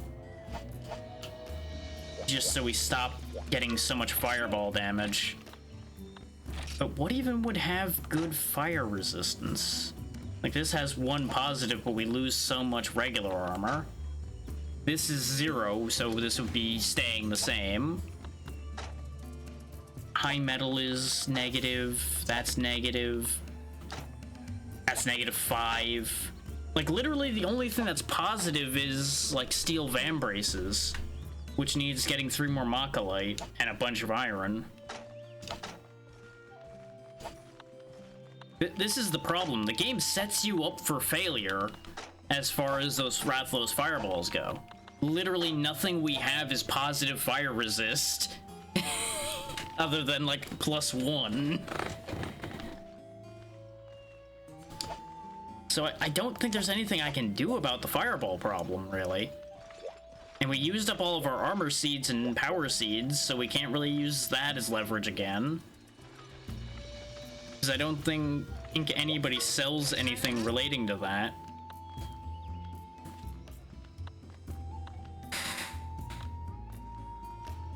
Maybe I should have brought barrel bombs. Like, I talked about that last time. Like, maybe I should have used a barrel bomb to wake him up.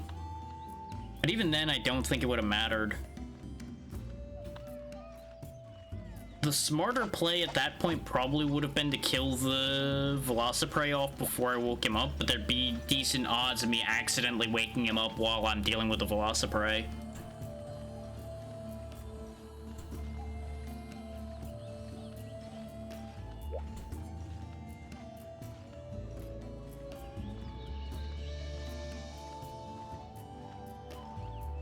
Ah, okay.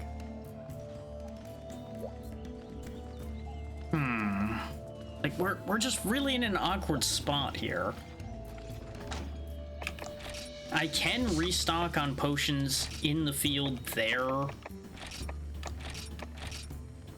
So we technically still have everything we need to try again. The biggest thing we're missing really is the will to try again.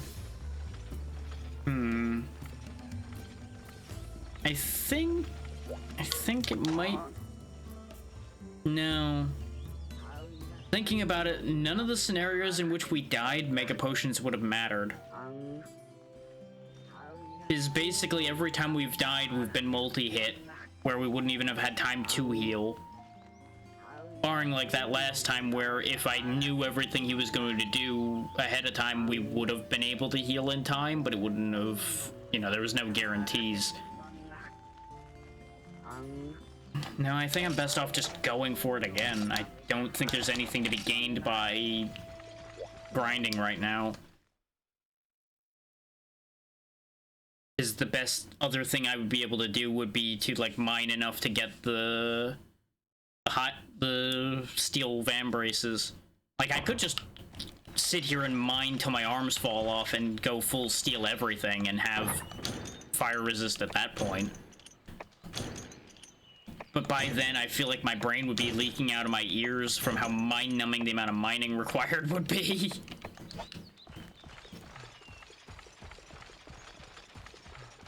Because if you think about it, the iron ore part wouldn't really be a problem, because we fairly consistently get iron ore.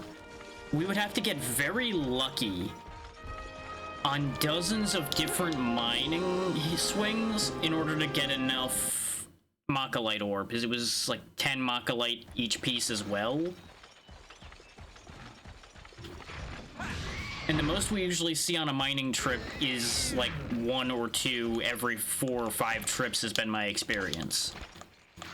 So if you extrapolate that math out, I think you'll understand why I say that it would be very mind-numbing levels of mining in order to achieve getting the steel gear. In order to protect ourselves more properly from this Rathalos.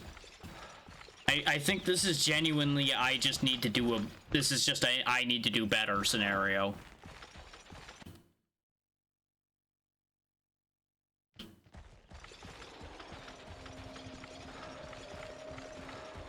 Which, as I get more fatigued today, is a gamble to manage to do, but we'll give this a few more chances at the very least.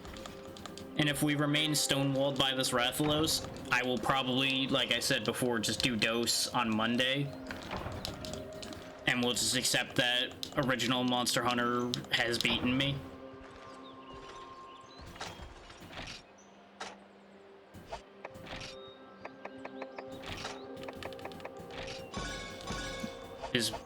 We will basically just be moving on to greener pastures at that point.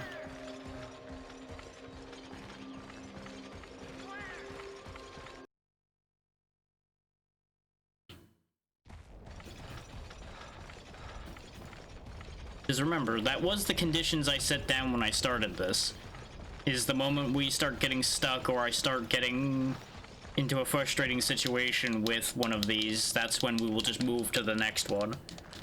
Because this was at no point intended to be a I will complete every single Monster Hunter thing. Because that is the path to madness. If you try to complete the village quests of every single Monster Hunter game ever made, you will be there for months. Like, genuinely months. Like, even if you just do the bare minimum of quests, on some of them you will be there a while.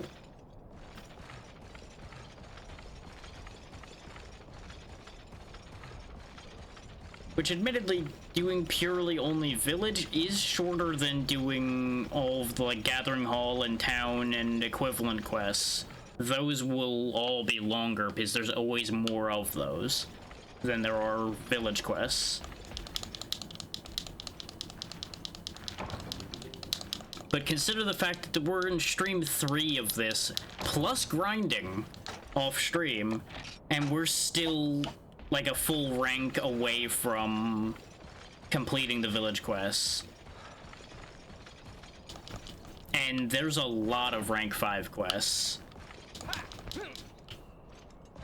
Like, since it's starting to look like we might not do them, I will just start rolling out some of the things I know will be in rank 5. There is a Basarios up there. There is, I believe, a Diablos up there. I don't remember if Diablos is town or level 5 village. That one's a little iffy. As you well know, there is a Rathalos. There is a Rathian as well.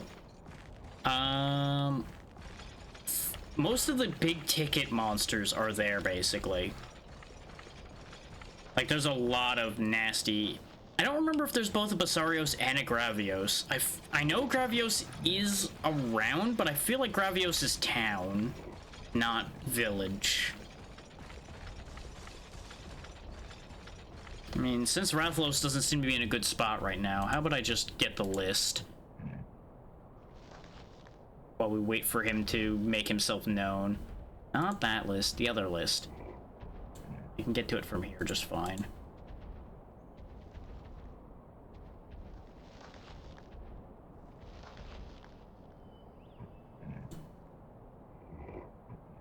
Or can I? Why are you such a pain?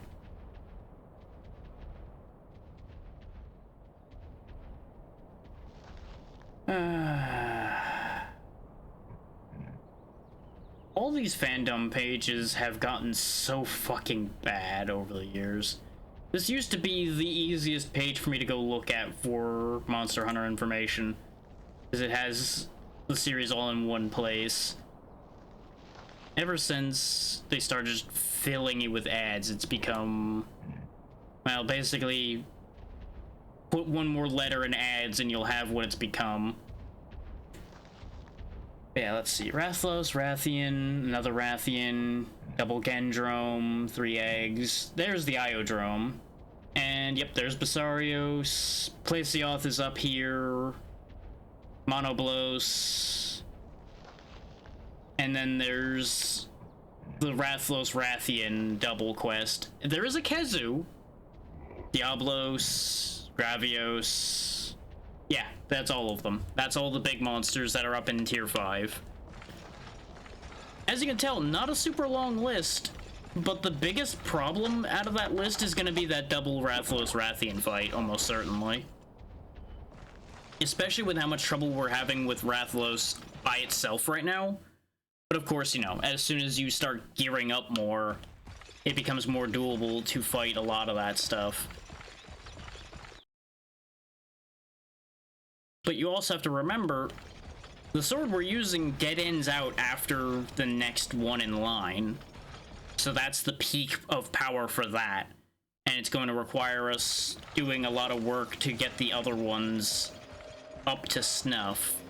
So it starts becoming just ever-increasing amounts of work to manage to reach the point where we could actually do more than this.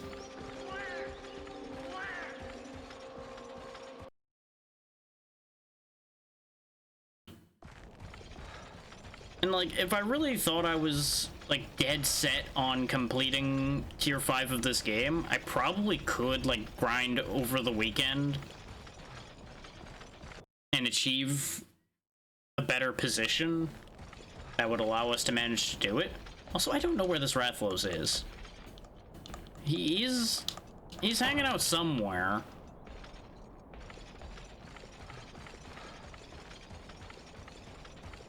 This is why I wish I had bought Psycho Serum, so I'd know where the hell this fucker is hiding. Like, this could be a classic he spawned in and after we walked through somewhere.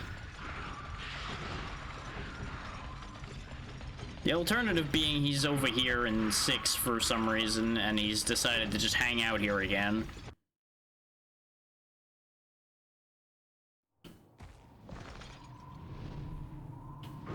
That's exactly what is happening. He's over here.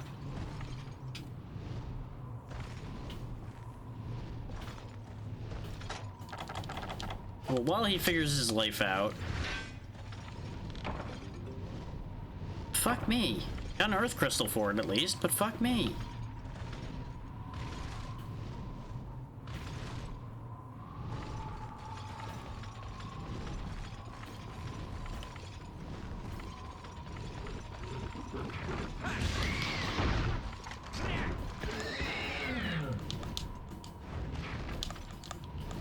Like, I feel kind of bad that this session is basically boiled down to, we beat Egipiceros a couple of times, and we've made literally no other progress, basically. And, you know, I get that sometimes that's just how these end up shaking out, but it just feels really bad.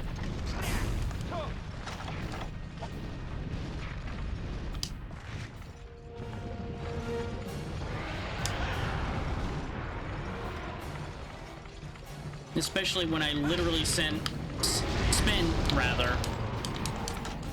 last night an hour or two, and then most of this morning into early afternoon leading up to this stream preparing for this, and we still can't get anywhere.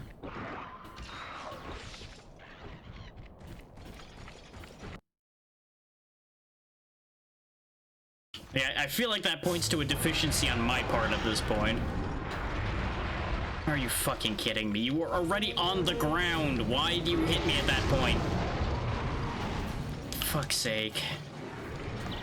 And now we're stunned. Are we gonna get an early carding? No, I don't know what he's doing, but I'm getting out of here before he kills me. But because of how this is going right now, is he's in a really shitty spot. I already don't have much faith in success here. But our alternative is waiting around, and I don't like that idea.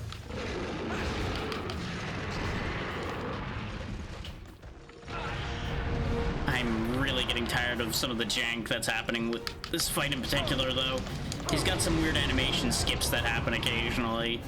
Like how he just went from doing that little half step into charging immediately. But that's also a thing he just does. That's actually a fairly consistent issue. You fuck.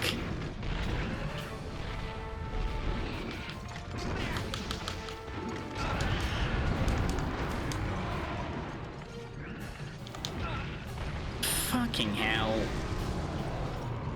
You know, game, you could just say you lose and just save us the time right now.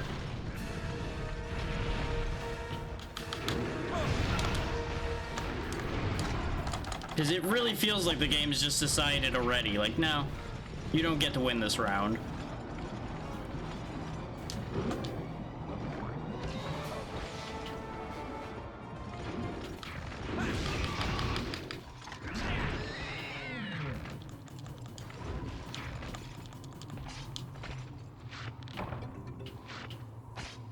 Okay, now he's going to a slightly more viable spot. Why are these pigs so mad at me? I didn't hit you. I did now, but I certainly didn't hit you before.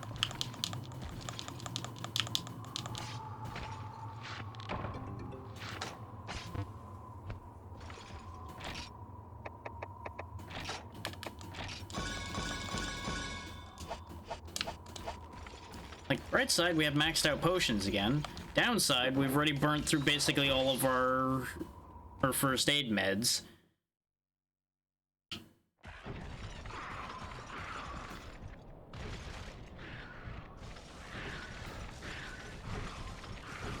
And I'm sure there's some clever soul out there that'll more than likely on the YouTube comments be like, you know, you should have seen this coming when you didn't have any fire resistance. It's like, well, yeah, but we already covered why that's a problem. I'd love to know what the supposed solution to that was going to be. Like, maybe there's a world in which keeping the Velociprey armor was actually the play, but I don't think so. Based on how the math works out between the different defenses, I really feel like we still ended up coming out better with the Ioprey. Again, unless as negative resistance factors in higher than individual points of regular defense.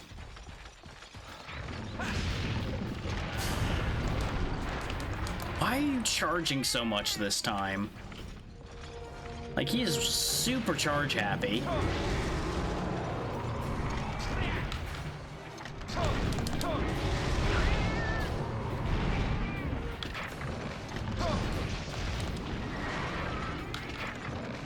Yeah, do moves like that more often.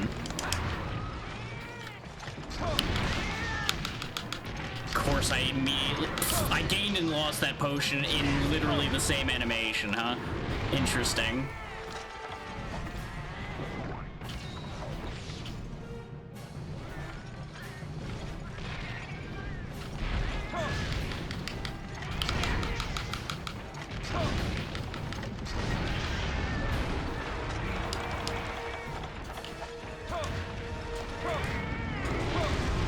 That's why I rolled away.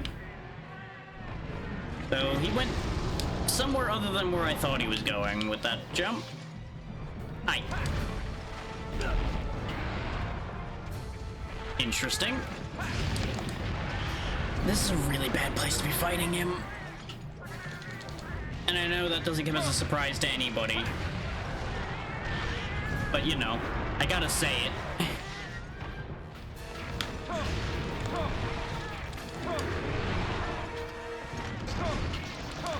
Clock you right in the nose. Yeah, I had nowhere to move there. If I rolled, he hit me. If I didn't roll, he hit me. That's why we moved. I get no room to fucking avoid here. Why am I fighting him here? Oh, right, because he refuses to go anywhere better. I'm so glad that didn't do damage. This is gonna hurt, though. Oh my god, that cat saved my life. Him stealing that nitro shroom put me in iframes just enough for me to not die to that. You fucker. That does not mean you can take attacks of my potion. I need those. Fucking hell. Sharpen the sword.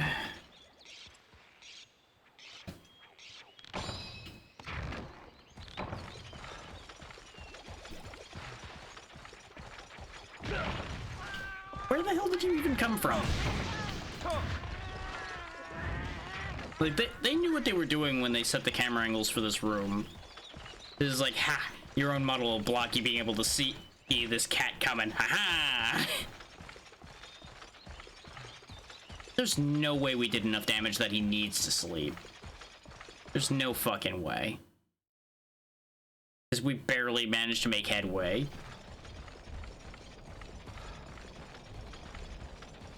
Oh god, we're doing this dance again. Yeah.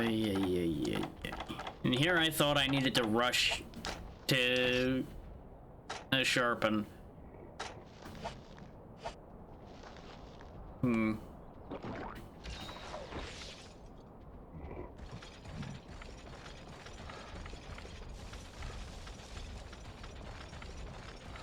pretty sure all I'm gonna get is nitro shrooms if I go gather from this mushroom spot over here, but I may as well try. Same with this herb spot here. Because this has a bad habit of giving me berries instead of herbs, but it can give herbs, like that. So I need to, like, scrounge every single thing I can get my hands on. In this case, quite literally, single thing. But it's better than nothing. Because I refuse to go back into 6 to fight him there. There's just no way that will end well for me. Problem is, if he waits around too long, we lose stamina, and it's just gonna keep getting worse. This is what makes it really frustrating to fight a Rathalos who decides to be a pain in the butt and just go hide places. And we don't even have a pickaxe to go spend the time mining either, to make something of the fact that he's being a fuckwit.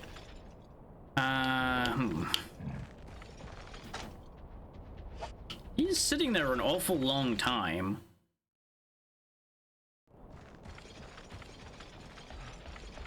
Like, I might not have a choice but to go deal with him in there. Now, of course, no sooner do I think that he gets up and moves again, and goes back to the other worst place.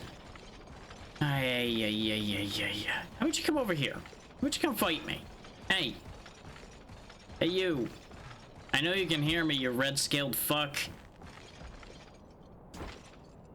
You don't have the balls to fly over and fight me. Your mother's a handbag. I don't think he's listening. Oh, wait, hang on. Fuck's sake. You know, if there were ever a way for it to give me a middle finger, I feel like that's exactly it right there.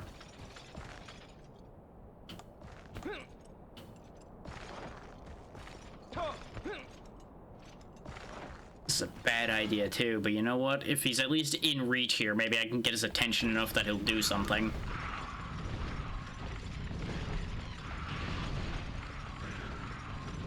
Rathalos, there you are. Okay, I avoided getting the immediate explosion this time.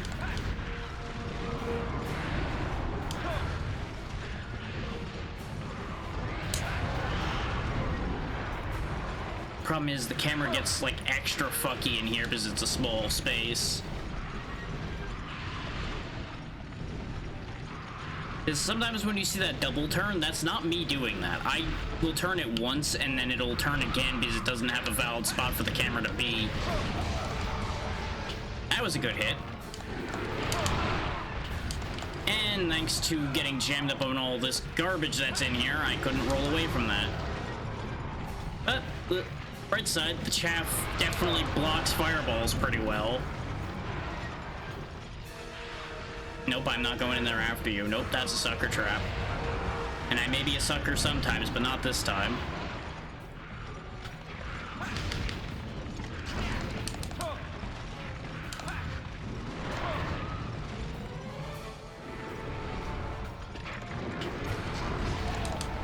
Nice, another stagger. God, when he does those 180s, though.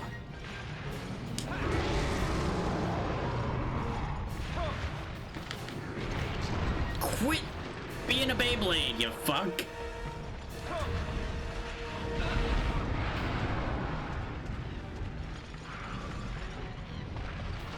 I was expecting an immediate fireball, so I reacted rather than looking. Yeah, I knew I was out of the angle. Yeah, that's right. Kill the Velociprey. Clear the room for us for our epic battle. In fact, here, I'll help. See? It's just us now, big boy.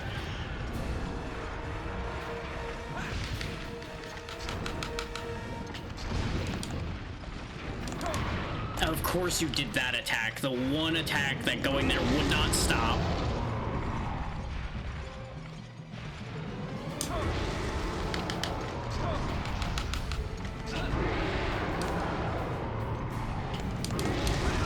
Cheap shot.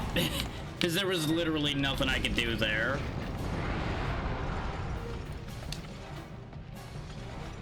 Wait for him to commit to a move. There we go.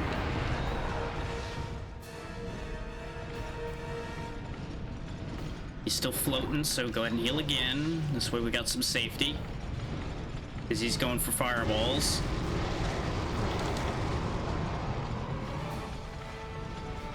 Problem is, we are getting into a bad spot for healing. He is dinged up, but he is also in prime position to fuck my day up if I make a mistake.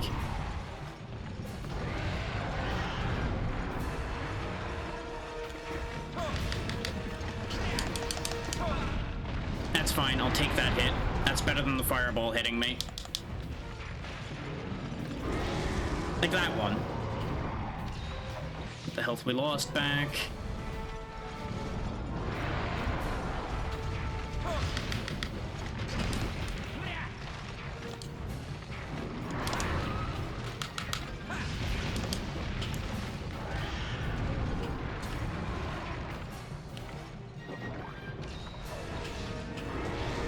You show that wall. Fly right back into my hands. Ooh, I'm glad I only got wind pressed from that one, not hit.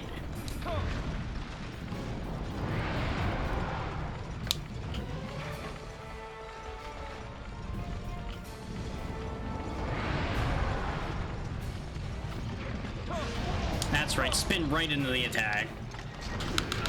Ow, why'd you have to immediately take a reverse to the spin? Oh, don't you do this. Don't you be this way. Great. Love that. Love just getting corner camped. It's my favorite thing, didn't you know? It's the best. It's okay. It's okay. Is that cart 1 or cart 2? I don't think we carted when he was pressuring us, right? Yeah, we still have 1,480, so we have a life left. Is even if you can't see the amount of defeats you've had, you can tell based on how much reward is left, how many carts you have left. Is it takes only a certain amount each time, in this case like 800 something. And you fail for those who hadn't figured that out when you hit reward 0. Which is kind of funny, because you would think the monster should still need to die regardless of whether you make any money at it. But I guess at the end of the day, no money, no food, no live. So, you know, ignoring the fact that we have money backed up, but, you know, once again, what do I know? And of course, through all of that at Fracas, we didn't paintball him, so we don't know if he's still there.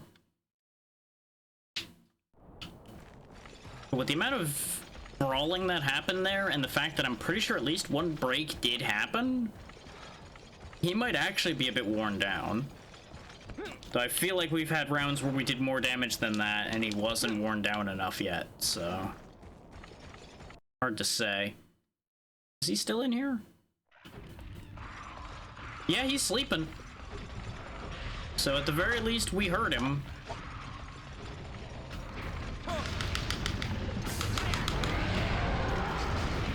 Now get away from him rather than being greedy this time, because he's immediately gonna roar and then blast, probably.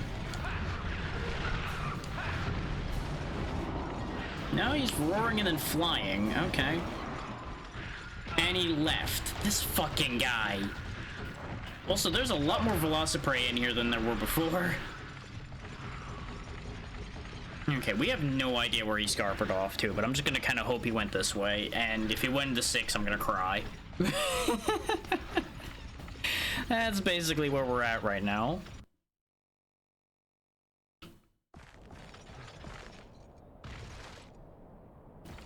You might want to get those tissues ready, kids. It might be crying time. Because there's no Rathalos to be seen over here. But maybe he went to go eat something over here in 3 or 2. Fingers crossed. It's not looking good. It's not looking good for the home team. He seems to really just be loving that loop over there between 4, 6, and 9. I just don't want that to be true. He's not here either. And we did the mushroom loop already, right?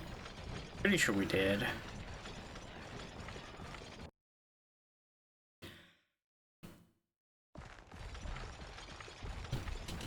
Yeah, I was pretty confident he couldn't be in here, but I had to look.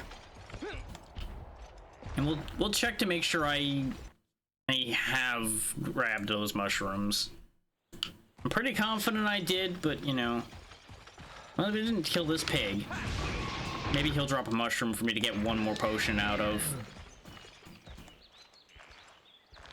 Yeah, we did grab all of that. That's what I thought. Come on, mushroom.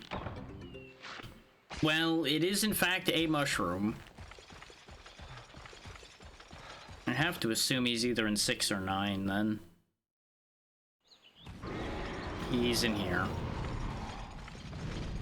Somewhere. Or he just left. I think he might have just left. Yep, I don't hear the wings anymore.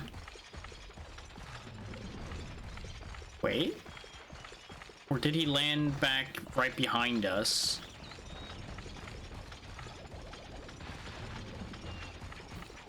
No, he landed in here. Punk. He was gonna roar, I think, and when I hit him with the paintball, it just kind of confused him. That's fine, getting raw meat stolen is okay. If anything, I'm kind of happy to have that stuff because it provides a screen against the cats, because it gives them more things to potentially steal. Fuck's sake, game. Don't do this to me right now. Oh, and I got stunned. Great. Because for those wondering, it's not guaranteed for you to get stunned when you get hit multiple times. It's just a really high chance, and we've rolled bad every time. And I should not have challenged him in there, but what am I gonna do? Sit there for 10 minutes and hope that we don't run out of hunt time because he sits there and decides to be a fuckwit in a little tiny cubby hole?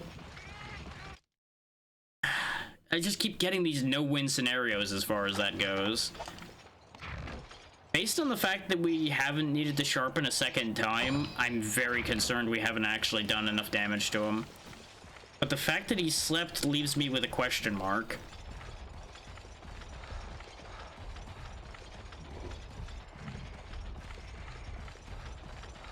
And that's about the only reason I have hope right now.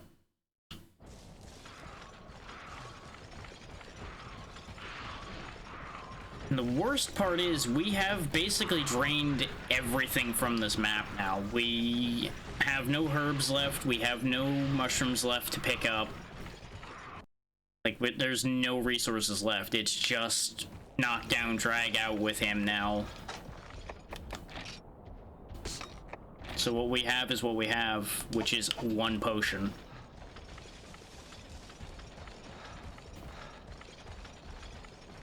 If I could just get a tail cut, we could probably make something happen here. Because he wouldn't be able to keep clubbing me with the very edge of the tail nearly as easily. Though, fun fact, even with the tail cut, the hitbox on that is still concerning. But at that point, flash bombing him would become more of a viable idea. Because then when he starts spinning, we're still kind of okay. In fact, you know what? Fuck it. Think fast, Chuckle Nuts.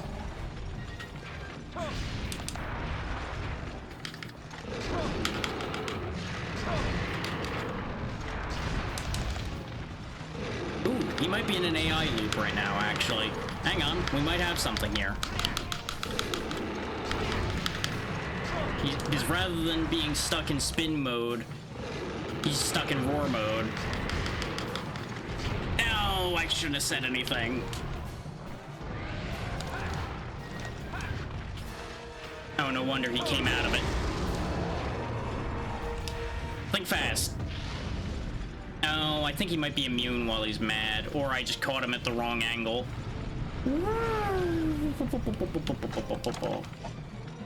I'm gonna top up to be safe. Because being in one-tap range is bad idea.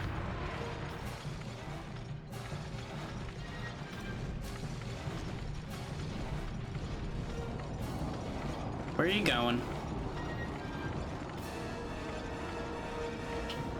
I wish I had recognized that he was stuck in that loop sooner. We could have capitalized so much harder than that.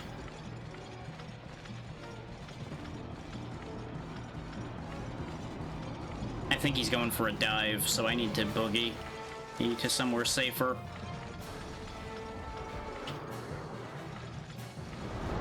Yep, he missed.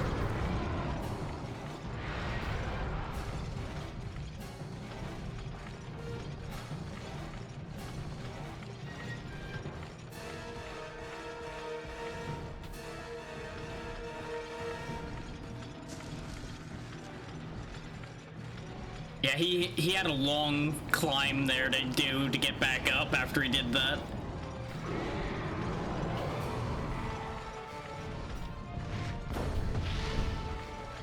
Really? That didn't work? None of them worked? How picky does it want to be sometimes? Jesus. It's like, I'll accept some of those misses because they were like on the side of his head and things like that.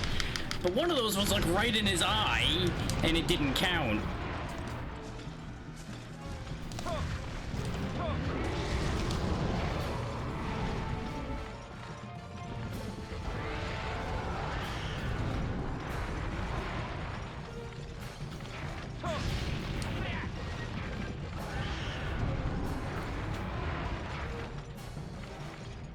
That's fine. You can keep charging in this room. Running around in this room is fine. Oh, are you flying at me again, or are you flying away? He's flying at me again. The music is also a clue as to whether he's gonna do a dive attack or not, because if the music's still going when he's flying that far out, it's generally the case that he's gonna be attacking.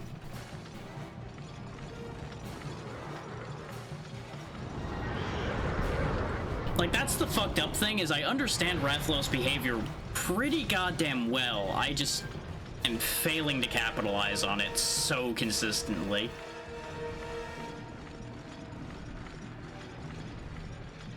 There he is. Like, I'm really wondering if I'm just doing that little actual damage to him. I really feel like the tail should have come off by now if I was doing this any real damage, because we've hit the tail a lot. Oh, and he's in pain in the ass mode. Yeah, look how little we have left, by the way. We literally have whetstones and paint and balls left in our inventory. Which, while he's fucking around and flying, I may as well keep our sword at full sharpness. It's not like there's anything else I've got to do right now.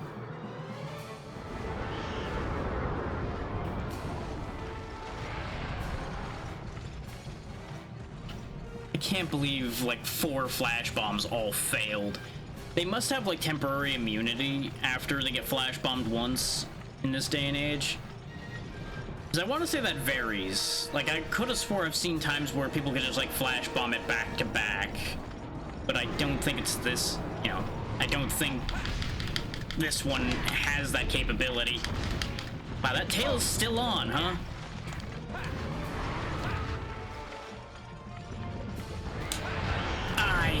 nowhere to go to get away from that one. I would have needed to have had my sword away. His head's all fucked up. His wings are fucked up. Like, he is in rough shape. But so are we. I feel like this is gonna be really, really close. And I don't think I want to challenge him in there, which is gonna mean waiting around.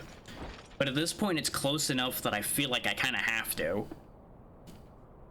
So I apologize for how boring the next little bit here is gonna be, but that's just the nature of the beast right now, I think.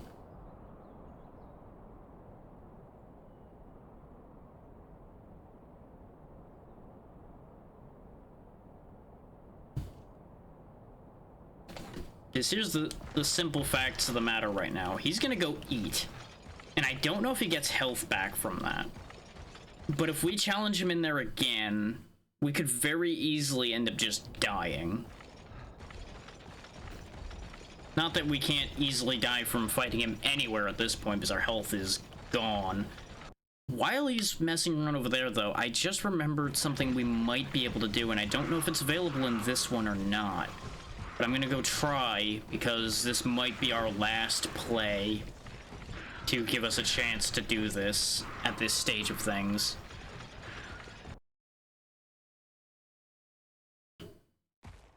Is if we go back to camp, we might have one last trick up our sleeve. Because I forgot about this, but I think there I don't know if this game has the capability to do this. Like, I know I can't cook over here, but can I? Yes, I can sleep. And what sleeping does is it restores your health. We have one last chance, basically, to make something happen here. Because this is enough health to tank at least one hit. This might make the difference. It might not. But since he's still pissing about in there, this could be a problem, though. He's actually moving around, so he's at least not, like, constantly eating. And again, I don't know if they get health back from doing that. I don't think they heal in any of these, but he's at the very least gonna be more energetic again. Which could prove to be an issue.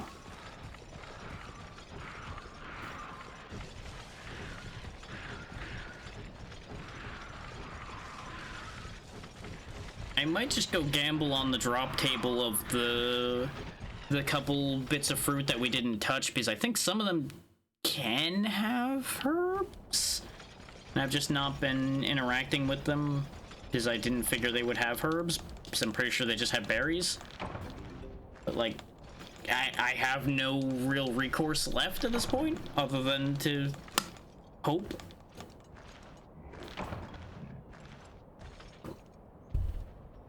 The problem is, we now don't have information on the Rathalos anymore.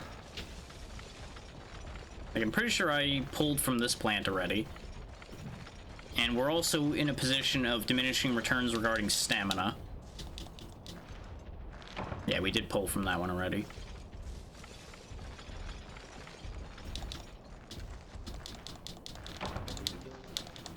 Like, part of me is genuinely hoping he goes back to 5 and sleeps again. If he goes back to 5 and sleeps again, we might be able to pull things out of our tail here. And yeah, this is gonna be nothing but huskberries. And there's the 10-minute time warning. So it's do or die time. Like, we're not up against it for time yet, completely, but we're getting close.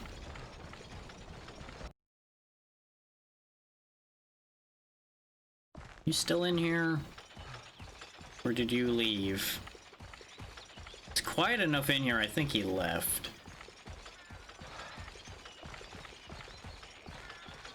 I think there was at least one potion we didn't get back, so we might be able to go to the cat place and get that potion. But I don't think it's worth doing that at this stage of things.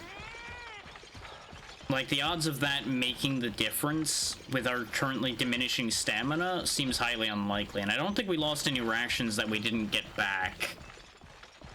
Because I think we used up both rations and died and lost that stamina rather than it being stolen from us.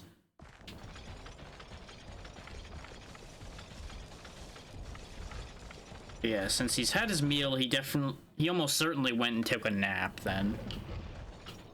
Or he's here.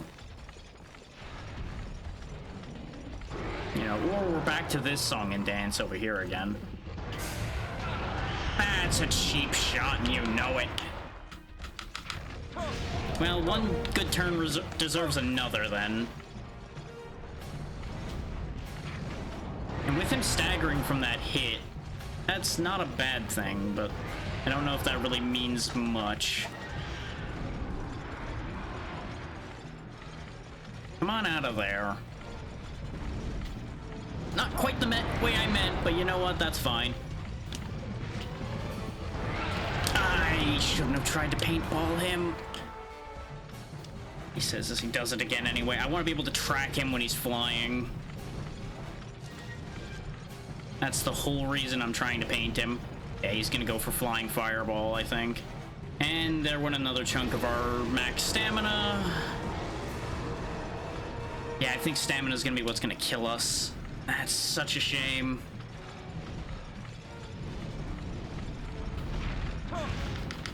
Especially since I missed that swing. Come on. He's up in the air again. The bright side is, as long as he doesn't get multiple good hits on us, we can kind of let the red health come back.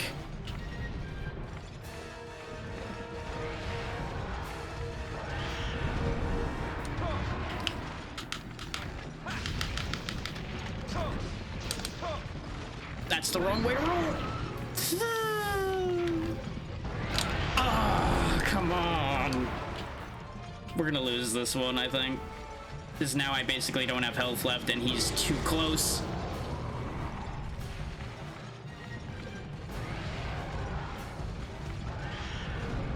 Bring around the rosy a little bit here.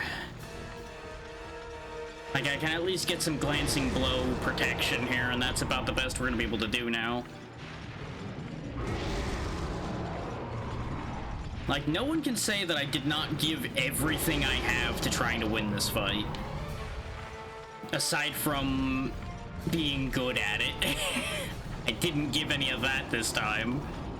Because boy, did we start with a fucked up situation. I should have just abandoned and restarted it, probably, at that point.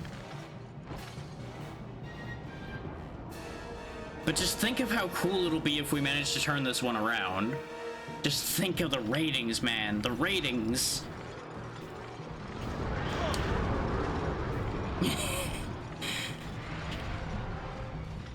If you think this is a bit, well, good news, it is.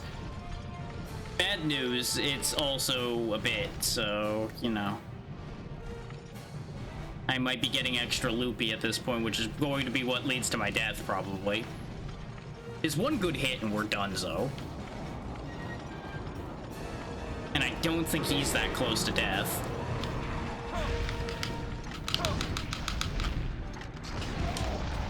Oh, he did stagger from that hit.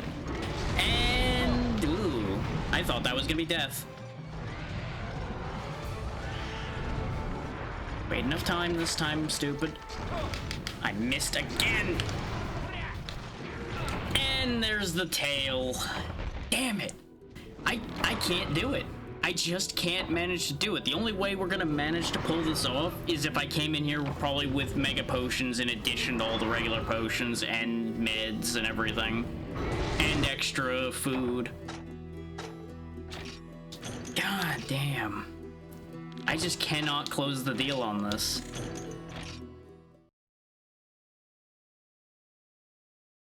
That sucks so much. But that's just how it is sometimes. And I think 5 hours of getting my ass kicked is long enough for one day. Not everything ends in a win. Such is life.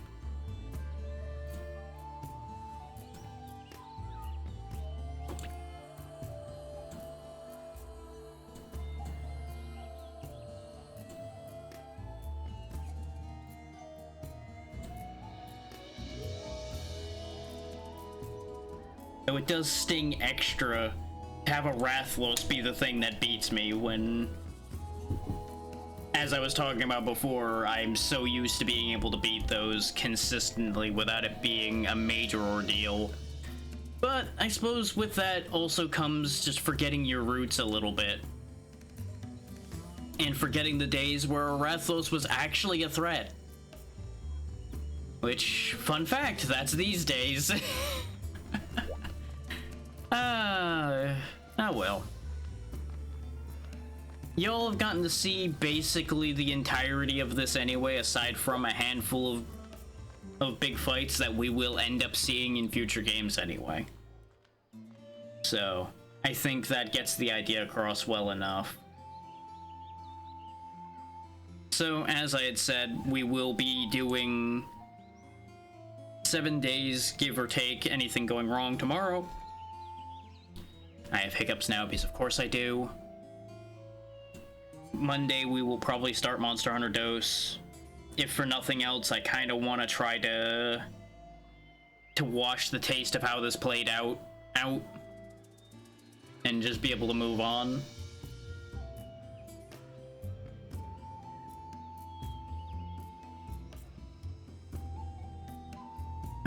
Let's see. Do I have anything else to add while I'm looking through my lists here?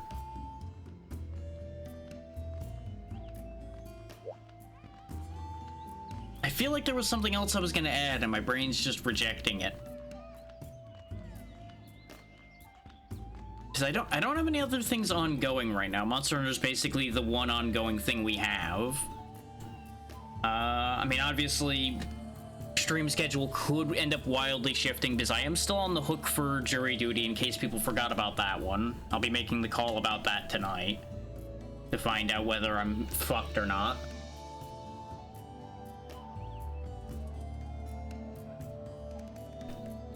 So that's always fun. I just need to think if there's anything else to add while I'm looking around.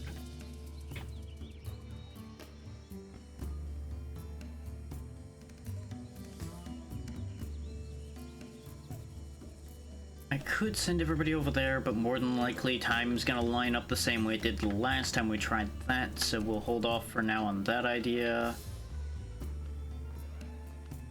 I do need to remember to talk to them soon about another project.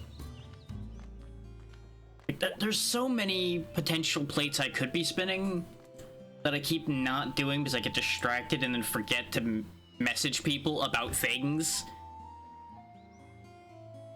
Like, there's at least 3 collabs I can think of off the top of my head that are in my mind right now, and because I keep forgetting to follow up and ask people for times and dates and things, they have not gone past the starting point. It's so annoying. But that's the nature of being perpetually distracted and unable to focus literally at all. Also, goddamn, like, 7 people just went live simultaneously, and I can't see my own chat through all of the notifications that just popped from that. That's how many literally were simultaneous there. So I guess I'll do another refresh check to see who all of those people were, because I recognize the icons on some of them, but not all of them. And some people have really weird going live messages, especially today apparently.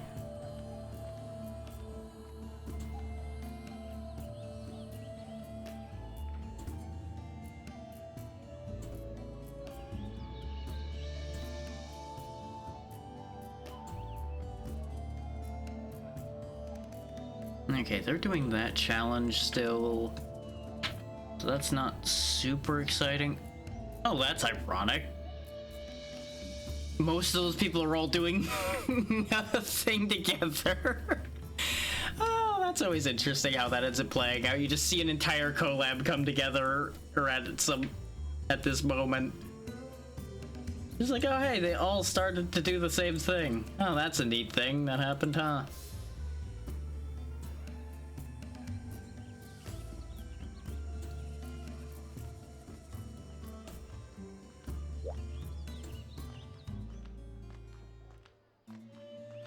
We're doing that.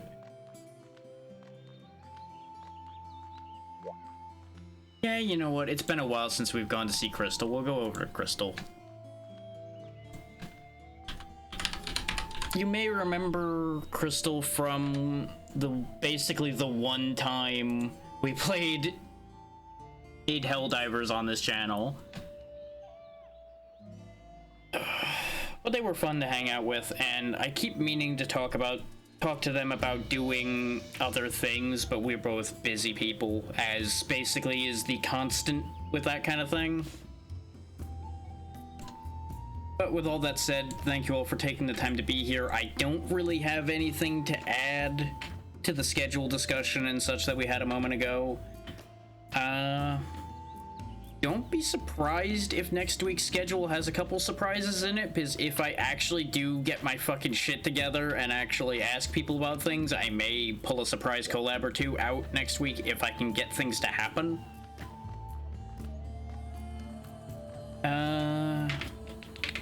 Obviously, we're going to be going right into Crystal starting soon, so don't be surprised if there's not a lot happening, by the by. But yeah, I don't really have anything else to add, so I'm going to go ahead and just get this going. I do also want to apologize for the fact that I was getting real salty toward the end here, but I think we all can understand how that ended up happening. And yeah, that's about all I've got. Oh, well, that's ironic timing. We're doing it anyway, visibly funny. But they just got another raid, so let's just really blow their minds, shall we? Have a good night, everybody, and be good to Crystal. I'll see you all next time.